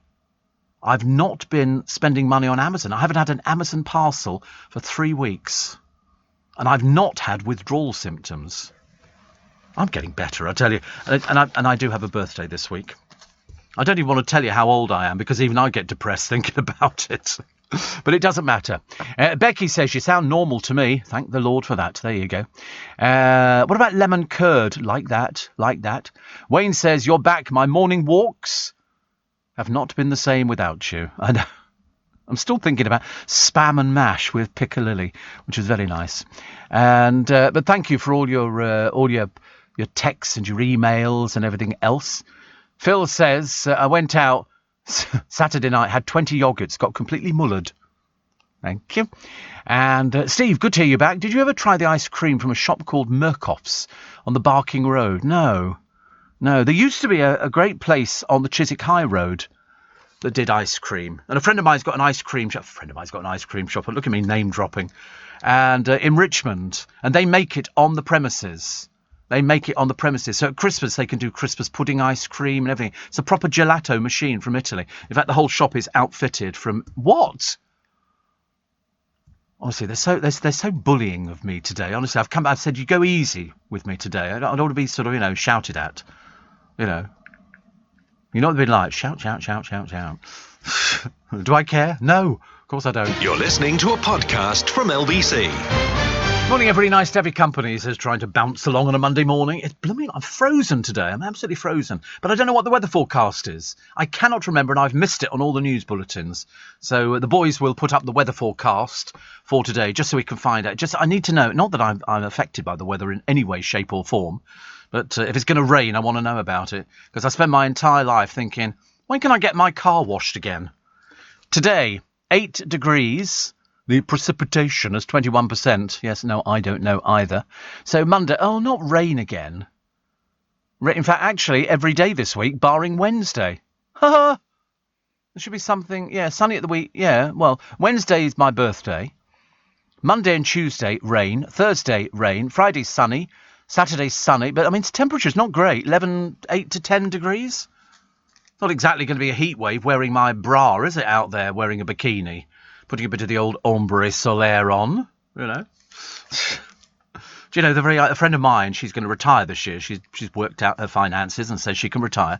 And all she wants to do is go on holiday. She can't wait to get... She's getting withdrawal symptoms from holidays. Whereas I'm not a holiday person. I know you think that if you're ill... A friend of mine just stuck his head round the door, Mr. M, to say, honestly, you've had that time off. It's like having a holiday, isn't it? I wish it was. The worst thing is, at the moment, if you're ill, you can't go anywhere. There's nothing. Anton says, just listening for the first time this morning, driving from Stockport to Hemel Hempstead in my truck. I've had a smile on my face for the last 2 hours. That'll be wind. They always say that. People say to me, I've had a smile on my face for ages. And I go, don't blame me. It's nothing. Peter and the Boreham Wood Massive. He says, now we can get our lives back to normal. I hope so. Stephen Team sounding wonderful, says Jane in Cockfoss. You're not listening to them as well, are you? It's like doing 2 separate programmes here. Steve and the Team. It's listening to Friends again, and they tried. But nobody does it like you. No, it is true. It is true. Nobody does what I do, which is probably a blessing. Joseph in Bethlehem says Bethlehem's missed you. That's the accolade, isn't it? That's the accolade. When somebody in Bethlehem says Bethlehem has missed you. Do you know, I'm secretly hoping that this year we get Christmas. This year we get... Can you believe that last year I did get a Christmas lunch through courtesy of my neighbours, actually, which was lovely. Me and Lynn had lunch. It was bitterly cold, but it was lovely. And that was... It'll be so nice this year to actually, if they say you can go and meet family and friends and have a Christmas lunch, I go, oh, how lovely. It's been ages, isn't it? We might not recognise people in the family. People might have changed. If my godson gets any taller, he'll be towering over everybody. Steve, I dearly missed all of your commentary on the royal situation, says Ender. I used to know somebody called Ender years and years ago. It's a most unusual name. But, yes, do you know, when I heard about I was always quite grateful that I wasn't here. Because there was arguments, people were shouting at each other, people were losing their tempers over it. And I'm thinking, I don't care. Listen, if they want to leave the royal family, if they're happier in America, if they're happier with their Netflix, then good for them. Good for them. I couldn't care less. Doesn't make any difference. The royal family has weathered bigger storms before, and two people who think they know everything can do what they like. It makes no difference. It's still rambling on, but it's. Have you noticed? It's slowing down. It's definitely slowing down a little bit. Perhaps we'll get things back to normal shortly. But much hope there, I think. Much hope. Wayne the Crane says it's not been the same without you. Wayne the Crane. Do you know, I thought about that the other day. I was driving through Richmond. There's a crane. In fact, there's quite a number of cranes, actually, all over the place. And I remember thinking, perhaps you have a lift to get up into the crane box. But no, you have to climb the stairs. You've got to climb this sort of ladder thing inside the crane to get all the way to the top. And then you frighten the life out of me. And have you seen in the wind, they move. They literally move. I've seen these things collapse. How'd you go to toilet? You can't come all the way down again just to go for a wee, can you? Perhaps they have a bottle. Something like, there must be something, mustn't there, really? Billie Piper has said her early experiences of being famous made her cynical and jaded. Join the club. Join the club, cynical and jaded. Very easy, isn't it? Nobody explains to people about fame. Nobody explains what fame is. Nobody explains what it's like when the media latch on to a story and they're outside your door and they're taking photographs and they want to know everything about you. And everybody thinks they know how to handle it. They don't. They don't. Even Dale, started treating the media completely differently. He used to go out before with dark glasses on, the car hood up, and then he started going out with the hood down, and because he had a personalised number plate, so you knew it was Dale Winton, and without dark glasses on. And he liked that kind of thing. It becomes very addictive. Fame is a very addictive thing to have. The adulation of a lot of people is really something else. Really something else. It's almost. I mean, I roughly try and equate it to being a radio presenter who people like. People send in tons and tons of emails and texts and all sorts of lovely things, and you sort of, when it first happens, you don't kind of get into it very much indeed. But the moment you go a little bit further down the line, you start thinking, this is nice. People care. People care. But we're doing well. We're doing well. Helen in Market Drayton says, I missed your cheery disposition. Thank you. Crane drivers apparently pee in buckets. Oh, not too sure about that, actually. But it sounds believable. It sounds believable. Steve, has having a few weeks off the airwaves made you think differently about having the odd weekend to go off on holiday?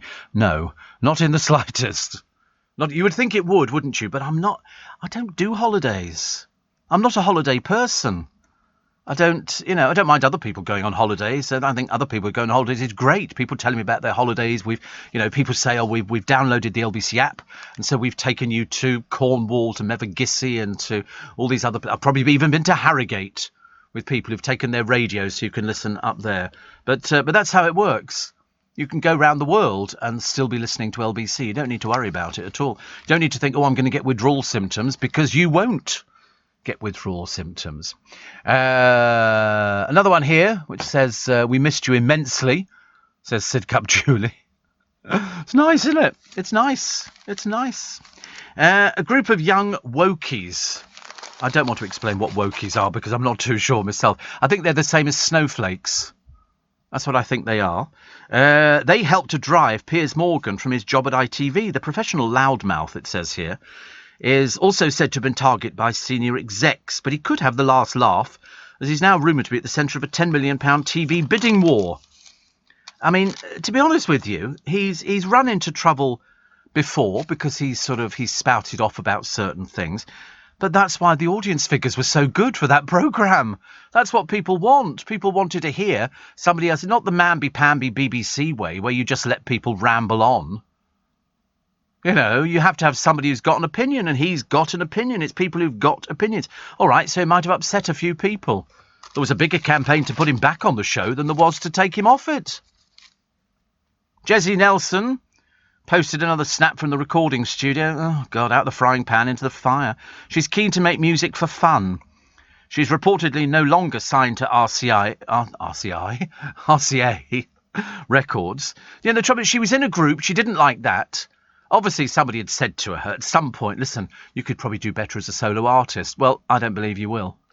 I love the way they go, I'm in the recording studio. Yeah, well, I've been in a recording studio. I'm in one now. Doesn't make me a better broadcaster.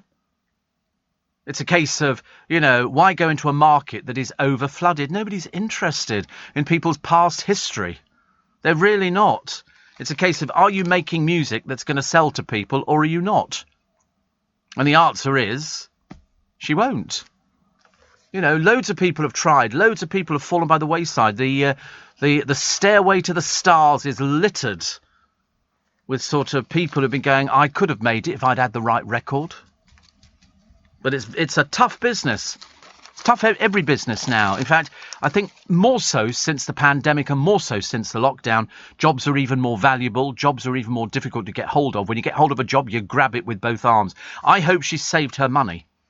I hope she saved the money she earned from Little Mix. How much that would be, I don't know, because I don't know what the writing arrangement was, and that's where the money comes in.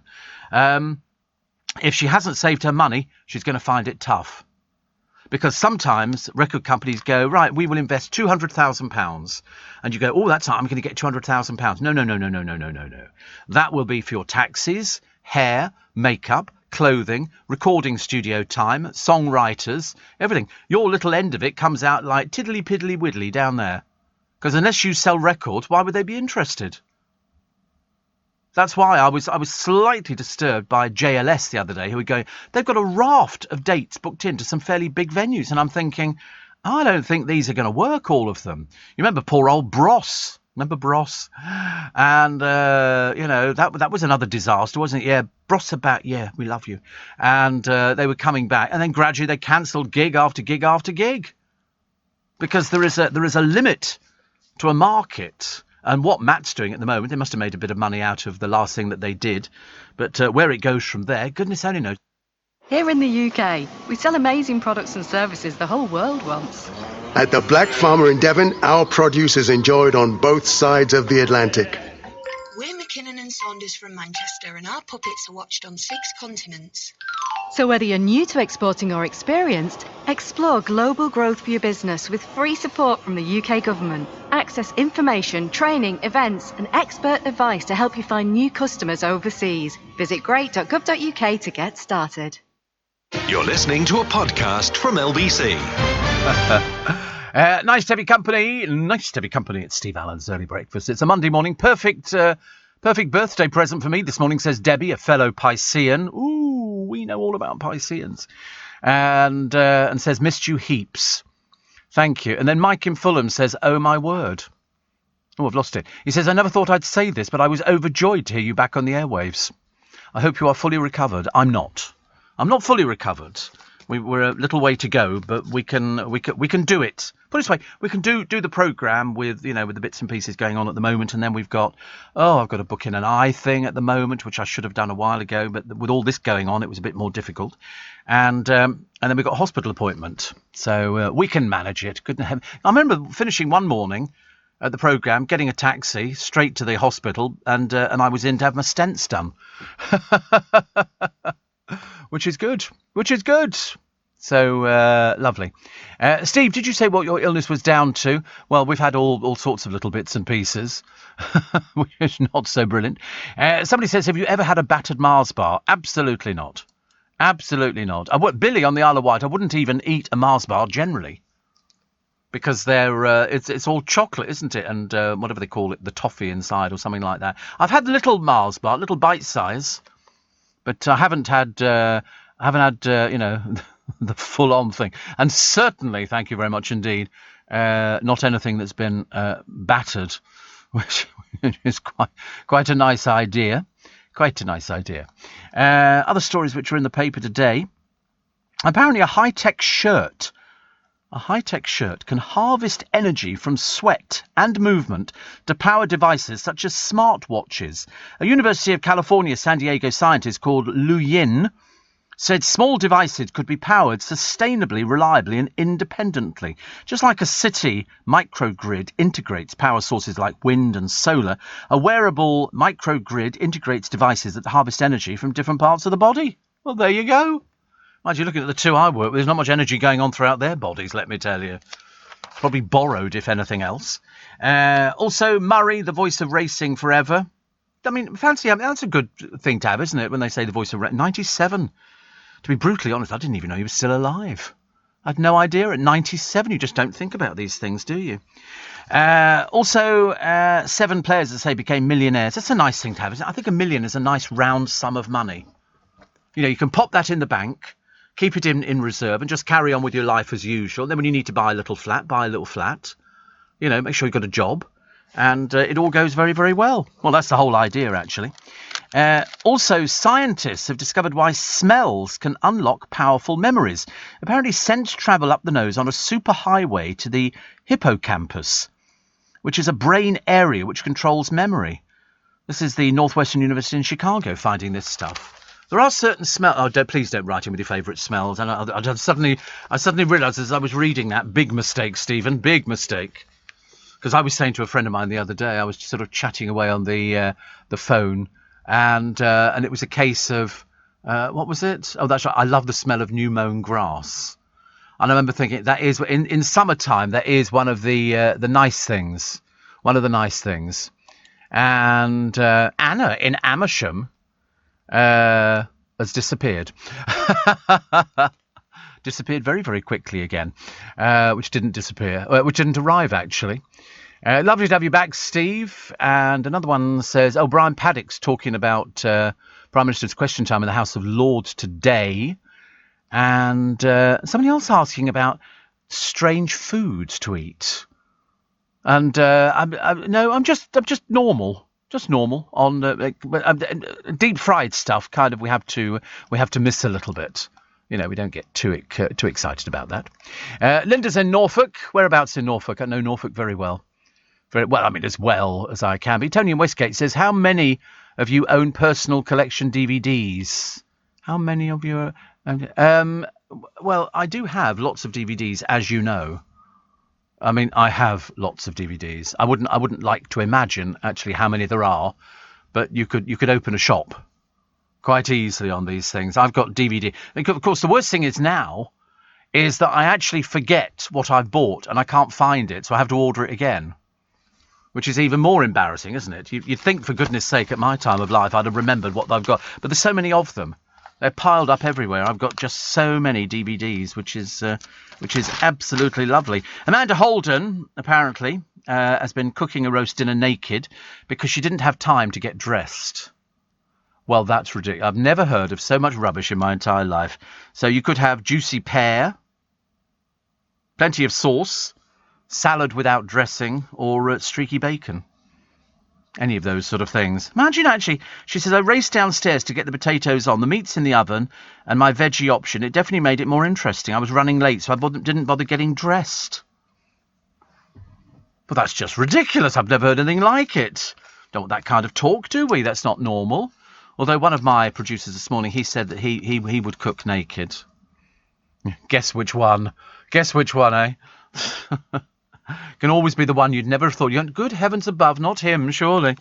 Yes, Paul O'Grady's been granted permission to build a home in the grounds of his farmhouse with a loft for bats.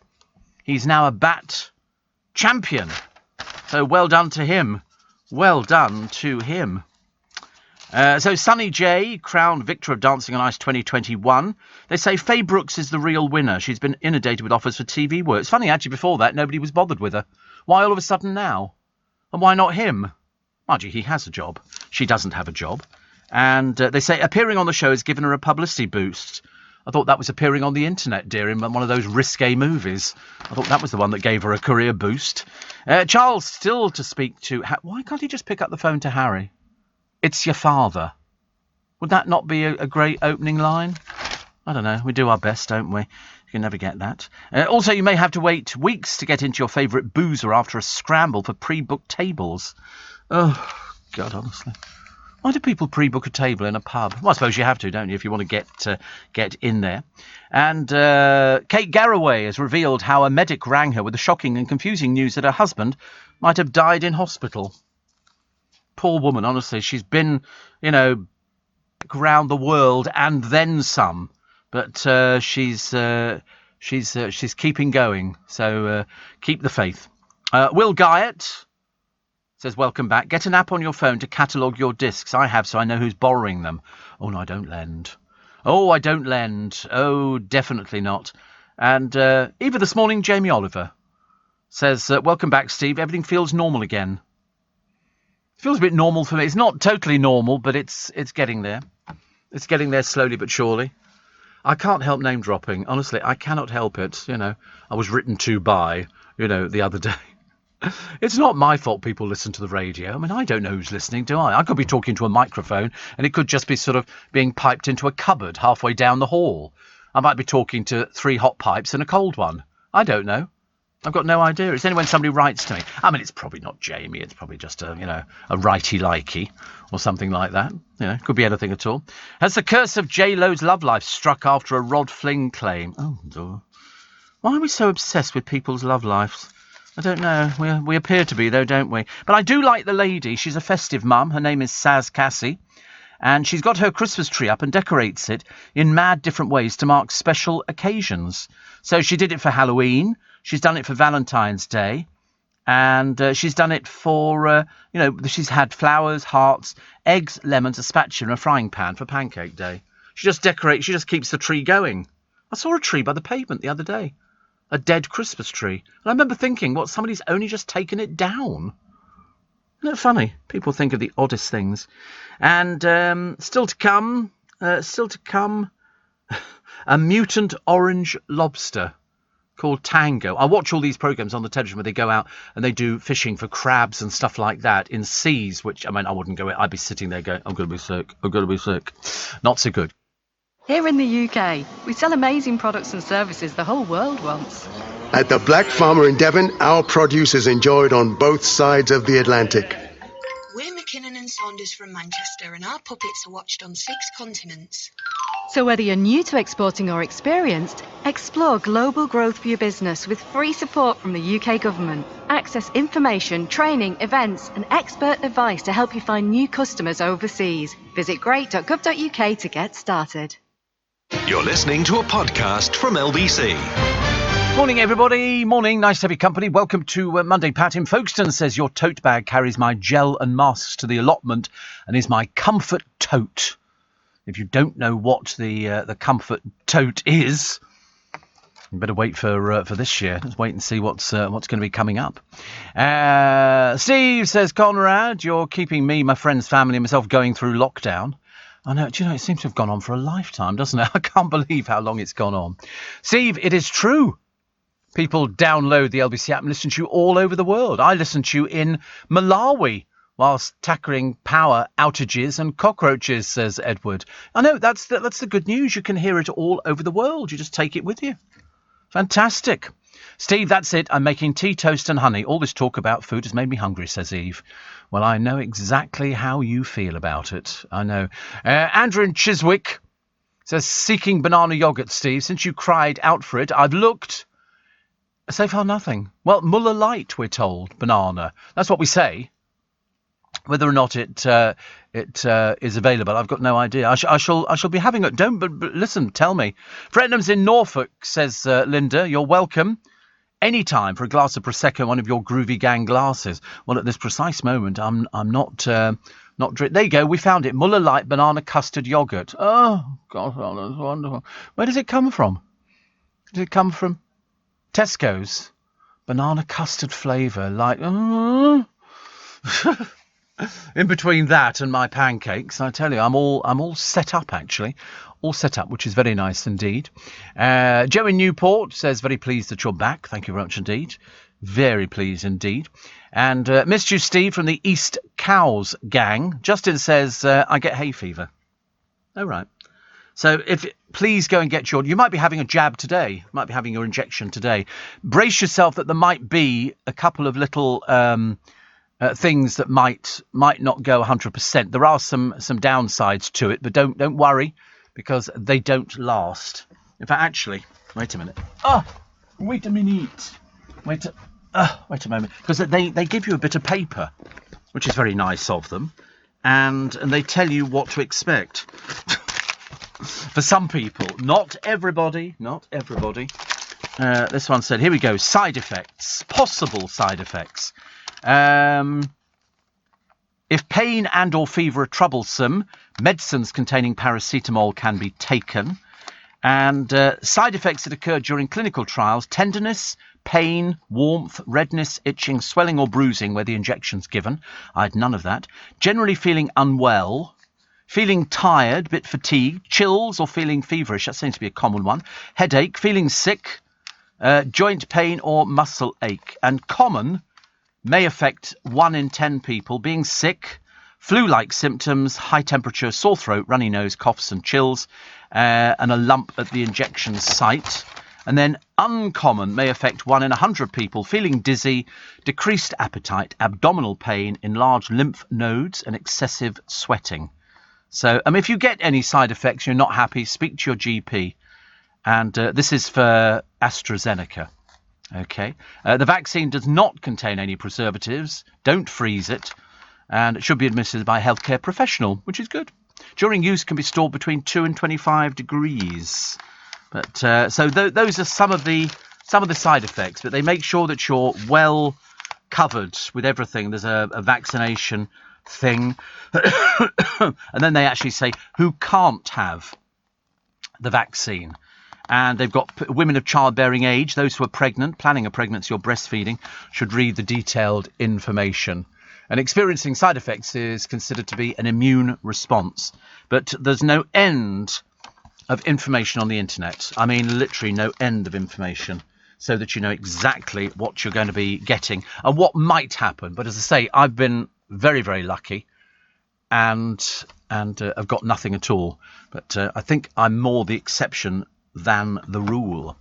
84850 steve@lbc.co.uk. John says, just in time, Steve, to have you back for Cheltenham Week. Cheltenham Week? Is that horse racing? I suspect so, actually. I suspect so. What have you missed the most, says Chris. What do I miss the most? I don't know. Everything. I miss it. Sorry? Producers? No. I never sort of think, I better miss the producers. You know, because their happy, smiling little faces is gift enough as far as I'm concerned. You know, to see them and know that they're happy in life and they would rather be nowhere else apart from here in the morning with Steve Allen. It's as lovely as that. What else do we have? New charges to keep the Brit Nazanin in Iran. Why don't they just let her go? What are they faffing around at? Really? It's getting worse. So let her go, for goodness sake.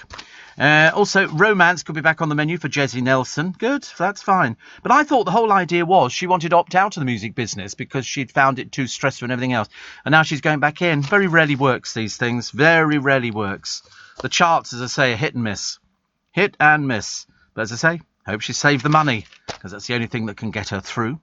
Katie Price is hoping. She wants another 4 children, so that'll be 9 in total. She's got 5 at the moment. As I said before, get a job, dear. Why don't you do something useful? Go and find something you can do. And then I thought, there really isn't anything you can do, is there? All your companies have closed. But, a bit of a shame, really. She said, I put on lockdown weight, but I do want more babies. No. Why don't you concentrate on the ones you've got? I know it's not our business, but keep flogging us these stupid stories. She says, I love being a mum. Well, look after the 5 you've got. She's a triple divorcee. Lovely, actually. She spent Mother's Day at home where she had a picnic with all her children. She and Love Island star Carl hope to marry this year. Oh, I thought you'd have actually spent Mother's Day with your mother, dear. Only guessing, You're the one who keeps telling us how bad she is. I thought you'd have wanted to go and spend time with her. Obviously not. What have we got? Mullets are coming back. That's a hairstyle, by the way. It's absolutely ghastly. You don't want them. They're generally worn by people from, America. You used to see people on the television all the time, and it was like short on top and then long down the back. And that was a mullet. It's what? Billy Ray Cyrus, yeah. Is that the one who did My Achy Breaky Heart? Yeah, you don't want a mullet, okay? And, of course, the worst thing is now, you know what's happening now? People having perms. So the old Kevin Keegan, as we used to call it, he was a footballer, and he had a perm, and everybody had it. You know why men had perms? because then you could just wash and go in the shower. You just literally washed your hair, towel dried it, and just left it. And it looked like an absolute bird's nest stuck on the top of your head. It looked absolute rubbish. It really was. But apparently they're making a comeback. Oh, God help us. Yo Valley do a banana and custard one. Still looking, says Andrew. Good. Sarah in Elton says, my boyfriend proposed to me last week. Any advice? Get the hell out as quick as possible. Okay, go as far away from him as possible. Okay? Not the one for you. I've got a vibe on that. Got a vibe. You'll better find somebody else. I don't know why people ask me about marriage advice. It's not the kind of thing. Steve, I've been waking up early, says Stu, every day to check if you've come back yet, and I've been going back to bed disappointed. I've been worried sick. So happy to hear you back. Sue's in Penge. We know Penge very well as you. That's just about it for this morning. I've just realised, actually. It's gone by fairly quickly. Don't you think so? The good news is I'm doing it again tomorrow, whether you want it or not. I shall be here from 4 for Steve Allen's early breakfast. So if you're not doing anything, pop in. You're always welcome. The door is always open wide. We'll set a drink up for you on the bar, and we'll have a nice time. I do have a little bit extra podcast. David Beckham has got Dawn French addicted to Lego during lockdown. I mean, who doesn't like playing with a bag of multicoloured bricks? A celebrity you don't really care about appears scantily clad in music video. Her son's disapproved, of course. Louise Redknapp. And Eddie Murphy is happy none of his children turned into Hollywood jerks. That's what he calls them. All 10 of them. Morning, everybody. Nice to have your company. Welcome to Tuesday, the 16th of March, 2021. And this is Early Breakfast on LBC with Steve Allen. It's nice to have your company. New stamps out, a tribute to King Arthur. Thorntons are going to close all their shops after this.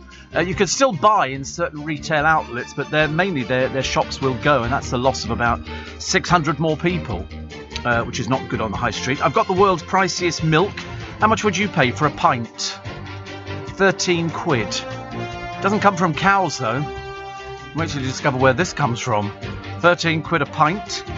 Also, the experts fury as France, Germany, Italy and Spain risk lives by halting the Oxford vaccine. It's fine. It's fine. It's been tested. It's fine. Gradually, they're sort of pulling themselves together and stop being silly people. And they've started dishing it out again, which is good news. And how long do you toast your hot cross buns? Well, hey, missus, I'll tell you this morning on LBC. Plus, Christine Lampard gives birth to her second child, and Alex Beresford is lining up a shock move to the United States of America. Apparently he's going to be... As what? I've got no idea. I don't know whether or not it was... I didn't think it was that easy to just sort of up sticks and tootle off to America. Well, to read the weather... But they've got loads of people. He won't know how to pronounce all the different weather places in America. It's like when we have American forecasters trying to read British road... They don't know how to do it. I did have somebody the other day who actually pronounced Chiswick as Chiswick. Seriously. You know, it really is quite unbelievable that people can't pronounce things. So, you know, if you're going to go work in America, they've got people who read the weather, haven't they? You know, they have a lot of men and a lot of women. It's very sort of everybody, the weather forecasters. But they stay as weather forecasters. It's only over here they sort of do it. And they go, oh, I think I'd like to be a main presenter now. And you go, no. Now, I thought, it's only the other day we were talking about Alex Beresford saying he could be in line for actually taking over from Piers Morgan. But then if this story's in the paper today, that doesn't sound very likely, does it? Unless they've actually sort of said, listen, you know, we have no plans to move you into that seat. You could still carry on doing the weather, but, you know, it's going to be sort of Ben Shepherd and a combination of Richard Madeley. Also, I heard somebody call him Richard Madley the other day. Since when has he been Richard Madley? Was that you? You buffoon, honestly. And also, the country's most famous strip club is hoping to capture its glory days with celebrity backing. Oh, excitement. What is the country's most famous strip club? Give you a clue, it was in London. Well, in fact, it is. The building is still there. I pass it most mornings. I pass within half a second of it. The Windmill. The Windmill was owned by Vivian Van Dam. And it was basically like a review show, but with nudes. Okay, so you would have entertainers like Harry Seacombe, Bruce Forsyth, all sorts of people who would appear there. And in between their acts, nude girls, but they weren't allowed to move. So what they would do is you'd have the entertainer coming on, Bruce would do his act, Harry would do his shaving sequence, and they go off and they go, a Greek garden, and the curtains would part, and there would be about 6 or 7 girls on the stage posing, holding big jugs, some of them, and they were naked, but they weren't allowed to move. If they moved, they got into a lot of trouble with the government of the day, who were policing things like that. And the show was called We Never Clothed. We Never Clothed. And they survived the bombings and everything else. But what it was just basically a lot of dirty old men climbing over seats to get to the front. People would write in and say, I've got new reading glasses. They've got magnifying lenses. Or I'm bringing in a pair of binoculars and stuff like that. So even back in those days, still got the Dirty Mac Brigade. And that's what happened at the Windmill Theatre. And it's very tiny. I went there years and years ago to what they brought back magic and all sorts of things there. And it was a cabaret venue. And it was lovely. Very small, very, very small. In fact, you've probably seen the film Mrs. Henderson Presents. Mrs. Henderson was the woman who put her money into the show, and she would sit there, very bejewelled, very little tiny woman, looking like somebody out of a Carry-On. And the Windmill has got... there's all sorts of windmill girls out there. Lots of people started, but they appeared naked. And in the summer, they would all lie on the roof of the Windmill Theatre to get an all-over tan. I do the same here. I just haven't told people on what day I do it, because otherwise they'd all be up there, wouldn't they? They'd all be up there, yeah, Steve's up there, excuse me again. Even in this weather. Absolutely. Even in this weather. But there you go. World Cup winner Sir Geoff Hurst is flogging 2 number plates. And hot cross buns, you have to toast them for exactly 62 seconds. 62 seconds apparently is the accepted science. I don't know how it works. I don't toast mine. In fact, I don't really have them. I've had a few packets over the years, and I've eaten them raw, just picking bits off. But then I suddenly realised that the fat content is huge. I mean, it's right, mega, so I've kind of given up on that. Isn't it funny? The Vatican have banned the blessing of gay unions, which is very interesting. Why is it very interesting? If I call them hypocritical, would that sort of suffice? Do you want to know why? I can back it up. So they don't bless gay unions because they're the Catholic Church. And yet they invested £850,000 in the Elton John biopic. Hello, well-known homosexual man. I'm sorry, you've invested 850,000 quid and you've reaped the returns on that. And yet you don't want gay unions. Very hypocritical. Are you telling me that there are no gays within the Catholic Church? Of course there are. There must be thousands. I mean, all those priests and everything else. In fact, actually, of course, the Catholic Church had the worst problem with gay priests and abusive priests. So much so, I think we've had various popes over the years who've had clear-outs of these people. Because at one time, the Catholic Church just moved them. So if somebody was accused of abusing children in Mexico and word filtered back to Vatican City, they just moved the priest. They'd moved them, so it just carried on all over again. But to say that they ban the blessing of gay unions and then invest nearly £1 million in the Elton John film, which I think was called Rocket Man, wasn't it? And, you can't have it both ways. You really can't. We found a swindling nurse who tried to claim £400,000 for her husband who was dead. Unfortunately, she was lying through her teeth. And luckily, they caught her out. But they didn't bother sending her to prison. She didn't get the money in the long run, so I suppose that can only be sort of a blessing in disguise. Poem of the day we have this morning. I've had a look at it. That's all I'll say. The biggest threat to Britain, that's good. Biggest threat to Britain's security, China, apparently. And plainclothes police officers are now going to start patrolling bars and clubs to protect women. And they're coming from where? Where are they coming from? We've got a huge shortage of police officers at the moment. The very idea that they're going to have plainclothes police officers patrolling bars. What they could do, turn up on the front door and say to the bouncers, police officer, mate, we're just coming in to check round. And somebody go, yeah, OK, police are in. I mean, I don't quite understand. Or are they going to be sort of permanently stationed in bars? Will they be drinking? Will they be chatting to people? What's going on? It's a very nice idea that we're going to be having, plainclothes officers patrolling bars. But then, I'm a police officer. Yeah, of course you are, mate. You can imagine it, can't you? After a few sort of bevies, it's going to be an absolute nightmare out there. And what was the other one that I liked? I quite liked the idea, actually, that... what was the other one? Oh, yes. Do you want to know where this milk comes from at 13 quid a pint? Horses. I know. I couldn't understand why anybody would want to drink horse's milk. In fact, I can't think of anything worse. I really can't think of anything. I don't know how that works, and I'd rather not think about it. Because I've seen horses in fields. And to be honest with you, if we all had one that size, I tell you, we wouldn't bother going into work, would we? Be using it as a lasso. But yeah, £13 a pint. I think that's awful. Horse's milk. I wasn't even sure it was possible to drink horse's milk. I don't like the idea. As far as I'm concerned, milk comes from cows. Although I suppose, technically speaking, horses eat grass, don't they? So I suppose it would probably work roughly. It's just it doesn't sit very comfortably with me. 84850 steve@lbc.co.uk.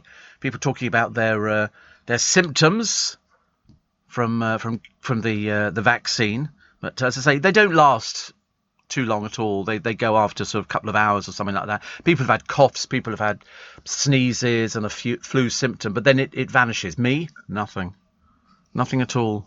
Which is odd, isn't it? Although I could sleep for the entire universe at the moment. We were saying before the programme, Jake and I were going, if you could push a button, it would be like Thunderbirds. This studio would move sideways to the left. The wall would bring a bed down, and I'd just sort of climb into it, and the lights would, there'd be a fridge down there with ice cubes. We decided we've got to have ice cubes, and then there would be, a little frying pan cooking some sausages on the side, and then you just, and then the lights would dim slowly.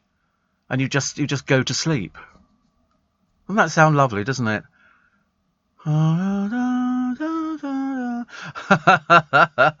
Did it hurt? What, the injection? No, you don't feel anything. It's just like any other injection, I mean, I, of course, screamed the place down, as you would expect. Ow! Ow! Ow! Steve, you're not even inside the office yet. Oh, am I not? Oh, OK. Wait till it gets done. No, they always say the same, little scratch. Because once the needle's actually in... it's in. It's not like we do, let's tease you on this one. Ow, ow, ow, ow. I tell you, the worst ones I ever had were the ones when they did my skin graft. Those were the most painful injections I've ever had in my entire life. I've seriously never. I practically rose off the bed like Lazarus. It was awful. It was, I don't know what was in there. It was obviously the anaesthetic, because they had to take skin off my leg for a skin graft. And they've got a machine, like a little, like they do in the kebab shops when they sort of slice it like that. On my legs. If I actually drop my trousers now, you wish, you'd see looks like a little parking space on my leg. About sort of 6 inches by about 3 inches. And why not? And so I've got that, and then I had stitches on my chest, but they've almost vanished now, which is good. Plus I've got all the other marks and everything else. I'm thinking of naming them like craters on the moon. Alpha 1. But when they put the injection, I had to have 3 injections. One in my chest... so they could then stitch up. Well, I mean, to be honest with you, I'd have borne the pain. One on my leg for taking the thing off, and one on my arm, I think, because they had to put the skin graft on my arm. But it's underneath my arm, so you don't really notice it. Although I tell you, my body is a road map of the Sahara. At the moment, every time I wake up, I think, where did that come from? There's always another mark on it. And the ones I've got on my right arm is where I sort of tripped and threw hot peppered sauce all over my arm, which I didn't notice to start with. Ow, ow, ow! And then I thought, that won't happen. And then it's marked, I look at it as a scar. It's a battle scar, because I'm a warrior. Had a very nice day yesterday, thank you. I didn't do anything I wanted to do.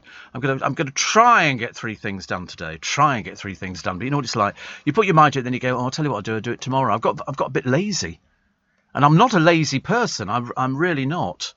And a friend of mine, she phones me every day just to check that I'm still in the real world. She's having bookcases fitted at home. She's got somebody round, so I knew she was going to be busy. So I've got to talk to her tomorrow, because I've just opened a new bank account, and we've got to do the passwords and all the rest of it, which is very good. They're so complicated, passwords, aren't they? They really are. But I'm getting there. Savings rates have hit a record low. Don't you just know it? Although my savings went up. I couldn't work it out, actually. Normally, I mean, the interest rates are diabolical. Absolutely blooming awful. They really are. You're listening to a podcast from LBC. Sid Cup Judy says, stop being a big girl's blouse regarding needles. Have you ever had those needles before? These are like serious sized needles. If you have skin grafting, they're numbing a huge area. It's not a case of being a big girl's blouse. Believe you me, I inject every day. But Emma says, why do I feel scared to have the injection? I'm nervous. Oh no, the injection's fine for the COVID. I don't feel a thing. That's just like a normal injection. Apparently, somebody says I've been listening since Sunday. And Finbar says you're a part of so many people's days. I know, days, nights, afternoons, weekends. And Steve says, Shane, I remember you saying hot cross buns are fattening. They are. They really are. There's nothing good about them at all, which is a shame. Lindsay in Richmond says, I had a very slightly tickly cough, but was feeling very healthy. So I went to the doctor after a few weeks. Turned out I needed open heart surgery. Got a new heart valve and lived. But I could have got a bottle of cough linctus and died. I know. Well, that's the thing we said yesterday about Sarah Harding. She said she should have gone earlier to get checked out. She knew something was not right, but she didn't go. Whereas me, drop of a hat, I'm round the doctors or phoning them up going, I need to talk to somebody.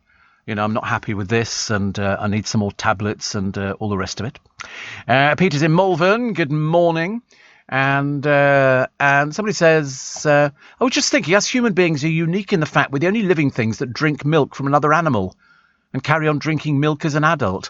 I like milk, actually. Cold milk's lovely. I went all the way out yesterday to go to Marks and Spencer's and pick up a few little bits and pieces. And I came all the way back home. I closed the front door and went, oh, for goodness sake, Stephen, milk. I've specifically gone in to get milk and didn't get milk. A bit stupid, wasn't it, really? But at least we made the effort. Very thin on stories in the newspapers today. I mean, really thin. Apart from the furious France, Germany, Italy and Spain risk lives by halting the Oxford vaccine. Slowly they're coming back round to doing it again. Slowly. It's a bit of a slow process, but they are getting there because it's fine. The amount of people who've died because of blood clots is minuscule, absolutely minuscule. They have checked all these things very carefully. New royal chainmail and a stamped tribute to King Arthur. King Arthur. That was King Arthur with... Yes. Was that Sword in the Stone? Was that Sword in the Stone? King Arthur. Didn't he come from Camelot or something? Was it Camelot? Isn't there a place in Cornwall called Tintagel where Arthur is supposed to have been? You can go there and... What? I'm not really an expert. I was just sort of thinking. I've heard of Tintagel, and I know that you can go there to see the court of King Arthur. And people he seemed like a good egg. He seemed like a nice sort of person. We didn't have any sort of problem with King Arthur, as far as I remember. He was legendary, who, according actually to the historians and romances, led the defence of Britain against the Saxon invaders. Boo, Saxon invaders! Boo! Mind you, that was in the 5th and 6th century. And I wasn't around in the 5th. I'd have been good, actually. Arthur, come here, mate. Come here. Listen, let's invade the Saxons, okay? I only told you to blow the bloody doors off. I thought we were all Saxons. I thought I was an Anglo-Saxon. That's what I thought. Because I'm sure at one point I must have come from overseas, from a Scandinavian country. So I'd be an Anglo-Saxon, wouldn't I? Roman or Celtic? I don't want to be Celtic. What do I want to be Celtic for? All they've got is a cross. I want to be a Roman. St. Stephen of Leviticus. I don't want to be a Viking, no. Have you seen the outfits? It's like fur. And, oh, no, I couldn't wear fur. The horns on the helmet, the uphelliar, and every rowing. I don't do rowing. Monday to Thursday, it's rowing free day. Anybody else wants to row the blooming boat, then they can do it. They found a couple of Viking longboats, haven't they? One burnt down in a museum. They had a problem in the museum and it burnt down and they lost it. But I mean, imagine finding a Viking longboat. Because in the early days, when I were a boy, if you were very important, you got buried in a longboat and pushed out to sea. Fat lot of bloody use that's going to be, isn't it? I'm terribly sorry. He's on the longboat. Okay, and who's actually rowing this thing? Nobody. But we've left all the oars on there. What, so he's just going to drift aimlessly? No, we've set fire to the boat. Oh, brilliant. Oh, fantastic. And that's what they did. Mind you, at least it was a good send-off, wasn't it? Nowadays, we have those paper balloons that sort of go up into the sky. In those days, they used to... And in fact, down in Cornwall, I think you will find they do the uphelliar. And the uphelliar is where you get a lot of men with flaming helmets walking down the streets. and go ooh, ooh, ooh, like that, and they bang on drums and everything. It's a big tourist thing. Up Helly Yar, you look at it.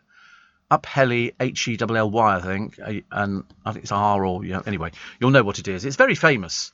I've never seen it, but I've seen footage on television of men with flaming helmets and things marching through the streets. Yeah, it's quite something to witness. It really is. It's a bit like early bonfire night, but without the fireworks. I don't think. I do like fireworks. I'm looking forward to. I miss the smell of fireworks. I like a bit of firework. We're going to get some this year. Do you want to be out of? Could have some. I could have some tomorrow. Big day tomorrow. Big day. I'm in double numbers, figures, from the roof. I was watching. Have you ever seen the film Flight of the Navigator? It's very good. It's about a kid who sort of falls asleep, and when he wakes up, he's exactly the same, but his family have aged. It's 12 years on. But anyway, he gets abducted by a spacecraft, which calls him the Navigator. It's a very good little film. But at the end of it, he wants to go home to his parents.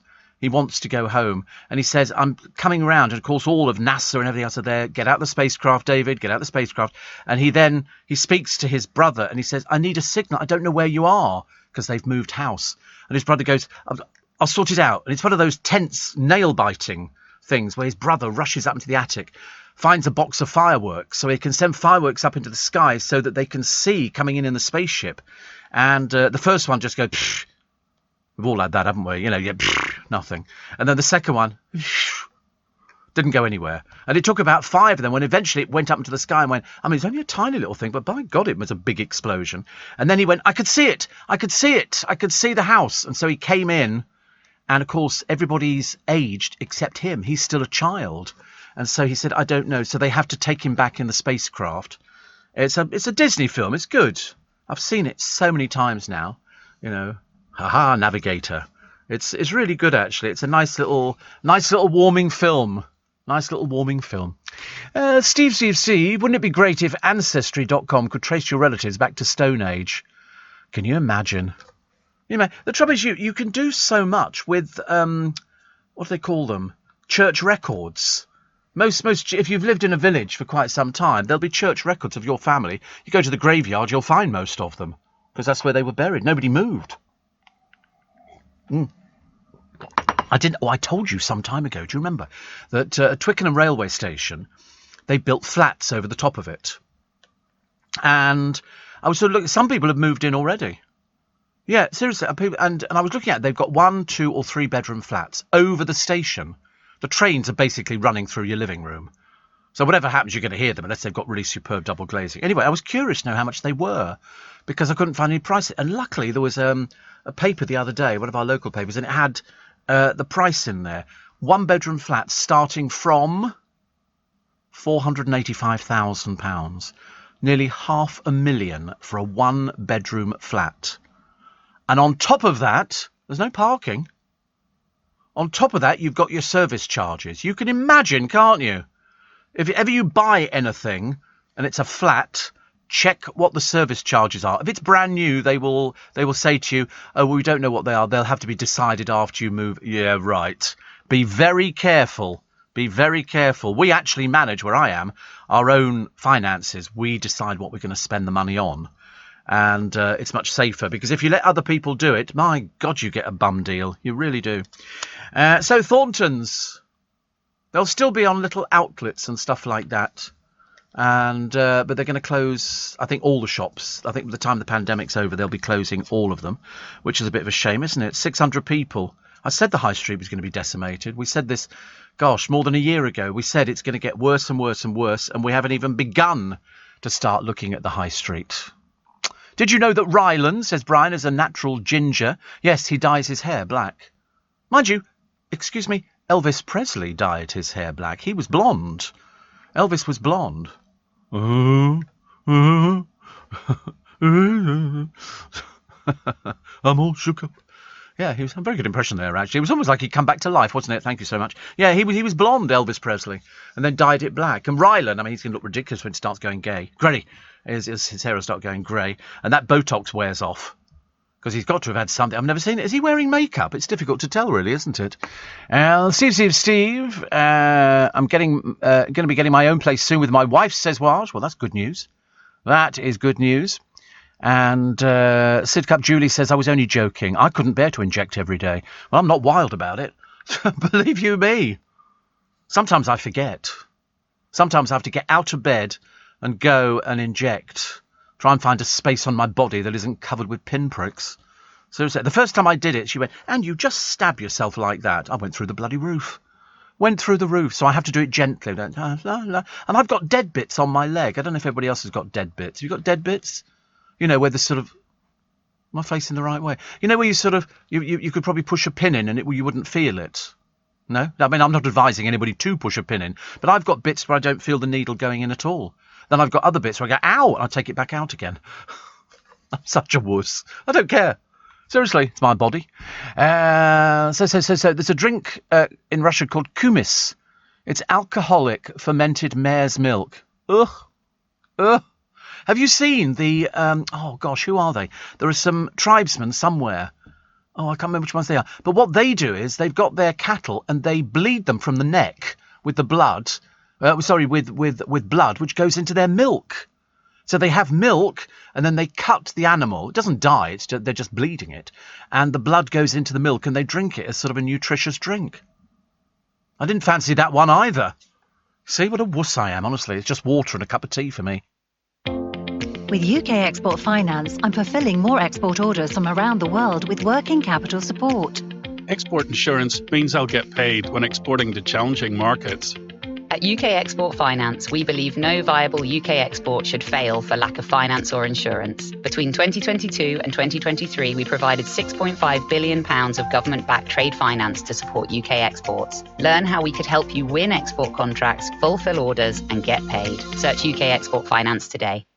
You're listening to a podcast from LBC. Morning. Do you know Minis? Has everybody had a Mini in their time? Because it was like the cheapest car. Now they're so sophisticated. They're going to switch to battery-only cars in just a decade. They're not cheap, though, these battery cars, are they? They're really not. I'm not wild about it. Corey's got a Mini. Well, so he's got put it this way, he has 4 wheels, a steering wheel and some glass. Whether it classes an actual car, we're not too sure about. But my other producer, Chris, has a Mini as well. There's loads of room in them. Chris is not a small person, is he? And he fits quite comfortably into it, and it's lovely. My first brand new car was a Mini. £3,300, chocolate brown, and I think the number plate's still out there somewhere. God knows what it's on now. The car must have been crushed years and years ago. I used to love it. Proper small Mini, yeah. Proper small Mini. You know, those. I was so flash. I went out and bought a fire extinguisher, little fire extinguisher to go in cars. Put it down in between the front seats. It was lovely. I did have the warning triangle. I had the flashing lights as well. I bought all the caboodle, all the bits and pieces, and only once did I ever have to change a wheel on it. I tried changing one on the Bentley. Have you ever tried doing that? Don't bother. Waste of time. Easier to join the RAC or the AA or any one of a number of green flag places that come around and repair tyres for you, and then just get them to put a new tyre on, because they can do it in minutes. You'll be there for all day. In fact, I remember when I called the RAC out. Was it RAC I was with? I can't remember. Some time ago, and he said the majority of people call out for flat tyres. I said, you know why? Builders everywhere. All these nails all over the place. Screws, everything. Dreadful. Sarah in Elton says, Steve, I'm a type 1 diabetic and I have the same numbness after 24 years of injections. I'm only 28. I know. It's dreadful, isn't it, really? I always get it on my right-hand leg. My right-hand leg, there is a certain patch of my leg that is numb. Doesn't matter. Steve, I'm a day behind you in London, so I don't miss it. I want to wish you a delightful birthday on the 17th. Good Lord! A birthday. And loads of other people will be celebrating tomorrow, won't they? Loads of people. Steve, my family came from England in the 1800s to here, says Sydney. I bet we were convicts. That'd just be my luck. Well, there's every good chance, I should imagine. Every good chance you might have been convict. I'm not sure. My uncle started going back with our family history. My dad did a bit of it, and then my uncle Stan picked up, but sadly, both of them no longer with us. And I can't remember how far they got back to. But it was very interesting. Very interested to see how far back you can go and what your family did. You know, so if your surname's Forrest, the chances are you lived near the forest. You know, Alan O'Dale lived in the Dales, all those sort of things. It was very much geared, you know. If you were a sort of a woodcutter, you'd be Eric Woodcutter or Eric Chopper or something like that. It was all based around what you did or where you lived, which doesn't explain Corey at all. But anyway, it doesn't matter, does it? Because it was all good fun. What else have we got? So, fashion designers urging Boris to ban the sale of wild animal fur. They had horrible pictures in the paper the other day of foxes and things like that in cages. They can't move. They literally feed them and kill them. And they're killing them for their fur. £5.5 million worth of fur arrived in this country last year. For what? What do we use fur for? Seriously, I mean, I can't quite understand it. You know, it's dead animal draped over your shoulders. There's an animal going around very cold, waiting to see if it can get its fur back, which is not good. I'm missing a Daily Star today, so I've got no idea where it hath gone to. But there was also the Sun this morning. A cop guarding the site where Sarah Everard's remains were found sent a twisted joke to colleagues. I mean, I don't want to be rude, but I'm going to sound terribly rude now. How are we training people in the police force? What is the train? Does somebody say to them, this is inappropriate, you can't do this? Does somebody say this would get you into a lot of trouble? Obviously not. I mean, you'd think, it was the colleagues that reported this person and said this is inappropriate. You know, everybody knows how far they can go. As I was only saying to Piers Morgan the other day, everybody knows how far you can go, and then you overstep them up. But if you're a policeman, I'm expecting a load more. Perhaps I'm misguided, but I am expecting a lot more from police officers. I'm assuming they've been through all the training, they know about everything. Can't be easy. Can't be easy, you know, to be a police officer all the time. But you don't make jokes about things like that. That's you just don't. That's somebody's person, somebody from their family, a child, a loved one. You know, you just don't do it. I'm sorry, whichever way you look at it, it's neither funny nor clever. It's just twisted. It's just twisted, and it's not good enough. Not good enough. So they need to up their ante quite a lot. But they thought it was a joke, using WhatsApp to relay this. I mean, I seriously can't believe it. Mind you, seriously. The other day, I was sort of thinking about watching the Dancing on Ice programme. A lot of people were saying it wasn't as tough as they've had in previous years. Well, I'm telling you, the amount of champagne they consumed, loads of it up on. They put an ice rink up on the roof. Did you see that? Yeah, Capital had an ice rink, and Hart had a racing track with go-karts. What do I get? I don't get anything at all. I'll be lucky if I get a balloon tomorrow. Which, of course, would be very embarrassing, because I've had balloons before, and you have to walk down the road after the programme holding a balloon. It doesn't work. Men cannot walk down the road holding a balloon with happy birthday on it. So, just in case you were thinking, just telling you now, just in case you were thinking, please don't. Please don't. Flowers are quite acceptable. Steve, I have one gold 1300 Vauxhall Viva, one orange 1350 Mini with alloys, and a 125 Honda. Does that make me an oldie? What do you mean? It makes you geriatric? Are you serious? Of course. Heavens above. Can't have cars like that. I like watching all these restoration programmes on the telly where they take a car that is sort of on its last legs, it's knackered, and there's a place up north where they go and buy them at these auctions. Well, these people are just the salt of the earth as far as I'm concerned. I could live in that village because I'm not obsessed with cars, as you know, couldn't care less. And these people go and buy these cars, and they'll pay a fortune for an absolute wreck of a car, and then they put it back together again. They will put new everything. Wheels, interior, and they end up with stunning cars. And I look at this garage and I think, do you know, they look like proper people. Do you know what I mean? Proper people. ITV, you'll be delighted to hear, have decided that they don't want to use reality stars who've appeared on that app where you pay people to take their clothes off. Without having said it sounds tacky and dirty, they've basically said this is not what we expect for our ITV audience. So the good news is people like Kerry Coke Toner mercifully won't ever see the light of day again. I find it absolutely disgraceful that somebody can go on and do something like that and sell pictures of themselves. Kieran Hayler does it too. I don't want to see these people on my television. I'm not a prude. God knows I'm not a prude. I just don't want to see that on the television. ITV have decided the same. You know, somebody who sort of spent most of their time getting their boobs out, thank you very much indeed. Not on my television. You know, not on my television. So ITV have made a decision, which is good news, actually. Might teach these people a lesson. Because I was watching The Only Way is Essex. Must have been an old one, actually. Must have been an old one, because Dan Osborne was flirting away in his usual way. And I kept thinking, you can't trust anybody on that programme. Seriously. I mean, you can't even trust... And then you've got Pete Wicks. There's a bloke who can't string two words together. What? So I was saying like this geezer bloke and all the rest of it. This was the one for 2 years was having sex with Chloe Sims. But none of them said anything. They were doing it, so he was unfollowed by loads of members of The Only Way is Essex. I was amazed the programme was still going. And then you had Bobby Cole-Norris, who apparently has got an agency to help people set up parties. Not a clue. Even the bloke sat down in front of me and said, all right, Bobby, all right, Charlie. And neither of them looked as though they had half an iota of brain cell between their cloth-filled head. And it was a case of, you know, I want swans in ice. I thought you'd have maybe brought something. And I thought, well, of course you would. And Bobby Cole-Norris's answer was, I brought a photograph. Fat lot of blooming use. That his bloke wanted to see what he was going to get for his money. And Bobby's going, I think when he leaves, you know, we're expecting him to leave a cheque. I thought I wouldn't trust you with half a smartie. Definitely not. It was just ridiculous. This bloke was obviously expecting that they knew what they were talking about, but unfortunately they didn't have the faintest idea. Not a Scooby-Doo.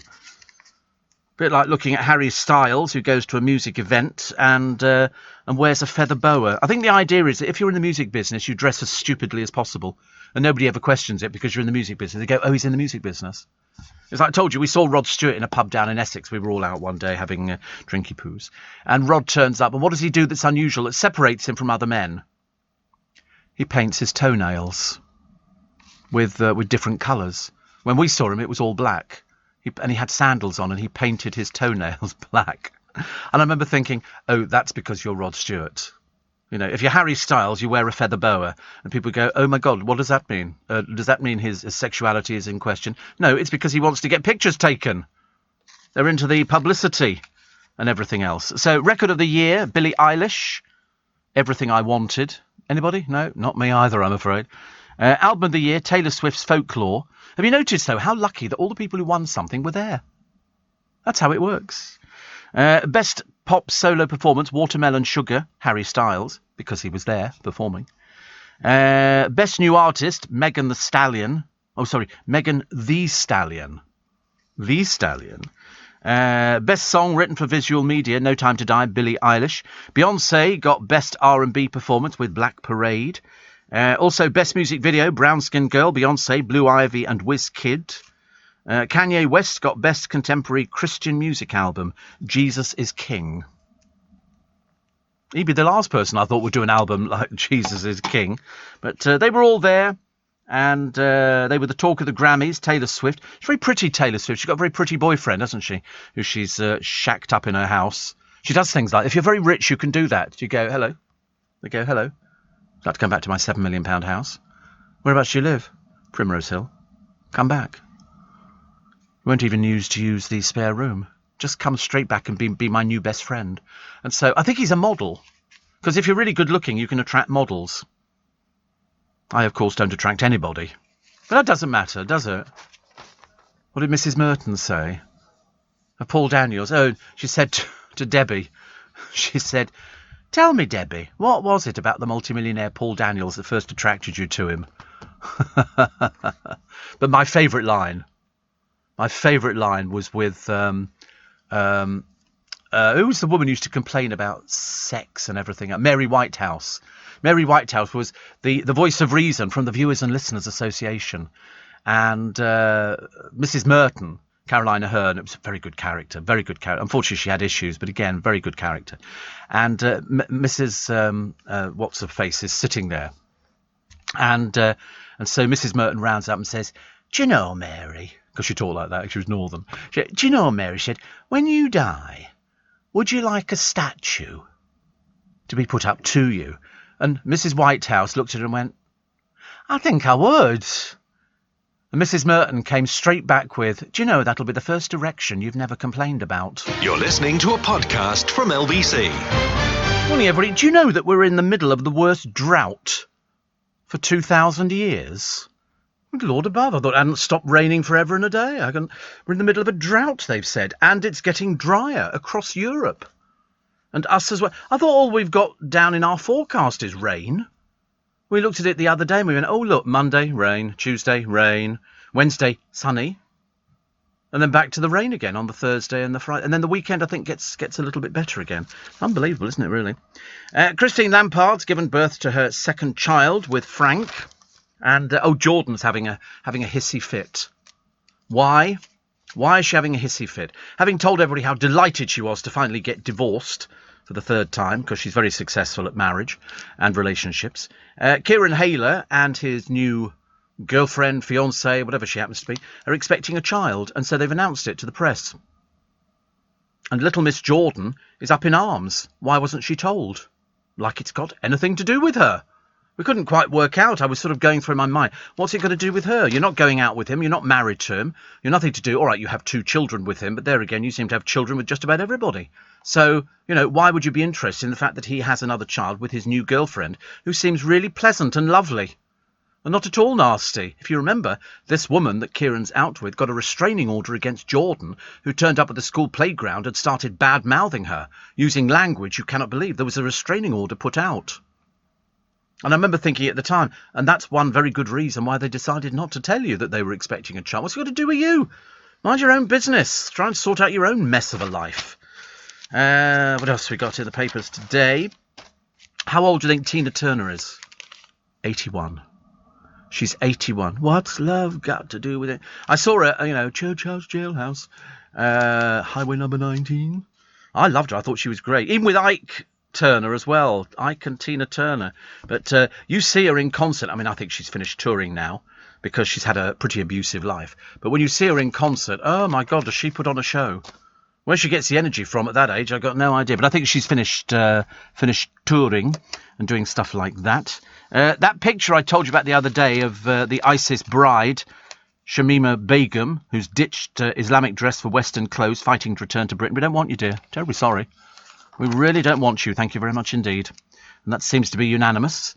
Plus, live music is finally on the horizon again with Ollie Murs and Rag and Bone Man being the latest acts to announce tours for this year. Do you not need a single to start touring again? You can't just tour, can you, if you don't have any records to promote? Curtis Pritchard has issued a grovelling apology following a series of controversial jokes on the Stand Up and Deliver. Apparently he made sexist remarks about his Love Island castmates, and he was heckled and booed. He said, but I want to apologise to anybody that I've offended. Some of the jokes missed the mark. See, the trouble is, unless you're actually somebody who can get away with doing jokes like that, and there is a way round it, I promise you. Don't bother. Don't bother because, to be booed off stage is really got to be bad news. Nick Jonas's new album, Spaceman, has failed to get the out-of-the-world reaction. He turned up the other night on Graham Norton's programme with Rob Beckett again. Can we please have a bit of a break from Rob Beckett? OK, we've seen him. We know he's got nice teeth. He's got very nice hair. OK, he's lovely. We know he's married. He's got kids. But we've had enough on the television, OK? Him and that very unfunny gay comedian who wears the suits and sort of talks like that. A little bit like sort of a younger, no-haired version of Julian Clary. I can't remember his name. His name's Tom somebody. We can never remember what it's called. Tom, anyway. Is it Tom Allen or something like that? I'm bored with seeing him on programmes. Every time they do a programme, you go, oh, they go again. Rob Beckett. Oh, look, here's Rob Beckett again. I mean, do us a favour, for goodness sake, honestly. Charlotte Crosby is embarking on a comedy career. Please don't, dear. I mean, it's funny enough as it is. You don't really need to embark on a career. It's either going to work or it's not going to work. And Amanda Holden isn't the only celeb who likes getting a kit off at home. She went down the other day and cooked, apparently, a Sunday lunch naked. I told you about it on the programme. I was horrified. Far too dangerous to start, doing things like that. A second English city has joined London as a low-emission zone. Oh, that's good, isn't it? Which is good. High-emission vans pay £9, lorries and buses 100. Private hire vehicles and taxis also have to pay £9 a day. So this is the clean air zone in the centre of Bath, aiming to cut the pollution, which I'm quite pleased with. I think we're a lot better than we thought we were. People people are always saying, oh, London, isn't it terrible, all these gas-guzzling cars and pumping out all of this kind of... Well, they're not. They're absolutely not. I remember Nick Ferrari arguing the toss over this some years ago when somebody said about his car and say, oh, you know, it's emitting... He said, you could sleep with my car in the bedroom with the engine on and it wouldn't make any difference. Mine exactly the same. Mine's very clean. Very, very clean. There's a very angry farmer called Carl Powell here. He has posted a sign up on a grain dryer after villagers objected to his building plans. He wanted a new track on the farm, but the residents complained, like they did when he wanted to build 8 homes. The large sign reads, "Welcome to Peopleton, a murderous, lawless, godforsaken place, probably, most definitely, the nastiest village in Worcestershire." He said, if I'm going to be arrested for telling the truth, bring it on. I've got nothing to hide. I don't think there's any law about telling the truth. I thought that's the whole idea. The whole idea is you tell the truth. And he thinks they're a right miserable bunch of so-and-sos, which they might be. I've never been to Worcestershire. I'm sure there's bits of it which are absolutely delightful. Stars delivering the verdicts on the new series of the cop blockbuster. And it's back again. This is Line of Duty. I'm going to sneeze. I've never seen it. Thank you. I've never seen it, actually. I've never seen Line of Duty. There's so many programmes I've not seen. I can't get round to everything. I really can't. I have to thank quite a number of people. Martin and Constance of Enfield. And says, I saw an article in the edition of the Telegraph and saw your name is mentioned. It was all about, actually, UBN and the people who went on from there to greater and bigger things. It was United Biscuits Network, which closed its doors way back in 1979. And that's where I started from. I started from 1979, so still here, as they say. Still here through fire, flood and pestilence, COVID, you name it, I've been through it. Chinese flu, Russian flu, Spanish flu, everybody's flu. We've been there, haven't we? We've been through the pandemic. Well, nearly. Getting there slowly but sure. But we're definitely getting... Listen, if Boris tells us we're getting better, I'm inclined to agree with him. I'm inclined to, he said, we are looking after each other. There might be a slight increase, but, at the moment, what we're hoping for is that we can come out of this and we can go back to going to the theatre, go back to restaurants. Tony Pelledri at Little Italy, welcoming me back with open arms and the Steve Allen Lunch Club. That'd be nice. Oh, dear. Hope by that time we've had the hospital and all the rest of it and sorted it out. Don't forget, just after the news at 5, we have a poem. I have a poem every morning, actually, picked beautifully by the team. They go, let's give him this one. And sometimes, you can always tell if the producer picks it because it'll be death and the captain will end up on the burning deck with a knife through his heart. And if it's the assistant producer, Jake, then it'll be something completely round the bend. Completely off with the pixies and the fairies at the bottom of the garden. Yes, here we are. And this morning's one's very lovely, actually. It's one of those I think most of his sort of poetry exists after you've had a skinful of booze and then you sit there staring at the wallpaper. I think that's what it is. Because the one this morning is exactly like that. Exactly like that. But again, it'll put a smile on your face. And if that's the best that we can do for you this morning, well, then I'm buying it big time. So Jeff Hurst and his number plates. Strictly Bosses fearing Oti Mabuse may quit after landing the biggest gig of her life at ITV. They always put that up, don't they? They say people go, quick, book her for something else. Book her for something else. I don't know why. And what was the other one? Oh, the hot cross buns thing. There's all sorts of flavours. Have you noticed all the different flavours of hot cross buns? At the moment, they're staggering. I want the rhubarb and custard. And no, I didn't find the yoghurt yesterday, which is banana, but I'm determined today. Tesco, we've discovered, could be the place to do it. Because I'm definitely going to go and get some. I had a little pot of custard the other day, just custard. I could have cut a banana up, couldn't I, really? But, why bother? Everybody does the job for you. News at 5. Here it is. You're listening to a podcast from LBC. Morning, everybody. Nice to have your company. Welcome to Steve Allen's Early Breakfast on LBC. You are most welcome. Today being Tuesday, the 16th of March, which is one day. Do you know, every other year... Did it happen? No, this must be the second time it's not happened. Trafalgar Square is taken over by everybody tomorrow celebrating St. Patrick's Day. And I mean stalls and people handing out big hats and Guinness and have your name written on the top of it and stuff like that. And this probably will be the first year, or the second time, actually, that we haven't been able to have anything because of the social distancing. Unless somebody's going to start doing something, because people seem to be ignoring everything nowadays and going for their sort of having a little group session. But that's what it's been in previous years. People have been there. There's been much merrymaking and much boozing and stuff like that. Now, whether it happens tomorrow, I've got no idea. I've not heard anything. Mind you, I'm the last person to hear these things. I do have a poem for you, which has got nothing to do with St. Patrick's Day at all. It's by Ellen Bailey, as we all know. And Ellen has written a marvellous poem, which is very, very sweet. I always have to read more into these things than you probably do, because I know where they came from. So the one this morning is called My Cherry Tree. I sat watching the birds in my cherry tree. There were so many they outnumbered the leaves. They would flint and flutter and fly all about, stuffing my cherries in their little mouths. There were bluebirds and red tits and sparrows. They came for the tree's fruit to borrow. They made a lot of noise and were as happy as can be. I began to doubt if there'd be any left for me. I planted that tree and nurtured it from a seed. I watered and pruned it as often as there was need. I toiled and laboured to protect it from cold. I was raising prized cherries, or so I was told.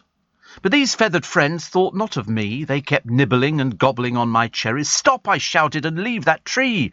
You've taken more cherries than you need. My pleading cries went unheeded, and then I realised just what I needed. I rushed to my neighbour's house for a chat, and returned with my newfound friend, the neighbour's cat. Dum, dum, dum. In other words, murder at the cherry tree. Okay, that's what it should have been called, isn't it? Murder at the cherry tree. Can you imagine? Can't believe they're closing Thornton's. I'm a bit disappointed about that. Not that I ever went in there. But you can still order online. I think they're going to do an online service, which makes it a lot easier, I suppose, you know, for those people going out buying a big box of chocolates. I only like soft ones. It's like, I want to go to KFC and go, excuse me, I know you're going to think I'm really difficult, but can I just have legs? I don't want breast and all the rest of it. I just want the legs. Do you think they'd ever do that? Would they do you the drumsticks if you just wanted drumsticks? Or do you have to... Because whenever you order a party barrel, they'll put 3 drumsticks in and the rest is made up of all these other things. Whereas I just want the drumsticks. I can eat those a lot easier. How many do I know? Oh, I'd go for 6. 6 drumsticks. That'd be nice. That'd be very nice. I don't want to make them myself. That's why the whole idea of having KFC as you go there. But I wonder if you could ever do that. I don't think they do it, though, do they? You have to have a mix. Which is such a shame. It's like somebody was saying, "Can I just have breast?" Well, I just want the drumsticks. They're easy to eat. There's just the right amount of meat on them. Nice picture of Sonny J, clutching his trophy. I think that's what he's doing. Still wearing his Bolero costume. He had 1 hour's sleep before going to the studio. Oh my goodness! I can tell you what that's like. You go for a certain while because you're on adrenaline, and then all of a sudden, bang. It gets you. You just absolutely can go nowhere at all. I know exactly what it's like. And but anyway, so they surprised him with an ice rink at Leicester. They're always doing things like that in Leicester Square. They'll always do things. I mean, everybody gets things. When Roman came back from the jungle, they decorated it all with trees through there. Because I was looking yesterday, waiting to see balloons or something for Sonny, but it was all up on the roof. They built an ice rink up there, which was lovely. And so he was very happy. They had a few bottles of champagne. Oh, God, honestly, he must have felt like so rough. I know what it's like. I've seen people before. I remember one year. That's why I don't go to the Christmas parties. It's not that I don't celebrate Christmas. I do enjoy Christmas, as you all know. But I don't go there because one year somebody came back from the Christmas party and they were working on a station in this building. And they looked a bit green about the gills when they came back. And so I said, "Oh, how are you feeling?" "I feel very good." And they spent the first 20 minutes of the programme being sick. Because if you've had a few sherbets and everything else, you can't do it. So I then decided at a very early age that Christmas parties are lovely for everybody except me. It's no good because I enjoy a bevy. I enjoy sort of trying all these different things. You know, you have this and then you go on to some hard spirits. And I thought, no, because you can't work afterwards. It's just not physically possible. Because you can, especially if you're doing if you were doing a music show, it's not bad. All you've got to do is go, the Beatles, and then leave it for 10 minutes, and then come back again, which is lovely. So the perfect formula for the hot cross buns, 62 seconds if you're to be a happy eater. Researchers say 2 are better than the 1. Butter is the topping, and they're best served with a cup of tea at 11 a.m. Somebody's actually wasted money on this. They did a survey of 2,000 people. Other alternative toppings, including smashed avocado, so pretentious, baked beans, smoked salmon, and even ice cream. Londoners eat the most hot cross buns, 17 over the Easter period. 17 hot cross buns. The spice buns contain currants and raisins, and with a cross to symbolise the crucifixion, were traditionally eaten on Good Friday. Apparently in the 14th century, Brother Thomas Rowcliffe, a monk at St Albans Abbey, created an Alban bun to give to the poor. Oh, nice. I came out of Richmond Station the other day, and there's a bloke who sits there begging. And as people are walking out, he's going, I just want a bacon sandwich and a hot cup of coffee, please. Like we were sort of taking orders for breakfast. And yet there he is with a phone in one hand and a fag in the other. I thought, why don't you get up off your arse and walk inside and go and get a bacon roll? Can't be that complicated. He does have the use of his legs. He's not disabled or anything. He could go in there. Be easier to ask for some money.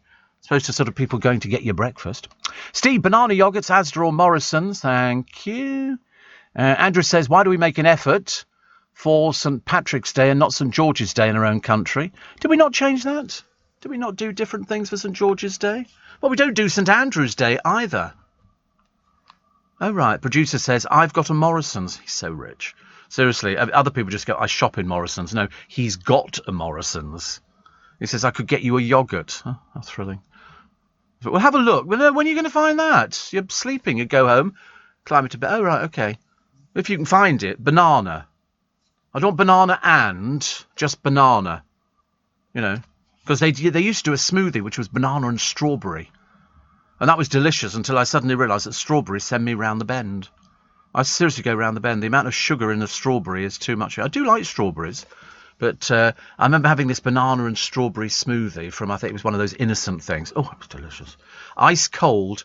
That's like pouring mango juice down your throat. Oh, that is so delicious. But I can't have mango juice either. I used to love ice cold grapefruit juice. I can't have grapefruit juice because it interferes with my medication. I loved grapefruit. Ice cold grapefruit juice. Ice cold orange juice with bits. Oh, can't have any of this.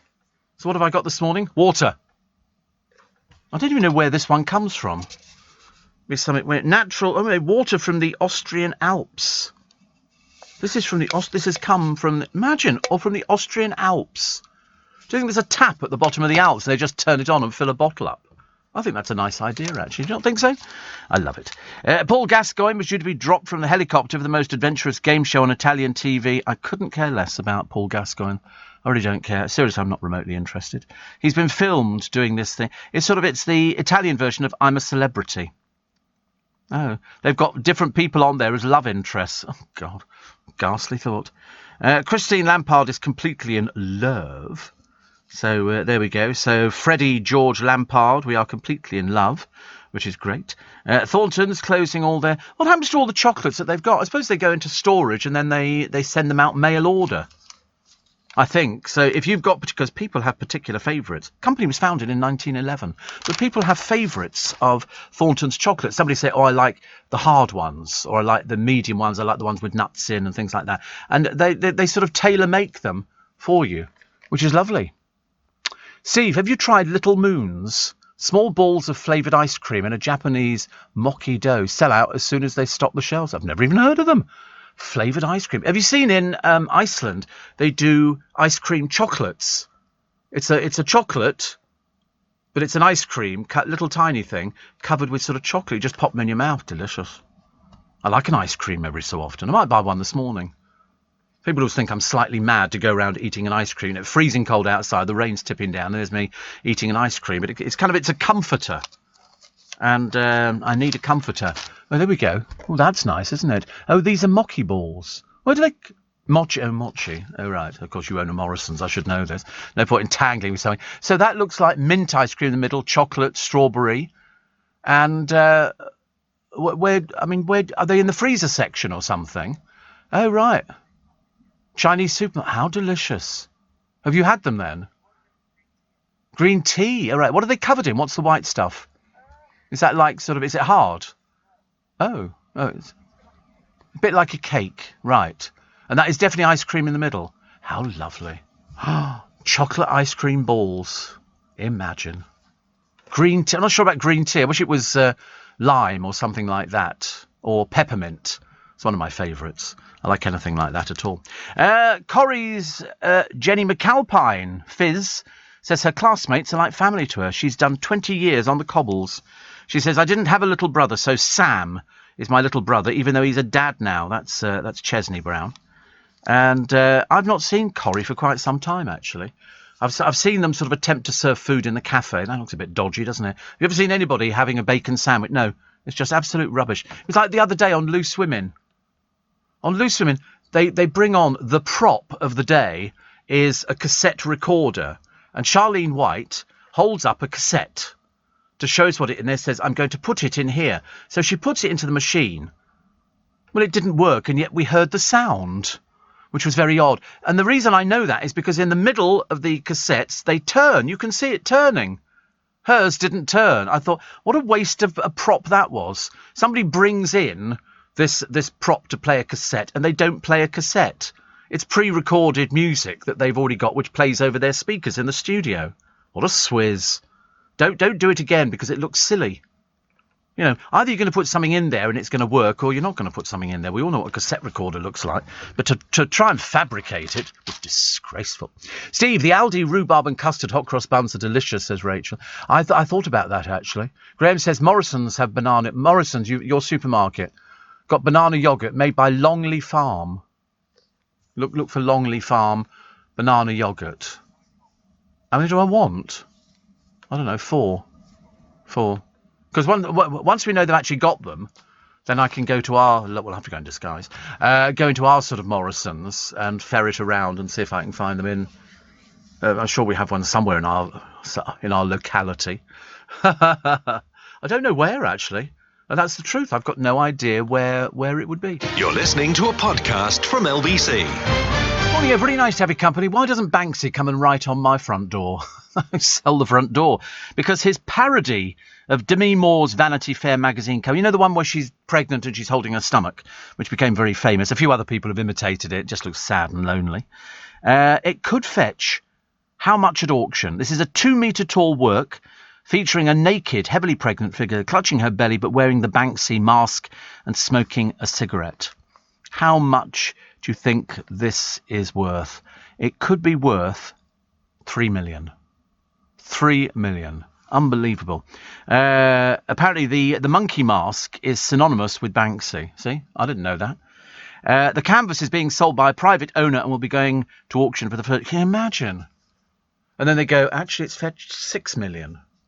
That was like the Only Fools and Horses story where they found the lesser watch and it raised £6 million at auction. Of course, they'd never had 6 million. You know, the crowd there from Nelson Mandela House.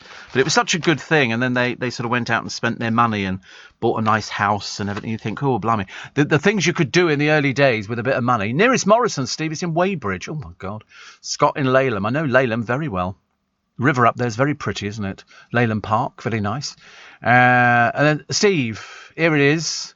This is Morrison. Somebody sent me a picture. You're so funny, honestly, really. Anastasia says, I love Thornton Fudge. Oh, by the way, I'm told a week. Sorry, you know what that means. Morrison's 2 choco, 2 orange, 2 banana pack of 6. Oh, what, yoghurts? I only want the banana ones. Why is banana so complicated to get hold of? I had a banana this morning when I woke up. While I was waiting for the kettle to boil, which is a fib because I don't have a kettle. I've got a hot water machine. And I thought, I'll have a banana. So I've started eating bananas. I'm assuming they're good for you, just as long as you don't have too many. Steve, they are available at Tesco, Asda and Morrison's. Maybe call their customer services and ask for outlets. Do you think so? Excuse me. I'm terribly sorry to bother you. I'm looking for banana yoghurt. You can imagine, can't you? Here we've got with one of these mad people on the phone. And sounding very good, says Shane. Thank you very much indeed. And yeah, I'm definitely I'll have that. Listen, if the boy says he's going to get them, I'll have them by tomorrow morning.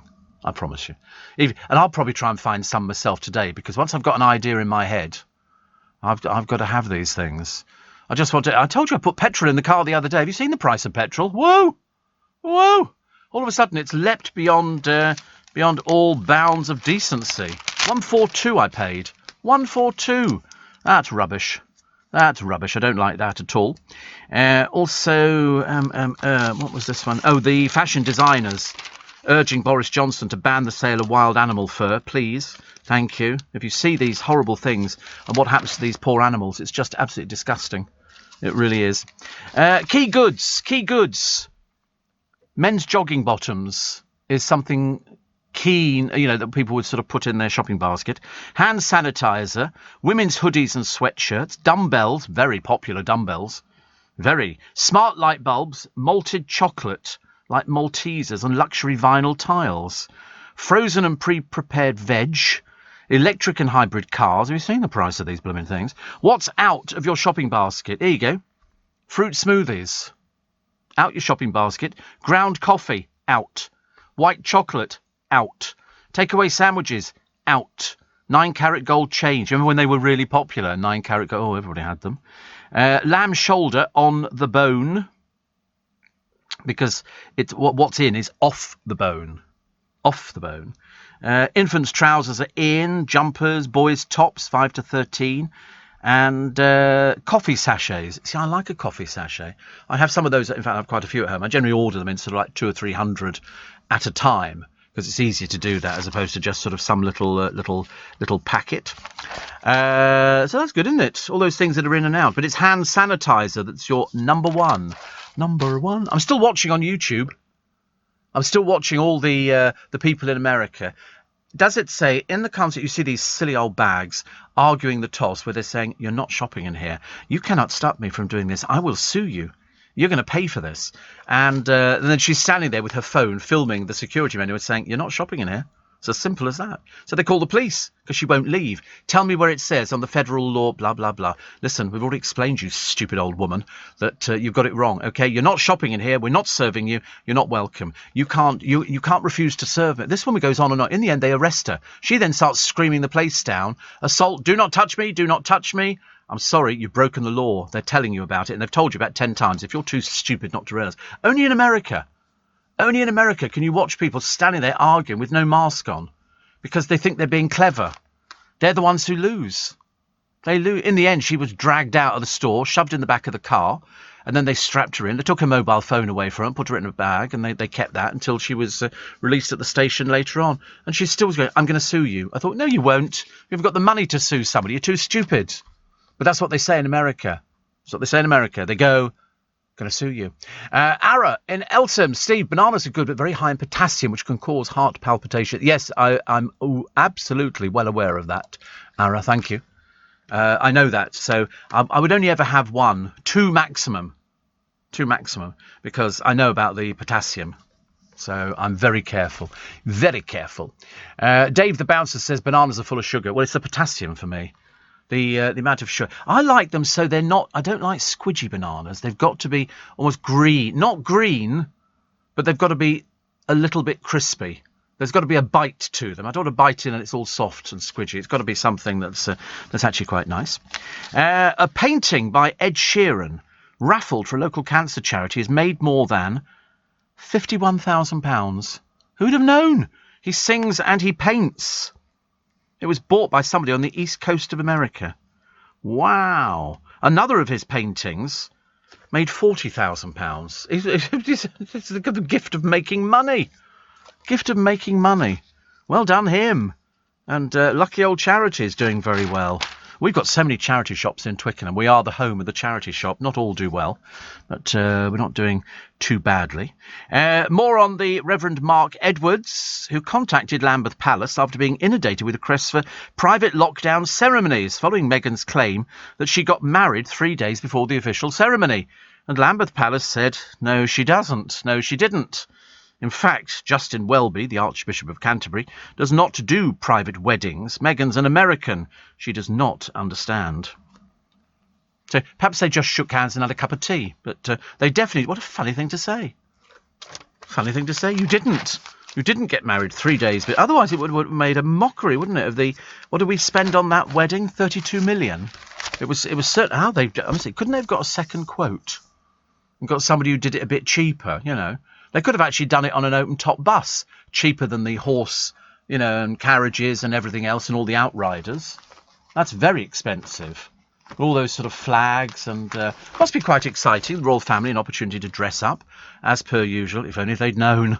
If only they'd known the way things were going to turn out. That would be different. Steve, bananas are good. Oh, somebody else saying about bananas good for you. A lot of people sending me pictures of yogurts. Bless your heart, for thank you. And Brentford, over Kew Bridge and left. Morrison's at Brentford. Thank you. I was going to say, Scott, it's got to be closer than Weybridge. Even I'm not going to waste that much petrol driving out to Weybridge. I might go and find a Tesco. Oh, well, if I must, I must. And I shall go and have a look. We're going to be so inundated with yogurts tomorrow. Banana yogurts. Ooh, yum, yum, yum. Definitely. I put some water in the fridge yesterday. I bought a whole, water, bottled. I only drink bottled water. If I'm really pushed, I've drunk out of the tap, but very rarely. And I put 2 bottles in the fridge. And I drank one this morning. Oh, it was delicious. Cold water. Not supposed to be very good for you, but, I always go, what the heck. Enjoy yourself. Enjoy yourself, Steve. Half of all adults could be vaccinated this week as the total has surged past 24 million. Please get it done. Please get it done. I can only urge you to do it. That's all I can say to you is please get it done. It'll make life a lot easier and you will be safer. Do you remember I told you about that woman at Richmond Station? She gets on the bus every day. She's going to Hampton or something like that. And she gets on at about 8 o'clock and she uses her freedom pass and the bus drivers let her on. Well, they're not valid till 9 o'clock. And everybody goes, oh, can I use my freedom pass? She goes. She looks as though she needs a good bath. So I've got the last time, do you remember she was on first of all, she tried the same trick. Then the time before that, she claimed she was going for the COVID thing. So, oh, can I use my freedom pass? And they just wave her on. Well, I've got a freedom pass. I want to be waved on as well, but there are rules. I'm going to have to start reporting bus drivers if they don't stop it. Steve, Bourbon versus custard creams. If you had to choose, I do not choose biscuits. Never done biscuits on this programme. That's for BBC Local Radio. BBC Radio Shropshire, they would do that. Phone them up now and you will find the presenter more than willing to talk about your favourite biscuit. Also your favourite toy, your favourite smell, your favourite holiday destination and your favourite film or show. OK, take your pick on any one of those. BBC Radio Shropshire is the place for you. They cater for the lower end of the market, bless their hearts. So we don't do biscuits on this programme. We might have done about 40 years ago, but it's so dated. Oh, goodness me, honestly. That's like saying you're a fan of Harry Styles. Foreign holidays could soar in price to give the UK flights a lift. Did you see the other day, there was a bit on the television. It was one of those programmes where things went wrong. And this was the story of a British Airways flight to Dusseldorf. And I tell you, you couldn't make it up. So I won't. I'll tell you all about it. With UK Export Finance, I'm fulfilling more export orders from around the world with working capital support. Export insurance means I'll get paid when exporting to challenging markets. At UK Export Finance, we believe no viable UK export should fail for lack of finance or insurance. Between 2022 and 2023, we provided £6.5 billion of government-backed trade finance to support UK exports. Learn how we could help you win export contracts, fulfil orders, and get paid. Search UK Export Finance today. You're listening to a podcast from LBC. So anyway, there's this programme on the television. And it was things that went wrong. And so British Airways have a flight going to Dusseldorf. And so all the business people, walk up on the plane, blah, blah, blah, blah, blah. And on those journeys, blah, blah, blah, blah, blah. Now, either they were tone deaf on the plane or nobody knew what the hell was going on, or the pilot didn't even bother saying anything. Because where did he fly to? Edinburgh. He flew to Edinburgh. And so they went, we've now landed at Edinburgh Airport. And people are going, we're supposed to be going to Dusseldorf. The whole plane was going to Dusseldorf, except the captain. I mean, quite clearly, I'd never heard of that before. Apparently one of the passengers said, I looked out the window and realised we were heading in the wrong direction. That's so as opposed to going to Dusseldorf for their meet, British Airways covered themselves nicely by putting out a statement saying, due to this, and this. Anyway, we have now arranged for all the passengers to be flown on to Dusseldorf. What? So you had a pilot who flew to Edinburgh when he should have been going to Dusseldorf? Do you not think he realised when they landed and it said "Welcome to Edinburgh"? And the person in the conning tower said, "Okay, hello," as opposed to "Guten Tag, Guten Morgen." They didn't realise. I'm not sure I believe any of the passengers just said they knew they were heading in the wrong direction. Ah, dear. The bus pass is valid before 9 a.m. during COVID, so the elderly can shop early. What's that got to do with it? I've got a freedom pass. I've never. It won't work on the machine before. This woman doesn't even show one. I'm not even totally convinced she's got one. She might be lying. In fact, there's a very good chance she probably is lying, actually, because she's used it all the time. Perhaps I should follow on behind him when he goes freedom pass. That's fine. I've got freedom pass. Thank you. I'm going to go and have my COVID jab. So apparently elderly people can go shopping early. What to do with it? I mean, at our Waitrose, they let elderly. You go there in the morning. It opens at 8 o'clock. You can go in straight away at 8. Gone are the days of sort of letting people. Oh, I tell you what, I did. There was a story actually. I don't want to tell you too much about it, but. Let's just put it this way. How would you feel? Here is somebody who is in a position of authority, okay, and they drink Coke, gallons of Coca-Cola. So their boss said to them, "Do you not think really you should maybe cut down on the fizzy stuff, because in the job you're in, you need to be fit." This person promptly goes off sick and has sued them and has won.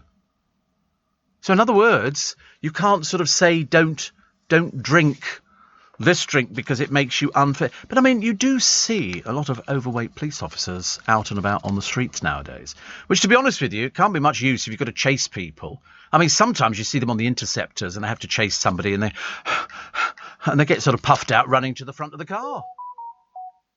But I'd never heard of that before, saying that somebody is, a little bit, I used to get from my for my godchildren pictures of people with cigarettes going, don't smoke, Uncle Steve. Seems horrendous now, actually, that I used to smoke. And do you remember, you won't remember the story, but a racist insult, says Vogue, is the word niggling. Did you hear this from Anna Wintour the other day? And somebody was saying, no, this word niggling, it's not racist. Something niggles at you. It's got nothing to do with racism at all. However, Vogue need to check their own toxic prejudice, because they've used loads of words that don't bear looking at. This is Anna Wintour. This is the one who sits there in the dark glasses. Apparently, she writes Vogue, but I mean, I don't know anybody who takes Vogue. Do you know anybody who takes Vogue? Do you take Vogue? Have you ever read Vogue? It's all just pictures of models. It's not for us. There is not one advert in there for banana yogurt. I've looked through Vogue.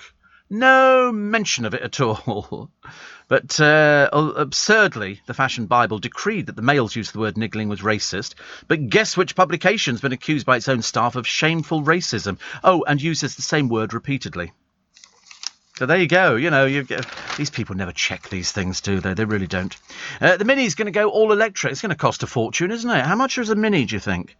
They reckon by 2030 they will account for 100% of the production. Wow, but how much will they... The one thing they never tell you is how much money. I don't think I don't know how much a brand new Mini is nowadays.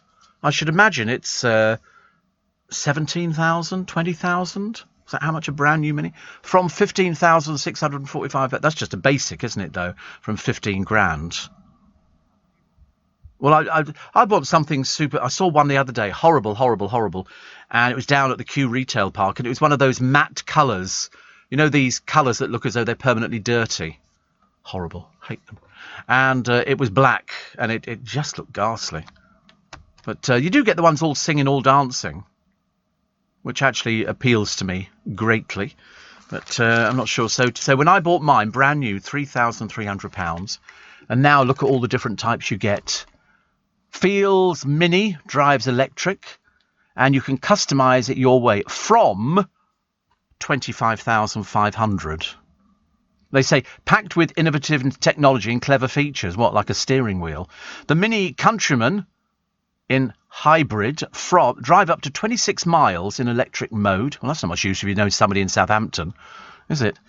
Within any local CO2 emissions, take advantage upper gear with all 4 all-wheel drive capability from £33,180. You're having some sort of giraffe, aren't you, really? You've got the Mini Countryman Adventure Ready with all-wheel drive. Space to seat 5, provided you're about 3 foot tall.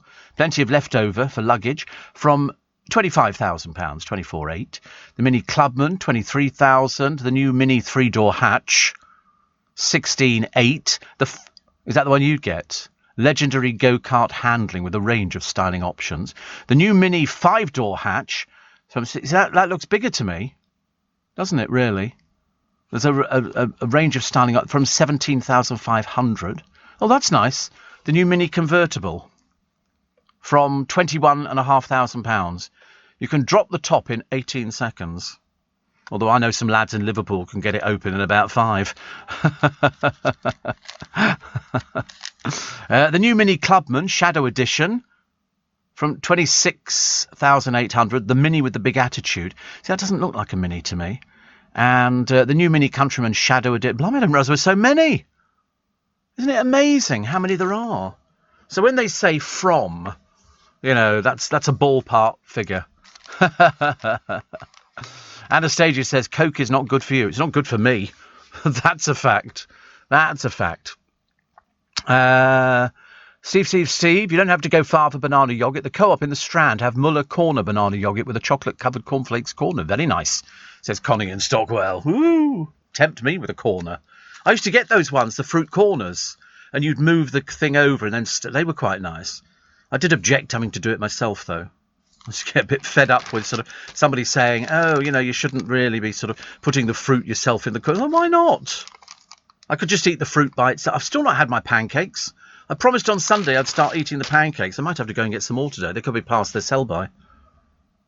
I had a little... What did I have yesterday? They're quite like a fruit trifle, which was quite nice, which had sort of some red jelly. And I'm not good with jelly, but occasionally I like a little bit of a rocket. So the Vatican vetoing gay unions in a blow to the Pope. This is the Vatican rebuffing the hopes of gay Roman Catholics for recognition of same-sex relationships. There must be millions. In a landmark ruling, it said its response to requests for blessings of such unions was negative.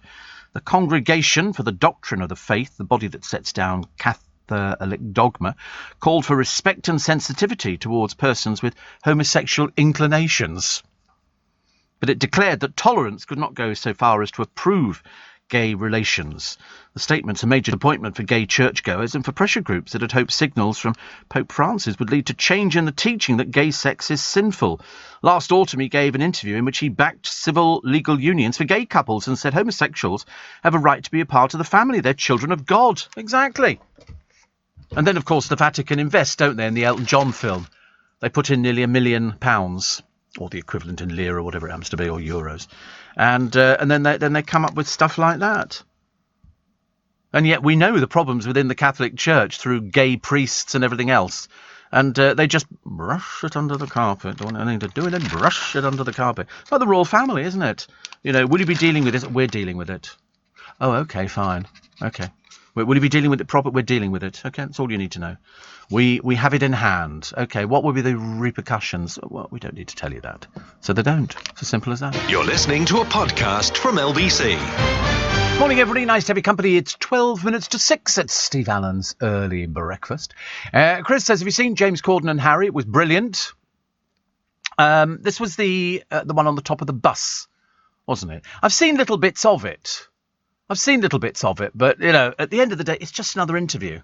I mean, you know, to be brutally honest, I don't think Harry's the most rivetingly exciting person I've ever met in my entire life. Not that I've ever met him.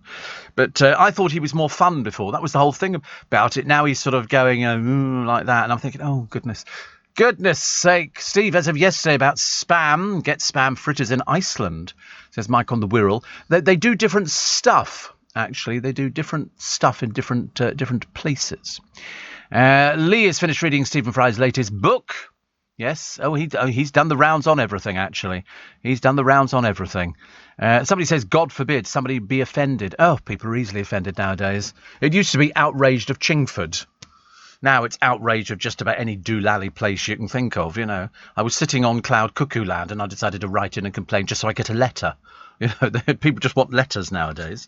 The most diverse list of Oscar nominations in 93 years. That's got to be good news. That blooming time, honestly, it's taken ages. And MEPs are jumping the queue for jabs and injections. We're doing well, definitely. What else we got here? Rural Police Forces stalker clampdown. And I don't know how many there were. Loads of them, apparently. You know, Sussex saw 1,500 such offences. That's stalking. From 2019 to December 31 last year. That is absolutely unbelievable. You know, people can report things. You can go to police.uk/PU/contact #police #or but honestly, if you're in a situation like that and I just start reading that, you'll probably think, wait a minute, what on earth are you saying? Why can't it be something simple like help? That would be a good one, wouldn't it? I mean, you can phone 101. I would think you might be getting through a little bit quicker if you do that. If you've got harassment online or anything like that, you report the person. The police investigate. They really investigate, I promise you. So in the Express today, Elton blasting the Vatican for refusing to bless gay marriages after they invested £1 million in Rocket Man. He raged at the Vatican for investing in a film about his life, but refusing to support same-sex marriages, like with David Furnish, 58. He said, how can the Vatican refuse to bless gay marriages because they are sin, yet happily make a profit from investing millions in Rocket Man, a film which celebrates my finding happiness from my marriage to David? ? Hypocrisy. I agree.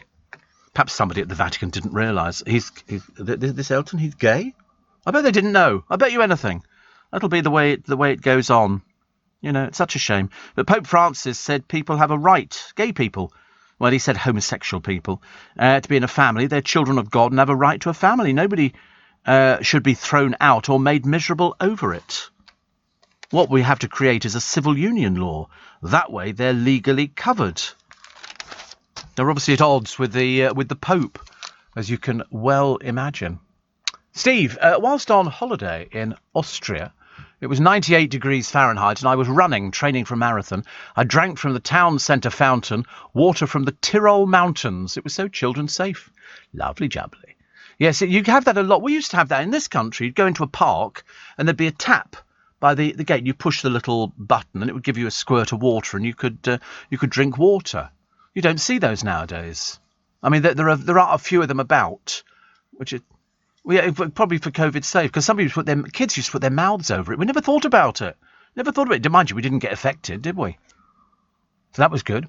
LBC are going to run with that story which I ran earlier, about the plainclothes police officers patrolling bars and nightclubs as part of plans to protect women from predatory offenders.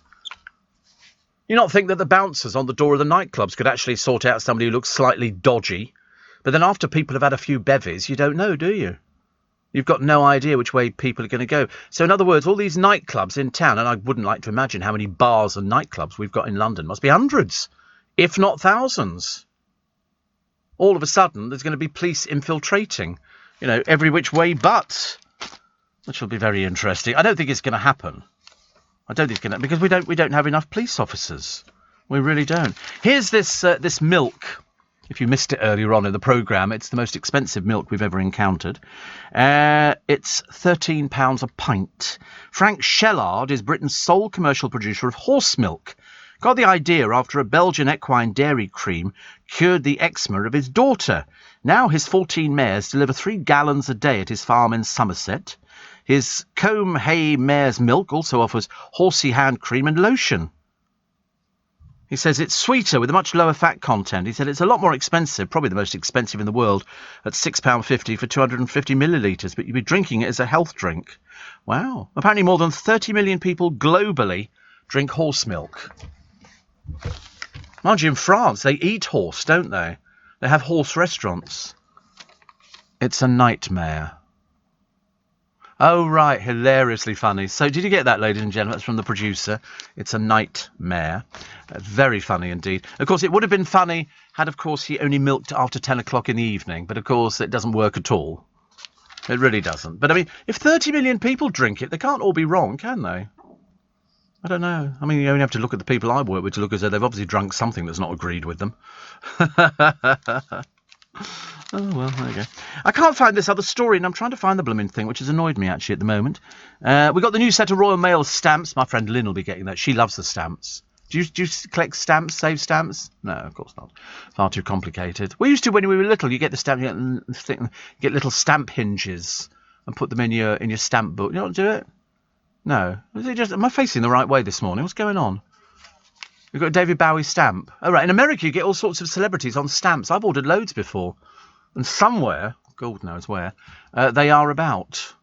You know, stamps with David Copperfield on and things like that. And you think, oh, right. Actually, talking of David Copperfield and magicians, I was watching a bloke on YouTube the other day. I think he was on the Jonathan Ross programme, where they used to get magicians in and they would show you how talented they were.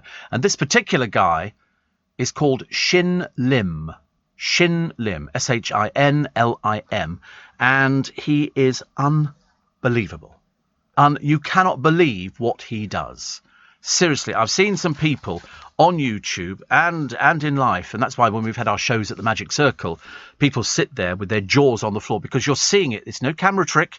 It's exactly what you see. In one of them, he takes a little bag, which is a little polythene bag, and he puts a card in there, holds it up at his fingertips, and goes, and the card vanishes inside. I mean, I had to play it back again to myself. And I was thinking, oh, that's good. Shin Lim. Check him out, because it's really unbelievable. And it's on the Jonathan Ross programme. It really is absolutely unbelievable. You see, I mean, you sometimes doubt your own sanity because you think, but that can't be right. 1 minute he's holding this card, then he just waves it and it's changed into something else. And he gives it to them to hold. But when these things in this plastic bag change, I mean, my jaw was on the floor. Steve, money has no gender. Money has no gender. What's that referring to? We don't know what that's on about, Kim. Money has no gender.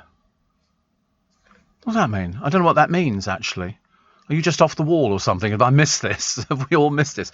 Money has no gender. Somebody said to me the other day, money doesn't make you happy. I thought, come into my world. Of course it does. Of course it does. Definitely. But money has no gender. What, so like, are you talking male, female? Well, no, it's just money, isn't it? But I don't think we did say she or he or it. Never mind. Steve, I went to Sainsbury's for the first time in nearly a year. I could buy books. My local bookshop is shut. Yes. James says, I used to collect stamps, Steve. Then I realised philately will get me nowhere. See, that was better than your one, wasn't it? That's a proper joke. That's proper. Jack says, I'm so pleased you're back on LBC. Me too. Me too. Thank you very much indeed. And the other one, somebody else asked me about James Corden and Harry. I did see, I love James Corden, as you know, big fan of James Corden. Big fan. I just didn't quite understand what the purpose of him going on the top of the bus was. I mean, it was a good coup for Corden, but the one who got all the stuff was Oprah. Definitely. Steve, would drinking that expensive milk make you sound a little hoarse? No, I didn't get that one either. Would drinking the milk make you go a little hoarse? No. I wonder if you drink it the same way as you drink normal milk. You know, when you have it in the fridge and it's cold or something. I don't know. Out of a glass or something. Well, I just drink it from the bottle, don't you? Oh, right. I just lie underneath the horse with my mouth open. No, I drink it I take the bottle out of the fridge and just tip it up into my mouth. Don't you do that? Oh, well, I do that. I've done that for ages. I like doing that. Does that make me common? God, I'm common. That's all I need. I thought that was quite normal, actually.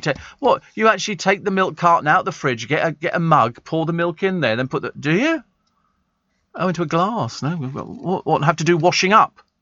Good heavens above, honestly, I'll tell you are so living in the 80s, aren't you?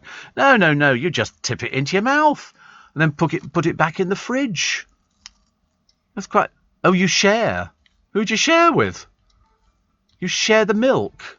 No, make her get her own fridge. Definitely just sharing a fridge. Have you heard such a thing, honestly? Dawn Neeson is up. Says, lovely to be back writing my Daily Star column in the early hours with the naughty Steve Allen. Oh, the naughty Steve Allen. I've never been called naughty, Dawn, in many a year. Many a year. I'll tell you what, you're going to have difficulty writing this card. Well, I mean, you might not, actually. I've struggled to find loads of stuff in the papers today. You know, stuff that can sort of get people thinking about it. So good luck. We'll look forward to having a look at that soon on LBC. But before that, the news at 6. You're listening to a podcast from LBC. Morning, everybody. God, truth, it's cold this morning, I'll tell you. I walked outside, and I tend to forget how cold the studios are. As anybody who works in radio will tell you, most studios are kept fairly chilly to stop the presenters nodding off. There is that danger that people might sort of sit here and then just gradually sort of peter out and just go to sleep. I've always wanted to do that. My other producer, Christopher, he fell asleep on the bus on a regular basis. We would both get the same bus, and then I'd sort of get off, and then I could see him. He was nodding off even before I'd got off the bus. Very therapeutic. And I was sitting the other day in the back of the car coming in, and I just closed, and it was ever so peaceful. It was really lovely. It was quite nice. You know, you do things where you think, oh, that's nice. I quite like the idea of sort of dropping off to that. For me, the fatal thing is sitting there watching a bit of television. And there's no Daily Stars today. Dawn Neeson, there's no Daily Stars in the building. Nobody's got one. It's outrageous, honestly. I'll have to go and print my own. Newspaper. But what was I talking about? I can't remember. Oh, that's right, nodding off to... And I often fantasised over sitting on a train and just going, listen, this train journey I'm taking is going to be 6 hours or something like that, and you go, I actually can go to sleep. You can't just nod off for an hour. But the fatal thing is, for me, sitting in front of the television, and then you have something to eat, you have a cup of tea, do my tablet. It's like a ritual every day. And then all of a sudden, I put my feet up on the settee. And once you put your feet up on the settee, you are doomed. You are doomed to fall asleep very, very quickly. Very, very quickly. It's quite fatal. But I do enjoy it. As you know, I've fallen asleep with food on my lap before now and woken up and thought I've hemorrhaged. I've had all sorts of things. The front page of the Daily Star today, because you managed to find that, actually. And, oh, yes, did you hear? You won't believe this. I mean, this is really the funniest thing ever. It says, this is peak 2021. Piers, it's war. He launches attack on ITV bosses, is defended by Donald Trump, and then has a scrap with, wait for it, Jedward. You won't believe what he calls them. He really, he lays into them. Two talentless, totally naff. Oh, it's absolutely everything. Because you remember Jedward, don't you? The peculiar twosome, who turned up on the television. I think it was a Britain's Got Talent or something like that years and years ago. And I was watching it. They're all sitting there and on they come. Loudmouth, brash and not in the real world. Oh, everybody. Oh, we're Jedward. We're this and that. With their funny hair stuck up and all the rest of it. And for a brief period of time, they were funny. And then they ceased to be funny, I'm afraid. And then they just became an embarrassment. But anyway, they've also done photo shoots together, half-naked photo shoots together. They did Big Brother, I think, where they slept in the same room. They had baths, and I mean, also most peculiar. They did do Eurovision. Ireland, you know, sort of put them forward, and they didn't do anything on that at all. And then they turned up on various programs because they were sort of good value because they were a bit simple. They weren't the full ticket. They just sort of, they loomed about. In fact, I remember somebody telling them once, it might have been on This Morning, somebody saying, will you slow down, stop it, we're trying to do a programme here. Because they kept showing off. But they've tangled with the wrong person with Piers Morgan. What he called them, I can't remember exactly what it was, but it was very funny. And you'll read that today. Perdita says, wrapped up season 3 filming of Magnum P.I. a few weeks ago, and I'm only just back from Hawaii. Might be cold and windy here, but there's nowhere quite like Blighty. Oh, I agree with you 100%. Do you know what I've not had for ages? Well, because I've not been well enough. But I've not had a bacon baguette. I've not had anything like that at all. I've been very good boy, going straight home, you know, and having a little lie down, little sleep. So nice to have you back, Perdita. But you're right, there's no place like home, which sounds like the great title from a film, doesn't it? The Wizard of Oz, isn't it? There's no place like home, Toto. How old was she? Steve, I applied to join the Magic Circle. They sent me a form to fill in, but it was full of trick questions. Yes. I'm an honorary member of the Magic Circle. An honorary member? Can you believe it? How does this happen? You know, poor old Steve Allen, you know, is he an honorary member of the Magic Circle? Yes, he really is. Yes, I mean, I know the president. Actually, I've known all the presidents. But actually, the one thing that we do like to do is every year we try and do a show at the Magic Circle. Now, if we're going to do this one, you'll hear about it first. And it's a show just for us. I host it. You buy tickets. Money goes to charity. And you get to see close-up magic. Loads of listeners have been to see the magic shows at the Magic Circle. Neil loves it. And even Kevin ventured his legs out, and Noreen's been. Loads of people have been. All you lovely regular people who've supported us over the years come and watch the magic, and then you get a stage show. It's really lovely. It really is. It's a lovely thing to do.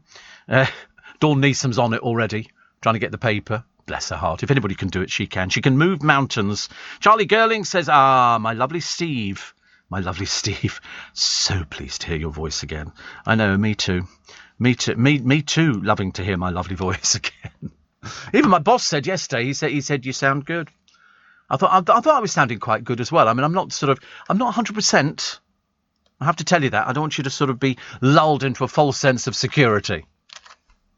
Steve, all it takes for me to fall asleep is the hum of the engine and the passing road lines at night. It should be recreated at home. Oh, I used to have to drive. I used to work in London years ago, but lived in Berkshire. So I would have to drive down the motorway after I finished. And I didn't drink in those days. I mean, I really didn't drink in those days. And I drove down the motorway. When you get to Slough, all of a sudden, the street lights vanish. There's no lights on the motorway. And what you're watching is white light. That's all you see is white lines going past you. And it becomes so mesmerising. You sit there and remember thinking, oh, I could just close my... I can understand why people have accidents. Falling asleep at the wheel. Very dangerous. But you're quite right. It's the hum of the engine and road light. When I used to go out with my parents years and years ago, if we came up to London and went back to London, I'd sit in the back of the car and I could be asleep within seconds. My mother would say the same. She'd say, I'll stay awake to keep your father awake. My mother was the first one asleep. Hopeless. Steve, did you ever get to meet or interview Tommy Cooper? I did.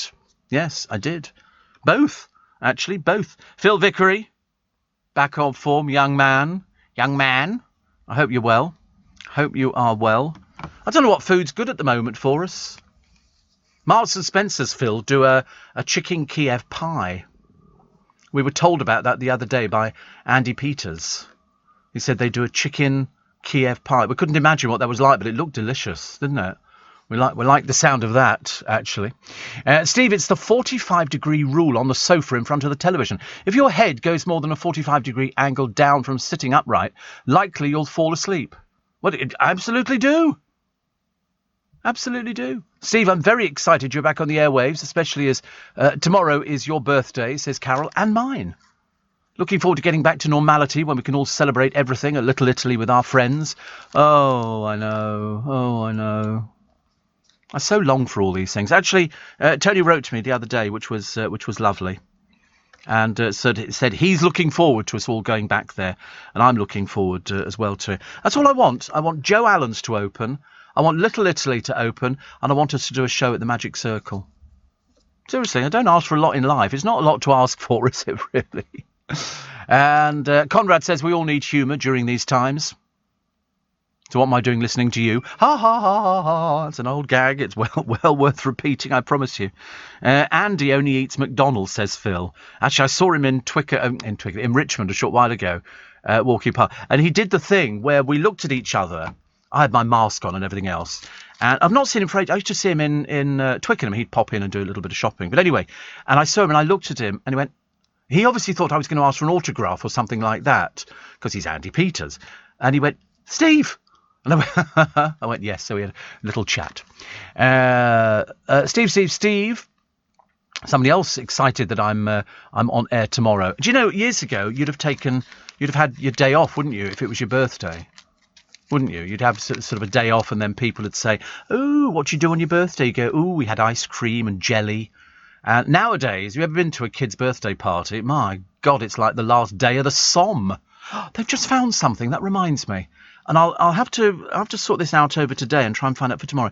Somebody was in France and they found the entrance to a tunnel.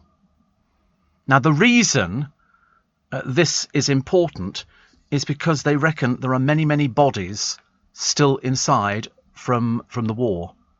Because all over France and in the places where the battles took place, they're still finding bodies. In this one, this is like an unopened war grave. There was an explosion which hit the tunnel and it killed a lot of soldiers.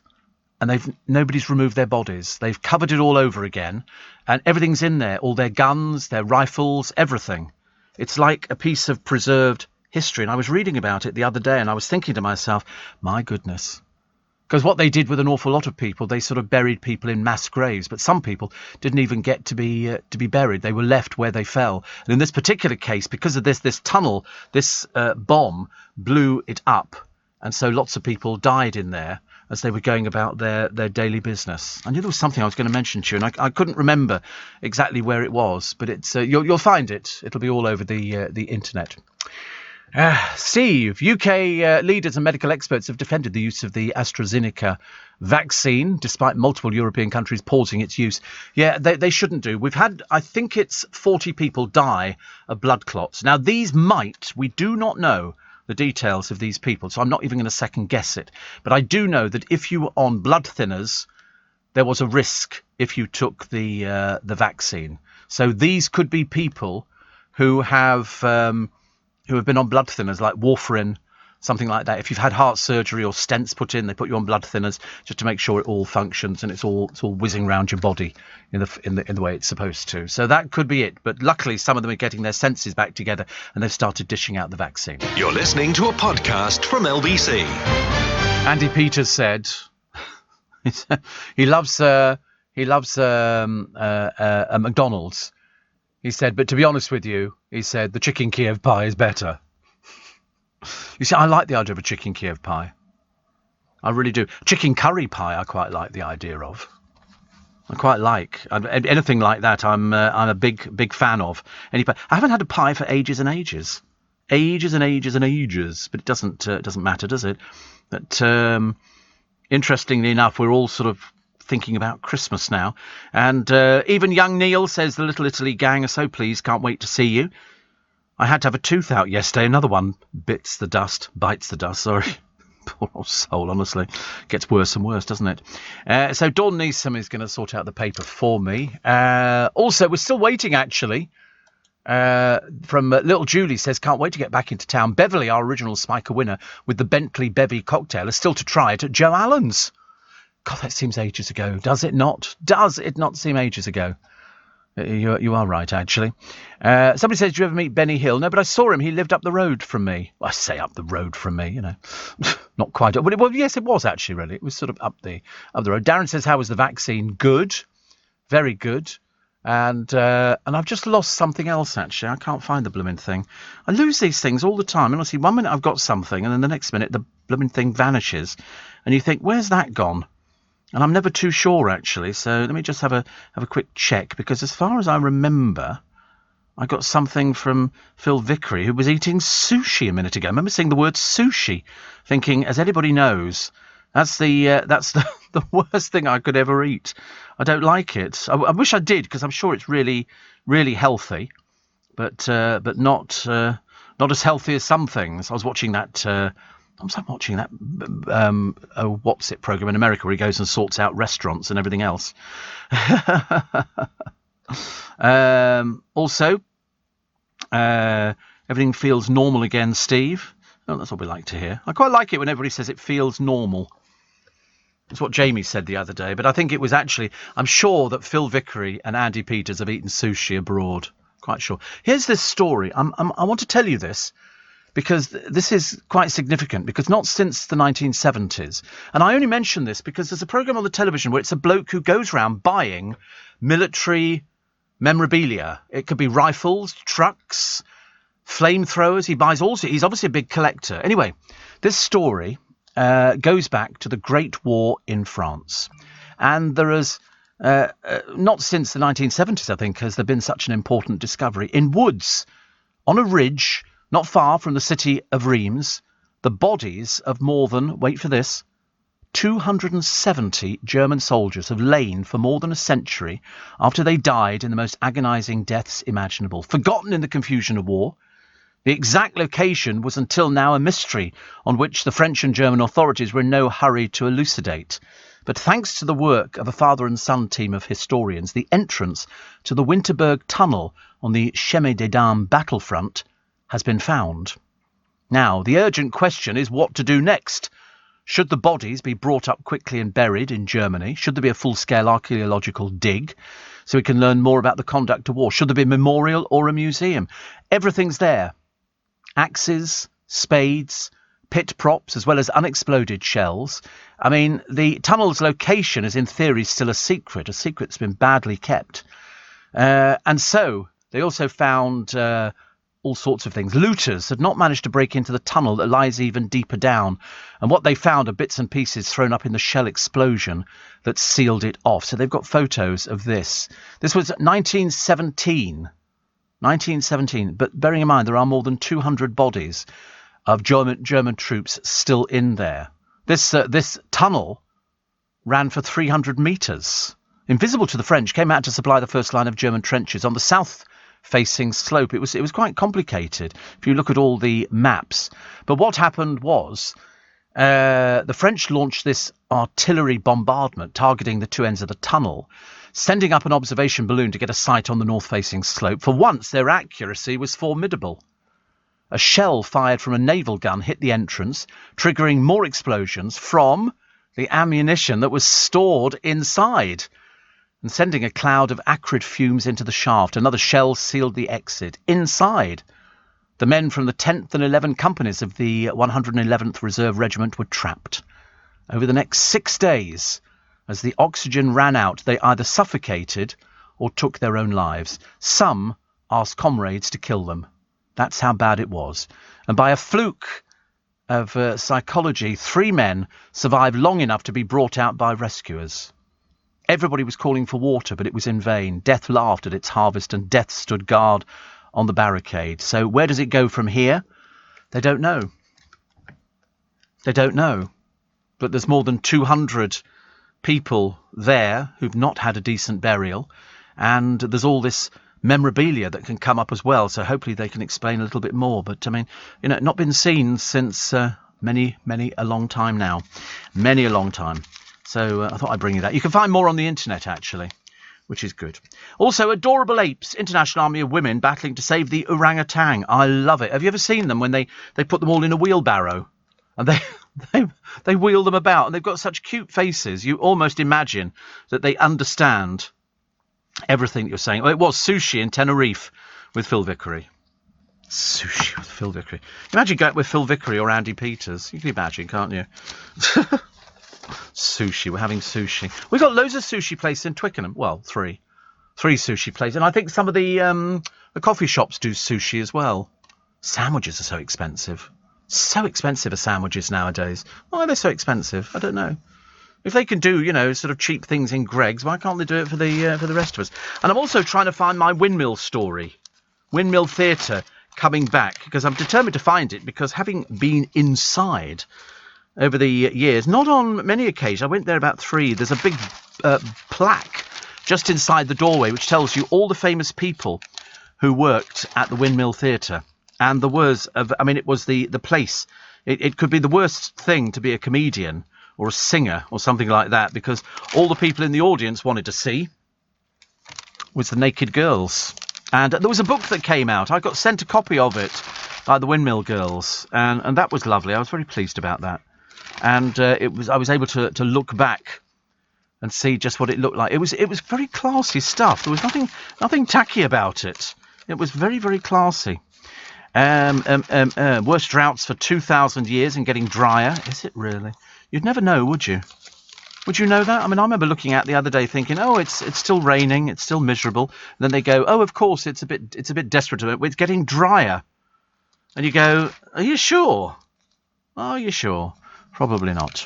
Also, Joe reveals he's made his millions through the body coach, but Joe Wicks admits not all is what it seems, because he does eat cakes and all sorts of things, cakes and crisps and cookies. Well, yeah, but everybody does that, don't they? Everybody has a binge. Everybody has a binge where you go, oh, I've just got to go and do this. They go, it's not good for you, you know. You go, I know it's not, but to be honest with you, I just have to. I have to do it. It's like a short while ago, about a week ago, I did go and have a hot chocolate. I got up early in the morning and I went down the motorway to charge the car. Because if you don't drive the car on a regular basis, the battery starts going flat. So I'm always desperately getting out there and pootling back. And I went all the way down the motorway to the first service station to go and get a hot chocolate. And so I pulled it, and of course you don't want to get out and go and try the door in case it's locked. You look a bit silly. So I sat there seeing if they were serving other people, and they did. So I went in, I bought a hot chocolate, medium, okay, and with cream on, which sort of dissolves into it. And very nice. Can't knock it. And then I had a toasted sandwich, which was 2 bits of sort of bread kind of thing with some cheese in it. And the bill for the 2 bits of bread with cheese in it, shoved in their microwave, and the hot chocolate, was just over £8.50. I felt like saying, I'm sorry, I'll have to go back to the car and find some money. £8.50, I couldn't believe it. It was so expensive. Only a blooming hot chocolate and a toasty sandwich, but it wasn't even a proper toast. It wasn't bread sandwich. It looked like it had been sliced off a baguette or something like that. I was very disappointed. It was so expensive, a little bit of cheese. I looked at it, I made it last. Because you have to, don't you, when you spent that much money. But yeah, over £8.50. I had to put it on the card. Here in the UK, we sell amazing products and services the whole world wants. At the Black Farmer in Devon, our produce is enjoyed on both sides of the Atlantic. We're McKinnon and Saunders from Manchester, and our puppets are watched on 6 continents. So whether you're new to exporting or experienced, explore global growth for your business with free support from the UK government. Access information, training, events and expert advice to help you find new customers overseas. Visit great.gov.uk to get started. You're listening to a podcast from LBC. Morning, everybody. Nice to have your company. So half of the UK adults will be jabbed by the end of this week. That's good, isn't it? That's good. Go on, go for it. Please go for it.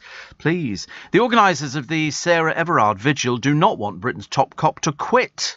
This is Dame Cressida Dick. She faced calls to resign after women were dragged to the floor at Clapham Common, but has said she's now more determined, not less, to lead her organisation.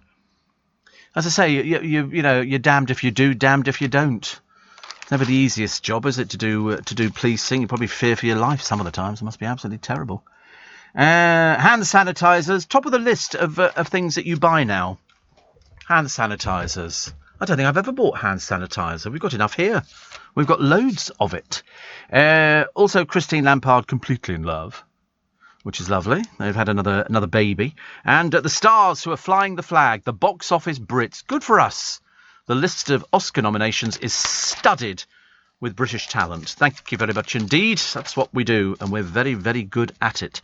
Dame Julie Walters wants the government to double funds for dementia research, calling it more critical now than ever. She's 71. 71. Backing a petition signed by more than 43,000, calling on the Tories to deliver their 2019 vow. That would be lovely. And there's a fund set up to help a girl of 7 make memories with her twin brother after she was diagnosed with an incurable brain tumour, has raised £26,000. As the family have said, overwhelming. Overwhelming. From the Holy Grail to Royal Mail, the deeds of King Arthur and the Knights of the Round Table have been captured on a set of stamps. How many times I've just got plain stamps. They've got 2 or 1 written on them. But these ones are really good. Arthur drawing the sword from the stone. That was the bit that Corey remembered. You didn't know about Tintagel and, things like that. I had to sort of fill him in on the minutiae. But they've got 10 moments, and also, do you remember the Lady of the Lake? How she breathed underwater, I've got no idea. But she did. She put her hand up, didn't she? The Lady of the Lake, which was lovely. Don't you have the Queen on your stamps? Possibly, yes. But it just has 1 or 2 written on them. I buy them in Costco. They just do. You buy 5-6 books or something at the same time, which is so much easier. So much easier. Also today, wait a minute, was that the bit I wanted? No. Oh, former England star Paul Stewart has revealed he didn't enjoy his greatest moments in the game due to abuse he suffered as a child. He said, even at the very top, playing in a cup final for England, I did not enjoy it. But he says, I have my cup winner's medal in the house, but I don't put it on show. It represents the pain and the heartache that I endured. And there were so many of these young school children. Chris says, did you know that Thorntons are closing all their chocolate shops? Yes. After the pandemic, they're going to be closing them. You can still buy the chocolates. It's not that you can't buy the chocolates. You know, you must try M&S chicken pie and their mashed potato with gravy. Oh, I like mashed potato. I could just eat mashed potato with gravy. I don't have to have anything else. I'm not a pushy person when it comes to food. Somebody sent me, Bella's sent me a link regarding the Windmill Girls. Thank you, Bella. I can't open it, though. I don't know if the producer can open that. He's probably cleverer than I am, because I can't do it. Yeah, I'm useless. I told you the other day. If ever the management say to me, could you do so-and-so and sort of I've got no idea. The Saucy Secrets of Britain's first nude showgirl. 6 performers reveal how thrilling it was to appear at the legendary Windmill Theatre. It's been turned into a stage musical, which is lovely. You should. It's very near Piccadilly Circus. You can't miss it. You can't miss it. But the girls were fantastic. Fantastic. So it was Laura Henderson. And then they had the film Mrs. Henderson Presents, of course, Judi Dench and Bob Hoskins, playing Vivian Van Dam, whose daughter, Sheila, was a private pilot. And she sort of took over after Vivian Van Dam died. It's got a great history. There is a book out, if you can get hold of it. Difficult one to get. Very difficult. And I think it's called We Never Clothed. Actually, can you try it on Amazon for me? Just out of curiosity. Because I've read the book so many times and I loved it because of all the famous people who appear. We Never Clothed. We Never Clothed. The story of the Windmill Theatre. Story of the Windmill Theatre. Or just forget about the clothed bit. The curated closet. Only you can find these things. No, are you on Amazon? No, you're not on Amazon. Go on to Amazon. Wait a minute. Souvenir of the We Never Closed 37th edition. No, 27th. No, go to Amazon. I don't know, you've asked him 3 times now. How many more times does it take to sink in? Go to Amazon. Type in Windmill Theatre Story. That'll get it. You watch. We'll find it instantly here. And, there's that Revue de Ville. The souvenir, that's very nice, but that's not the book I was looking for. Not the book I was looking for. Perhaps I've got a rare copy. The Story of the Windmill Theatre. There's one here by Mike Hutton, 32 to 64, The Windmill Years. The only time one of the girls moved is when a bomb landed quite close to the Windmill Theatre, and apparently she turned to the skies and stuck 2 fingers up to them. And everybody clapped and cheered. That was good. Thank you for that, Bella. Very much indeed. I'm very, very grateful. Anne says, great. Somebody says you're supposed to be sorted, particularly about hygiene. What about all the bacteria that grows around the neck of your milk bottle each time you drink from it and put it back in the fridge? Well, there's only me drinking it. I'm only going to drink my own bacteria.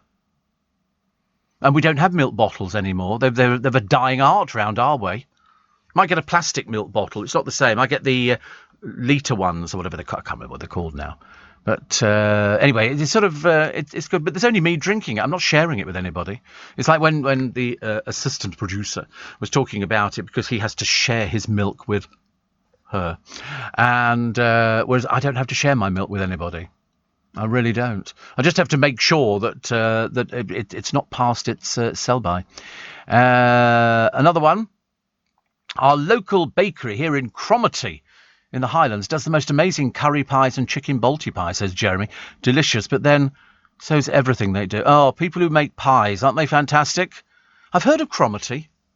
I think it features on the shipping forecast, Ross and Cromarty. And I've never known where it was, but I've always thought that sounds quite exciting. I feel as though we're all joined together. Don't you? I think that's good. Steve, there's a butcher's in Goring that do chicken curry pies. I like the, which ones are they? Laverstock. Laverstock Farms do a chicken curry pie. To die for. To die for. Absolutely. Steve, I'm walking around with long hair, says Rob in Brentwood. I'm also a hairdresser who needs to work. How come footballers have all their hair cut? I thought we were all in it together. Yeah. Think again. Think again. Yes, naughty footballers. They have to look good, don't they, as they drive their very, very flashy cars. Anita in Bickley says, getting ready for summer, so no holidays this year. The hot tub's being delivered today. You're welcome. Yeah, right. Steve, the Swan in Isleworth is being renovated. Very old pub down on the banks of the mud, as they say. Missing the chicken balls. It's only been a week, says Simon. Oh, chicken balls. How delicious. Don't talk to me about all this food. It's just not good enough. Not good enough. Billie Eilish collecting the Record of the Year award. She admitted she felt embarrassed to have won over Megan Thee Stallion. So I don't know who any of these people... And I've heard of them.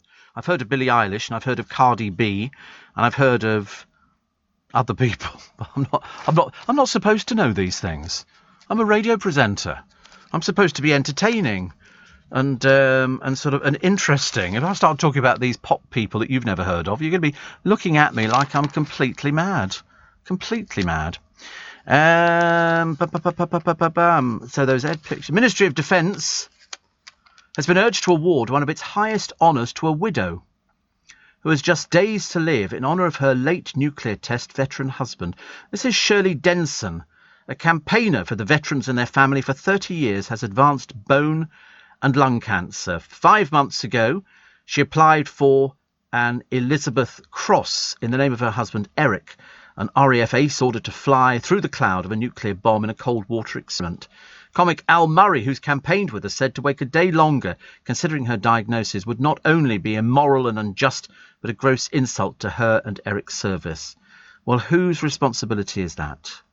The Elizabeth Cross is given to those who died as a result of service. The MOD said Mrs. Denson's application is under active consideration. She's dying, for God's sake. She's dying. Could you move it up a little pace? Come on, for God's sake. We understand the urgency of the situation. Well, it's no good telling us it's under active consideration. She's got days left to live. Come on. Surely somebody's got a heart down there, haven't they? I thought that's what people were supposed to have, and then they turn round and they go, oh, I've just done this, and you think, oh, fantastic. There are good people in the world. She's dying. You know, to have that would just be absolutely unique. But if you could pull your finger out and sort of move it up a notch or two, I'd be quite grateful. I don't have to pillory you for the rest of your lives. And Steve, I met the Swan Chinese. Oh, completely different. The Swan Chinese is by Isleworth Railway Station. The Swan Pub is down on the banks of the River Thames. Oh, it's being done up, is it? Well, I mean, they used to do the best Chinese curries. The sauce that went over the top of them. Yum, yum, yum, yum. You could dip your sweet and sour chicken in it and you could live and die happy. I haven't had a Chinese takeaway for ages. Not ages and ages. Nobody does it. They do Chinese in the supermarkets, but they don't do what you want. I want to taste that proper Chinese sauce that goes with a curry. You know, where they put all the vegetables in the thing, then they pour the sauce over the top of it. Yum, yum, yum, yum, yum, yum. What was that advert that said meow, meow, meow, meow, meow, meow, meow, meow, meow, meow, meow, meow, meow?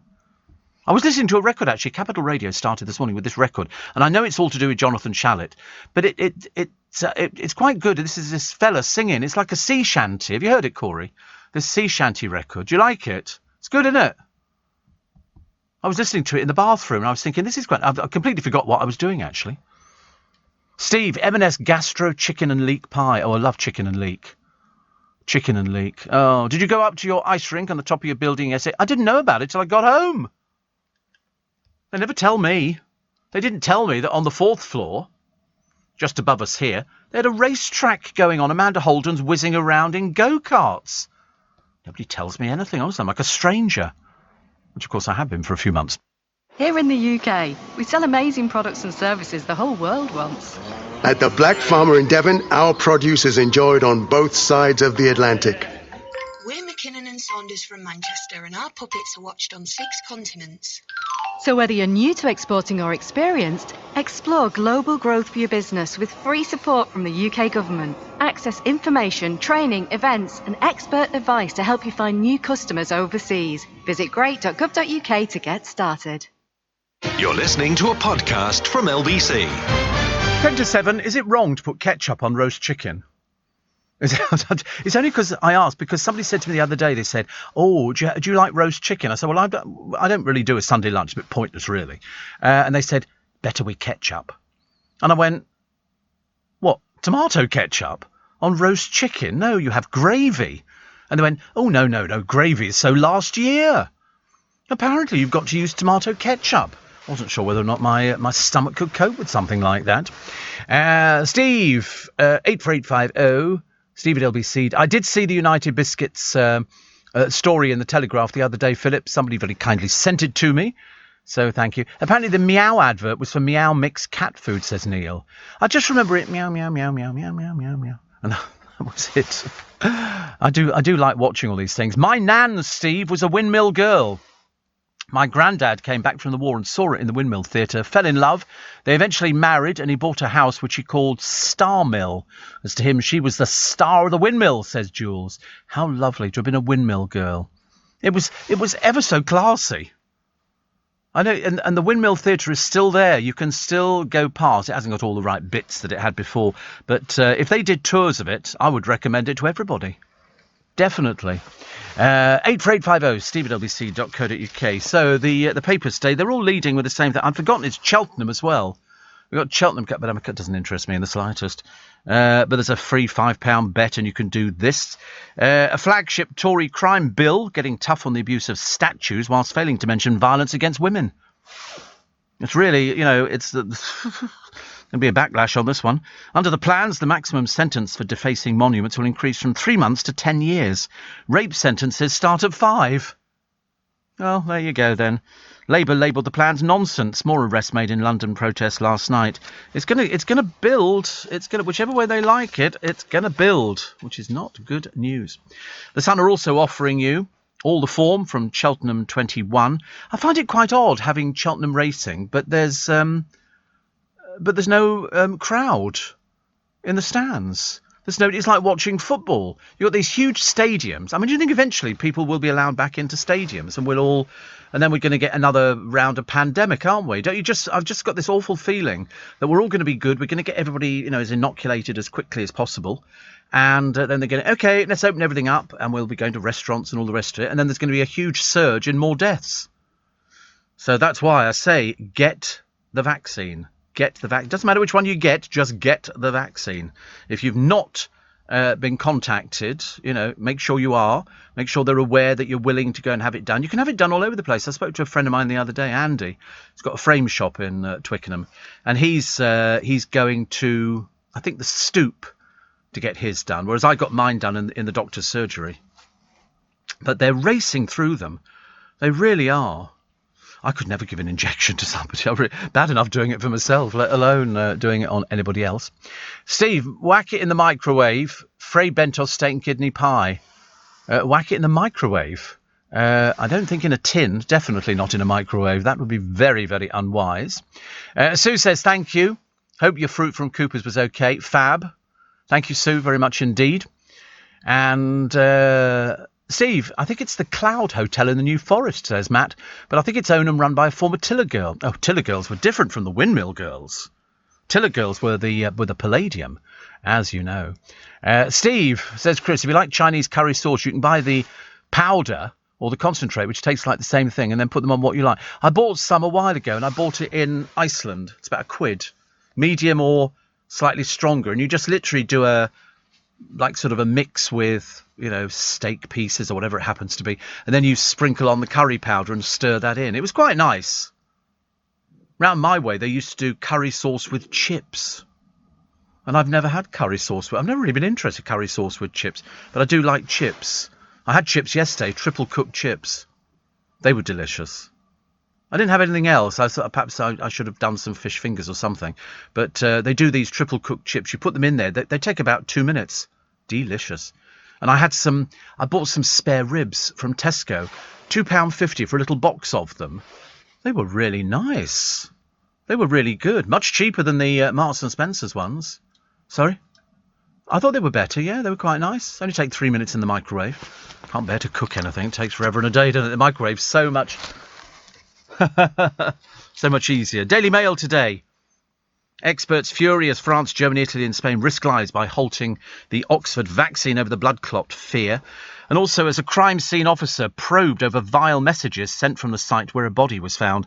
The Mail asked the pertinent question, how low can police go over Sarah? I mean, it really is.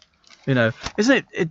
I find it really odd, isn't it? We don't know somebody, and yet we're prepared to sort of get out there and subject ourselves to all sorts of abuse and everything else. We didn't know her, but we just know that her life ended tragically. And for that, we should all be grateful that we're not in that particular situation. I mean, it is absolutely unbelievable how this country comes together, and how women especially, far more so than men, can actually sympathise with her family and know exactly what they are going through. Nobody deserves to end their life like that. Nobody. And there will be more protests. There will be people talking about it. And I'm glad she's got a voice, because up until a few weeks ago, she had no voice.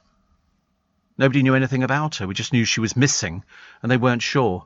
And now, 99% certain that we found her. But how lovely to get all the support. The family should be cheered. I'm sure they'd be much happier if she was back with us. But one thing for certain, she won't be forgotten.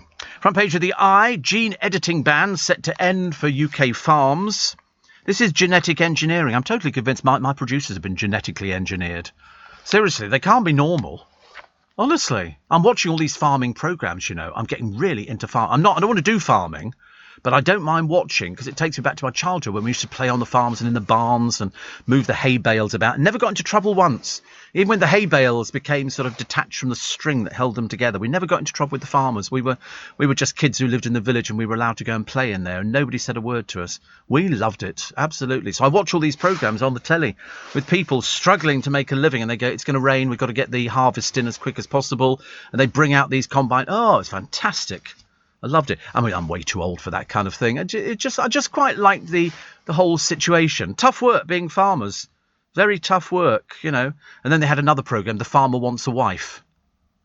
You know, and they're expecting people. It's a tough. Don't let anybody think. Do you remember Kerry Katona said something a short while ago? I had to laugh. She said, "Oh, I think I'd like to have a farm." I thought, listen, you can't even get up for normal days, let alone get up to do farming. Animals have got to be fed, got to be milked, got to be watered, got to be looked after. Which is why we'll be back with you tomorrow morning.